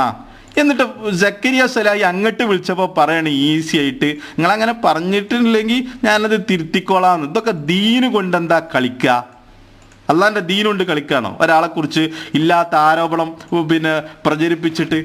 ഖുർആനിലെ ആയത്തുകൾ കേട്ടോളി. വല്ലദീന യുഅ്ദൂനൽ മുഅ്മിനൂന വൽ മുഅ്മിനാത്തി ബിഗൈരി മക്തസബു ഫഖദ് ഇഹ്തമലു ബുഹ്താനം വഇസ്മൻ മുബീന. വ്യക്തമായിട്ട് ഖുർആന്റെ സൂറത്ത് അഹ്സാബിലെ 58ാമത്തെ ആയത്തിൽ അല്ലാഹ് പറയാണ്, സത്യവിശ്വാസികളായ സ്ത്രീകളെയും പുരുഷന്മാരെയും അവർ ചെയ്യാത്തതിന്റെ പേരിൽ ഉപദ്രവിക്കുന്ന ആളുകൾ, അവർ ചെയ്യാത്തതിന്റെ പേരിൽ. അത് മുഫസ്സിരീങ്ങൾ പല വ്യാഖ്യാനങ്ങൾ അതിന് കൊടുത്തിട്ട് ഇങ്ങനെയുള്ള ആരോപണങ്ങൾ പറയുക, ഈ രൂപത്തിൽ ഉപദ്രവിക്കുക. ഫഖദ് ഇഹ്തമലു ബുഹ്താനം വഇസ്മൻ മുബീന, അവർ വ്യക്തമായ പാപവും അപവാദവുമാണ് അവർ പേറിയിരിക്കുന്നത്. അതെത്ര ഗൗരവമുള്ള വിഷയമാണ് എന്നുള്ളതാ ഖുർആൻ പറയുന്നത്. ആ ഖുർആനിന്റെ ആയത്തെങ്കിലും നമ്മളൊന്ന് പിന്നെ കേൾക്കണ്ടേ? എന്നിട്ട് ഈ രൂപത്തിൽ കണ്ടതും കേട്ടതും പറഞ്ഞിട്ട് ജനങ്ങൾക്കിടയിൽ ഭിന്നിപ്പുണ്ടാക്കി അങ്ങനെ ജനങ്ങൾക്കിടയിൽ ഇവരിത് ഈ രൂപത്തിലുള്ള കളവുകൾ മാത്രം ഇവർ പ്രചരിപ്പിച്ചപ്പോൾ എന്ത് ചെയ്തു? സലായിക്ക് പല സ്ഥലത്ത് ഇത് വിശദീകരിക്കേണ്ടി വന്നു. സലായി വിശദീകരിച്ചു. ഡിസംബർ 18 ആദ്യത്തെ വിശദീകരണം. എന്നിട്ട് സിറാജിന്റെ പ്രസംഗത്തിൽ പറയണെന്താ അറിയോ?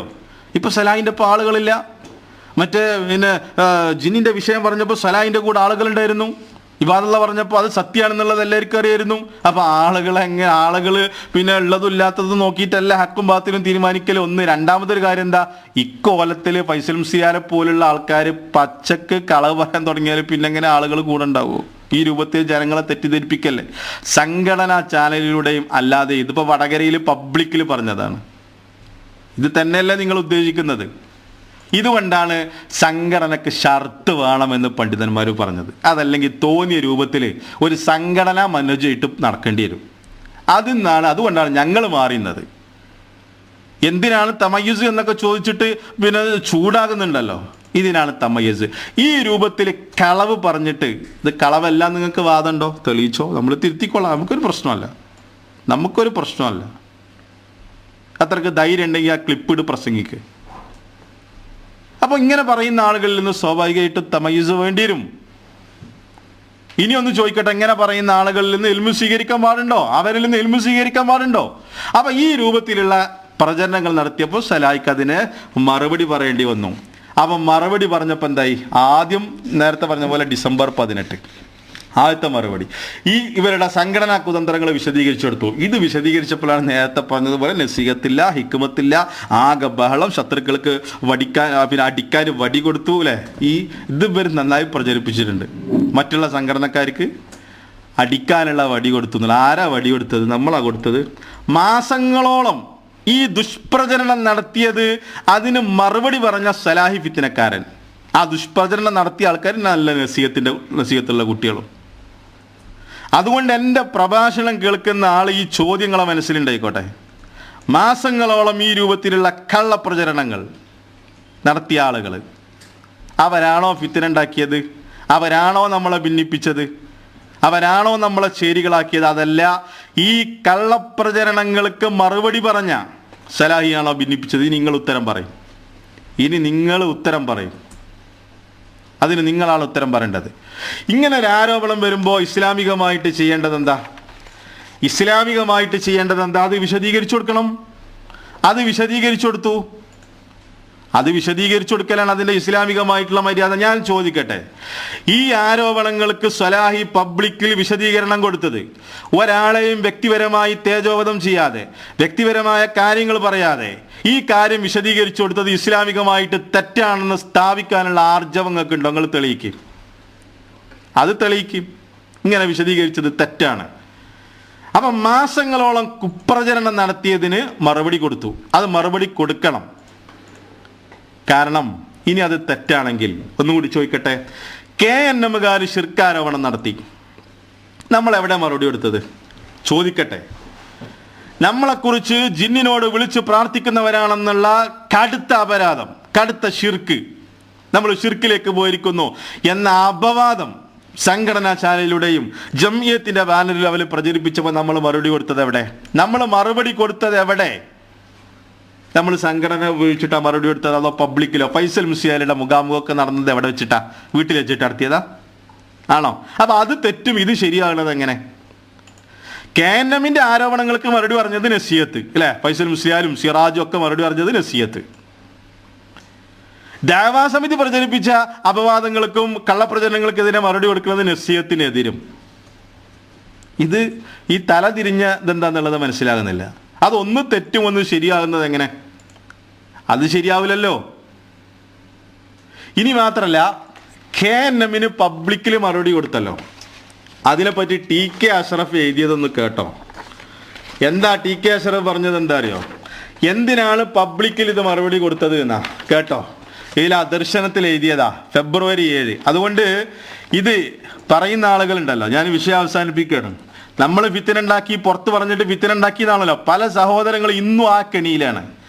നമ്മൾ പറയുന്നത് എന്താണ് എന്ന് കേൾക്കാനുള്ള മനസ്സ് പോലും ആർക്കില്ല. നിങ്ങളിത് കേട്ടിട്ടുണ്ടോ? ഞങ്ങളിത് കേട്ടിട്ടൊന്നുമില്ല. ഇത് പുറത്ത് പറഞ്ഞ് ഫിത്തിനുണ്ടാക്കിയില്ലേ? നല്ല മുന്നോട്ട് പോയിക്കൊണ്ടിരിക്കുന്ന നല്ലൊരു മഹത്തായ ദഅവാ സംഘടനയെ പിളർത്തിയില്ലേ? അപ്പോൾ ഈ പിളർത്തിയതൊന്നും നമ്മളല്ലല്ലോ. നാം അതിൻ്റെ തെളിവുകൾ വിശദീകരിച്ചു. മാസങ്ങളോളം ഇത് ചെയ്തത് ആരാ? പ്രതികളാരാ അവിടെ?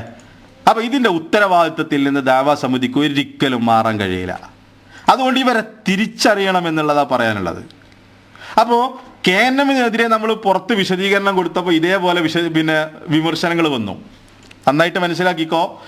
KNMന്റെ ആരോപണത്തെ നമ്മൾ നേരിട്ടത് പബ്ലിക്കിൽ വെച്ചിട്ടാ, റോട്ടിൽ വെച്ചിട്ടാ ആണല്ലോ. അപ്പോൾ ഇതേപോലെ വിമർശനങ്ങൾ വന്നു. പിന്നെ ഒരു നൂറ്റാണ്ടിൻ്റെ പാരമ്പര്യമുള്ള സംഘടന നമ്മളിങ്ങനെ തകർക്കണോ, ഇതൊക്കെ ഉള്ളിൽ പറഞ്ഞ് പരിഹരിച്ചൂടെ എന്നുള്ള വിമർശനം വന്നപ്പോൾ ആ വിമർശനത്തിന് TK അഷ്റഫ് കൊടുത്ത മറുപടി കേട്ടോ. എന്താ മറുപടി കേട്ടോ?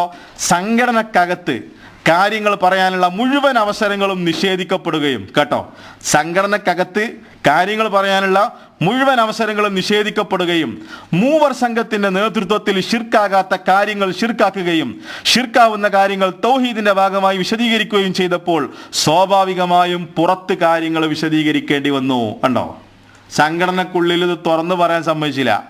ഷിർക്കല്ലാത്ത കാര്യത്തെ ഷിർക്കാക്കി അല്ലേ? അതാണ് ഇപ്പം നിങ്ങൾ ചെയ്തുകൊണ്ടിരിക്കുന്നത്. സംഘടനക്കുള്ളിൽ ഞാൻ നേരത്തെ പറഞ്ഞല്ലോ, അവിടെ സെപ്റ്റംബർ മാസത്തിൽ കൗൺസിൽ നടക്കുമ്പോൾ സലായി ദഅവാ സമിതിന്റെ ചെയർമാനാ. നിങ്ങൾ പരിപാടിക്ക് വിളിച്ചിട്ടുണ്ടോ? നിങ്ങൾക്ക് ഇതിനെ രണ്ടാക്കണം എന്നുള്ള ആഗ്രഹം ഉണ്ടായിരുന്നു, നസീഹത്ത് ഉണ്ടായിരുന്നെങ്കിൽ നിങ്ങൾ ആ പരിപാടിക്ക് വിളിക്കും. എത്ര പരിപാടികൾ നിങ്ങൾ മാറ്റി നിർത്തി. ഇനി സലഫി ആദർശത്തിന് വിരുദ്ധമായ എന്തെങ്കിലും ഒരു നിലപാട് ആദർശം സലാഹി മുന്നോട്ട് വെച്ചിട്ടുണ്ടോ? നിങ്ങൾക്കത് തെളിയിക്കാൻ പറ്റുമോ? എങ്കിലും പിന്നെ നിങ്ങൾക്ക് അത് പറയാം. അതുകൊണ്ടാണ് സലാഹിനെ വിളിക്കാതിരുന്നതെന്നുള്ളത്. നിങ്ങൾക്ക് തെളിയിക്കാൻ പറ്റുമോ അത്? അപ്പോൾ TK അഷ്റഫ് പറഞ്ഞത് എന്താ? ഉള്ളിൽ കാര്യങ്ങൾ വിശദീകരിക്കാൻ പറ്റാതെ വന്നു. നമ്മളൊക്കെ ഷിർക്കിന്റെ ആളുകളായി ചിത്രീകരിച്ചു, അപ്പോൾ പുറത്ത് കാര്യങ്ങൾ വിശദീകരിച്ചു. ഇതന്നെ നമ്മളും ചെയ്തിട്ടുള്ളൂ. സംഘടനയുടെ ഉള്ളിൽ ഞങ്ങൾ സംഘടന ഹറാമാണ് എന്നുള്ള വാദത്തിലേക്ക് കൊണ്ടുപോകുന്നു. ഇനി അത് ചോദിക്കാണ്ട് ഇൻഷാ അല്ലാഹ് നമ്മുടെ ആ വിഷയം വരുന്നുണ്ട്. ഇനി ഒരാൾ സംഘടന ബിദഅത്താണെന്ന് പറഞ്ഞു, ഓൻ സലഫിയാണോ അതോ ഖുറാഫിയാണോ അതോ ഇഖ്വാനിയാണോ എന്താണോ? എന്നിട്ട് നമ്മൾ നമ്മുടെ നിലപാട് ആദ്യം വ്യക്താക്കിയിട്ടുണ്ട്. ശുറൂത്തുകളോടുകൂടി പണ്ഡിതന്മാർ, ലോകത്തുള്ള സലഫി പണ്ഡിതന്മാർ സംഘടന അനുവദിച്ചിട്ടുണ്ട്. നമ്മുടെ വാദം അതാണ് എന്നുള്ളത് ആവർത്തിച്ച് പറഞ്ഞിട്ടുണ്ട്. പക്ഷേ നിങ്ങളത് സംഘടനാ ശാലക്കൂടെ അത് സലാഹിനെ അടിക്കാനുള്ള ആയുധമായിട്ട്, വടിയായിട്ട് നിങ്ങൾ ഉപയോഗപ്പെടുത്തി. ദമ്മാജും സാജിദും, ഇപ്പോൾ ദമ്മാജും സാജിദും ഒന്നുമില്ല, ഇപ്പോൾ ചെമ്പും കൊണ്ട് നടക്കുകയാണ്. നമ്മൾ ദൈവത്തെ എടുത്തില്ല എന്നും പറഞ്ഞിട്ട് ഇൻഷാ അല്ലാഹ് വരുന്നുണ്ട്. ആരാണ് ഈ ചെമ്പെന്ന് ചോറ് കൊടുക്കാത്തത് ആരാന്നുള്ളത് വരുന്നുണ്ട്. എന്നിട്ട് പിന്നെ അവ എന്ത് ചെയ്തു? ഈ രൂപത്തിൽ സലാഹിക്കെതിരെ കുപ്രചങ്ങൾ നടത്തിയപ്പോൾ നമ്മൾ KNMനെതിരെ ചെയ്ത നിലപാട് നമ്മളും സ്വീകരിച്ചു. ഒന്ന് നസീഹത്തിനെതിരും ഒന്ന് നസീഹത്തും ആകുന്നത് എങ്ങനെയാണ്? നമ്മൾ KNMനെതിരെ നടത്തിയത് നസീഹത്ത്, അത് ഹിക്മത്തുണ്ട്, നസീഹത്തുണ്ട്. കാബ പൊളിച്ച നബി പൊളിക്കൂല എന്ന് പറഞ്ഞ സംഭവം ഒന്നും, അതേപോലെ തന്നെ ലാ ഇലാഹ ഇല്ലല്ലാഹ് പറയണ്ടെന്ന് പറഞ്ഞ സംഭവം ഒന്നും അതിനെതിരല്ല അല്ലേ? ഒന്നും അതിനെതിരല്ലല്ലോ, ഒന്നും അതിനെതിരല്ല. അതൊക്കെ വരുന്നുണ്ട് നമ്മൾ ഇൻഷാ അല്ലാഹ്. എന്നിട്ട് ഇത് ഈ മാസങ്ങളോളം നടത്തിയ ഈ ആരോപണങ്ങൾക്കെതിരെ മറുപടി പറഞ്ഞത് നസീഹത്തില്ലാത്തത് നമ്മൾ ഭിന്നിപ്പിച്ചു, നമ്മൾ പ്രശ്നങ്ങൾ ഉണ്ടാക്കി, നമ്മൾ ചേരിയാക്കി. അപ്പം മന്ത് മറ്റേ കാലിലാണ് എന്നൊരു വർത്താനം ഉണ്ടല്ലോ, അതാണ് നമുക്ക് ഈ സന്ദർഭത്തിൽ പറയാനുള്ളത്. അപ്പോൾ ചുരുക്കത്തിൽ എനിക്ക് പറയാനുള്ളത്, നമ്മൾ KNMൽ നിന്ന് വിട്ടു പോകുന്നത് എന്താണ്? ആദർശപരമായ പ്രശ്നങ്ങളുണ്ടായിരുന്നു. ഇനി നമുക്ക് പൂർണ്ണമായ സലഫിയത്ത് ഉൾക്കൊള്ളുന്ന ഒരു സംഘടന, ഇന്നിപ്പോൾ മൊത്തം സംഘടനാ മനേജ പറഞ്ഞത് തിരുത്തി പറയാണ് ഒക്കെ നമ്മൾ ഇൻഷാ അല്ലാഹ് അത് വിശദീകരിക്കുന്നുണ്ട്. അപ്പോൾ സലഫി മനഹജ് അല്ല യഥാർത്ഥത്തിൽ. അതുകൊണ്ട് നമുക്കിപ്പോൾ തോന്നുന്നത് എന്താ അറിയോ? അബ്ദുറഹ്മാൻ സലഫിനായിട്ട് വെറുപ്പുള്ള കുറേ ആൾക്കാർ ഇങ്ങോട്ട് പോകുന്നു, ഇവിടെ സംഘടന ഉണ്ടാക്കി അതേ കൊല്ലത്തേരം മുന്നോട്ട് പോവുക. ഇവരുടെ സംഘടനാപരമായിട്ടുള്ള നിലപാടുകളും ആദർശപരമായ നിലപാടുകളും കണ്ടാൽ നമുക്ക് മനസ്സിലാകുന്നത് അതാണ്. അബ്ദുറഹ്മാൻ സലഫിനോട് വെറുപ്പുള്ള ആൾക്കാരുടെ ഒരു സംഘം, അതായിട്ട് നമ്മൾ മാറരുത് എന്നുള്ളതാ എനിക്ക് പറയാനുള്ളത്. പണ്ഡിതന്മാരുണ്ടല്ലോ, അവർ വിഷയങ്ങൾ പഠിക്കട്ടെ, അവർ വിഷയങ്ങൾ പറയട്ടെ. ഈ രൂപത്തിലുള്ള കുപ്രചരണങ്ങൾ നടത്താത്ത ഇങ്ങനെ ഇതിൻ്റെ സാമ്പിളുകൾ മാത്രമാണ്. ഇത് ഞാൻ പറഞ്ഞത് എന്തിനാ? ഇതിങ്ങനെ ജനങ്ങൾക്കിടയിൽ ഇങ്ങനെ ഒരു കുസുകുസു ഇങ്ങനെ പിന്നെ നടത്തിക്കൊണ്ടിരിക്കുകയാണ്. ഇതിങ്ങനെ കുസുകുസു നമ്മളിത് പുറത്തെറിഞ്ഞു, ആകെ ചളാക്കി, ആകെ കൊളാക്കി, നസീഹത്തില്ല, ഹിക്മത്തില്ല. അപ്പം അതിനു വേണ്ടിയിട്ടാണ് എന്ത് ഇത് തെളിവുകൾ സഹിതം നമ്മൾ വിശദീകരിച്ചത്. അപ്പോൾ പിന്നെ തെളിവുകൾ അംഗീകരിക്കുന്ന ആളുകളെ സംബന്ധിച്ചിടത്തോളം എത്ര മതി. നമ്മൾ വേറിട്ട് നിന്നത് എന്തിനാണെന്നുള്ളത് മനസ്സിലാകാൻ ഇത്ര മതി നമുക്ക്. ഷെയ്ഖ് അൽബാനി റഹ്മത്തുള്ളാഹി അലൈഹി പറഞ്ഞല്ലോ, തെളിവ് അന്വേഷിക്കുന്ന ആൾക്ക് ഒരൊറ്റ തെളിവ് മതി, അതുകൊണ്ട് അവൻ തൃപ്തിപ്പെടും. ത്വാലിബുൽ ഹഖ് യക്ഫീഹി ദലീൽ, തെളിവ് അന്വേഷിക്കുന്നവൻ ഒരൊറ്റ തെളിവ് മതി. വസാഹിബുൽ ഹവ ലാ യക്ഫീഹി അൽഫു ദലീൽ, എന്നാൽ അവൻ്റെ ആളെ സംബന്ധിച്ചിടത്തോളം 1000 തെളിവുകൾ അവന് കൊടുത്താലും അവന് മതിയാവില്ല. അപ്പം ഞാൻ എത്ര തെളിവുകൾ പറഞ്ഞു? സലാഹി വിശദീകരിക്കാനുണ്ടായ സാഹചര്യം ഇതാണ്. സലാഹി മാറി നിന്നു, പഠിക്കാൻ തന്നെയായിരുന്നു തീരുമാനം. പക്ഷേ ഈ കുപ്രചരണങ്ങൾ തുറന്നുകൊണ്ടിരുന്നു. സ്റ്റേജിലിരുത്തിക്കൊണ്ട് പോലും സലാഹി അപമാനിച്ചു. സലാഹിക്കെതിരെ കുപ്രചരണങ്ങളും നുണക്കഥകളും പറഞ്ഞുണ്ടാക്കി. അതിനെതിരെ വിമർശിച്ചു. അത് ഹിക്മത്തിനോ അത് പിന്നെ നസീഹത്തിനോ ഒന്നുമെതിരല്ല, ഇസ്ലാമികമായിട്ട് ചെയ്യേണ്ടതേ ചെയ്തിട്ടുള്ളൂ. നമ്മൾ കേന്നമതിനെതിരെ ചെയ്തത് ഇസ്ലാമിക വിരുദ്ധമാണോ? അല്ലല്ലോ. ടി കെ അഷ്റഫ് അത് പറഞ്ഞു. അതേ ഇവിടെയും ചെയ്തിട്ടുള്ളൂ. അപ്പൊ നമ്മളിവിടെ ഫിത്തന ഉണ്ടാക്കാൻ ആഗ്രഹിച്ചിട്ടില്ല. നമ്മൾ ആഗ്രഹിച്ചത് ഒന്നേ ഉള്ളൂ. ഇപ്പൊ സംഘടനയുടെ എല്ലാ നിയന്ത്രണവും കടിഞ്ഞാണും നമ്മുടെ കൈകളിലാണ്. നമ്മൾ എങ്ങോട്ട് കൊണ്ടുപോകുന്നോ അങ്ങോട്ട് സംഘടനയെ കൊണ്ടുപോകാൻ നമുക്ക് പറ്റും. പക്ഷെ അതിന് ശ്രമിക്കാതെ ഒരു കേന്നമിനൊരു ബദലായിക്കൊണ്ട് മാത്രം ഇതിന് പോകാനല്ല നമ്മൾ ഉദ്ദേശിക്കുന്നത്. അപ്പോൾ ഇനി കേട്ടോ, സിറാജ് പറഞ്ഞൊരു ഉദ്ധരണി കൂടി. സിറാജ് മോങ്ങം സലാമിന് മറുപടി പറയുമ്പോൾ സിറാജ് പറഞ്ഞ എന്താ അറിയോ? ഇങ്ങനെ ആരോപണങ്ങൾ ഉണ്ടാകുമ്പോൾ അതിന് മറുപടി പറയുക എന്നുള്ളത് ജിഹാദാണെന്നാണ് പറഞ്ഞത്. ആ ജിഹാദാണ് ഇപ്പൊ ഞങ്ങൾ ചെയ്തുകൊണ്ടിരിക്കുന്നത്. ആ മറുപടി കൂടി നിങ്ങൾ കേട്ടോ. എന്ത്? ഇങ്ങനെയുള്ള ആരോപണങ്ങൾക്കെതിരെ പ്രതികരിക്കുന്നത് മഹത്തായ ജിഹാദാണ് എന്നാണ് മോങ്ങം സലാമിന് മറുപടി കൊടുക്കുന്ന സന്ദർഭത്തിൽ സിറാജ് പറയുന്നത്. ആ ജിഹാദാണ് ഇപ്പൊ ഞങ്ങൾ നടത്തിക്കൊണ്ടിരിക്കുന്നത്. ഞങ്ങൾ ഫിത്തന ഉണ്ടാക്കല്ല, ഞങ്ങൾ പ്രശ്നം ഉണ്ടാക്കല്ല, ഒന്നുമല്ല. ഞങ്ങൾ ആ ജിഹാദാണ്. ആ ക്ലിപ്പ് കൂടി ഒന്ന് കേൾപ്പിച്ചു കൊടുക്കുക. അതുകൊണ്ട് തന്നെ ഇതിന്റെ ഗൗരവം ശരിക്കും ഉൾക്കൊണ്ടുകൊണ്ട് സമൂഹത്തിൽ ഇത്തരത്തിലുള്ള തെറ്റിദ്ധരിപ്പിലുകൾ നടക്കുമ്പോൾ ഇൻഷാ അല്ലാഹ് അതിന് നമുക്ക് അടങ്ങി നിൽക്കാൻ കഴിയില്ല. അത്തരം തെറ്റിദ്ധാരണകളെ സമൂഹത്തിന്റെ മുമ്പിൽ തുറന്നു കാണിക്കുകയും ഇത്തരം വിഷയങ്ങൾ പറയാൻ രംഗത്ത് വരുന്ന ആളുകൾ വിഷയമെന്താണെന്ന് പോലും പഠിക്കാതെ ആരെയോ പ്രീതിപ്പെടുത്താനും ആരെയോ ഇഷ്ടപ്പെടുത്താനും വേണ്ടി ആരോ പറഞ്ഞുകൊടുത്ത നോട്ട്സുകൾ അനുസരിച്ച് മാത്രം സംസാരിക്കുന്ന ആളുകളായിത്തീരുന്നു.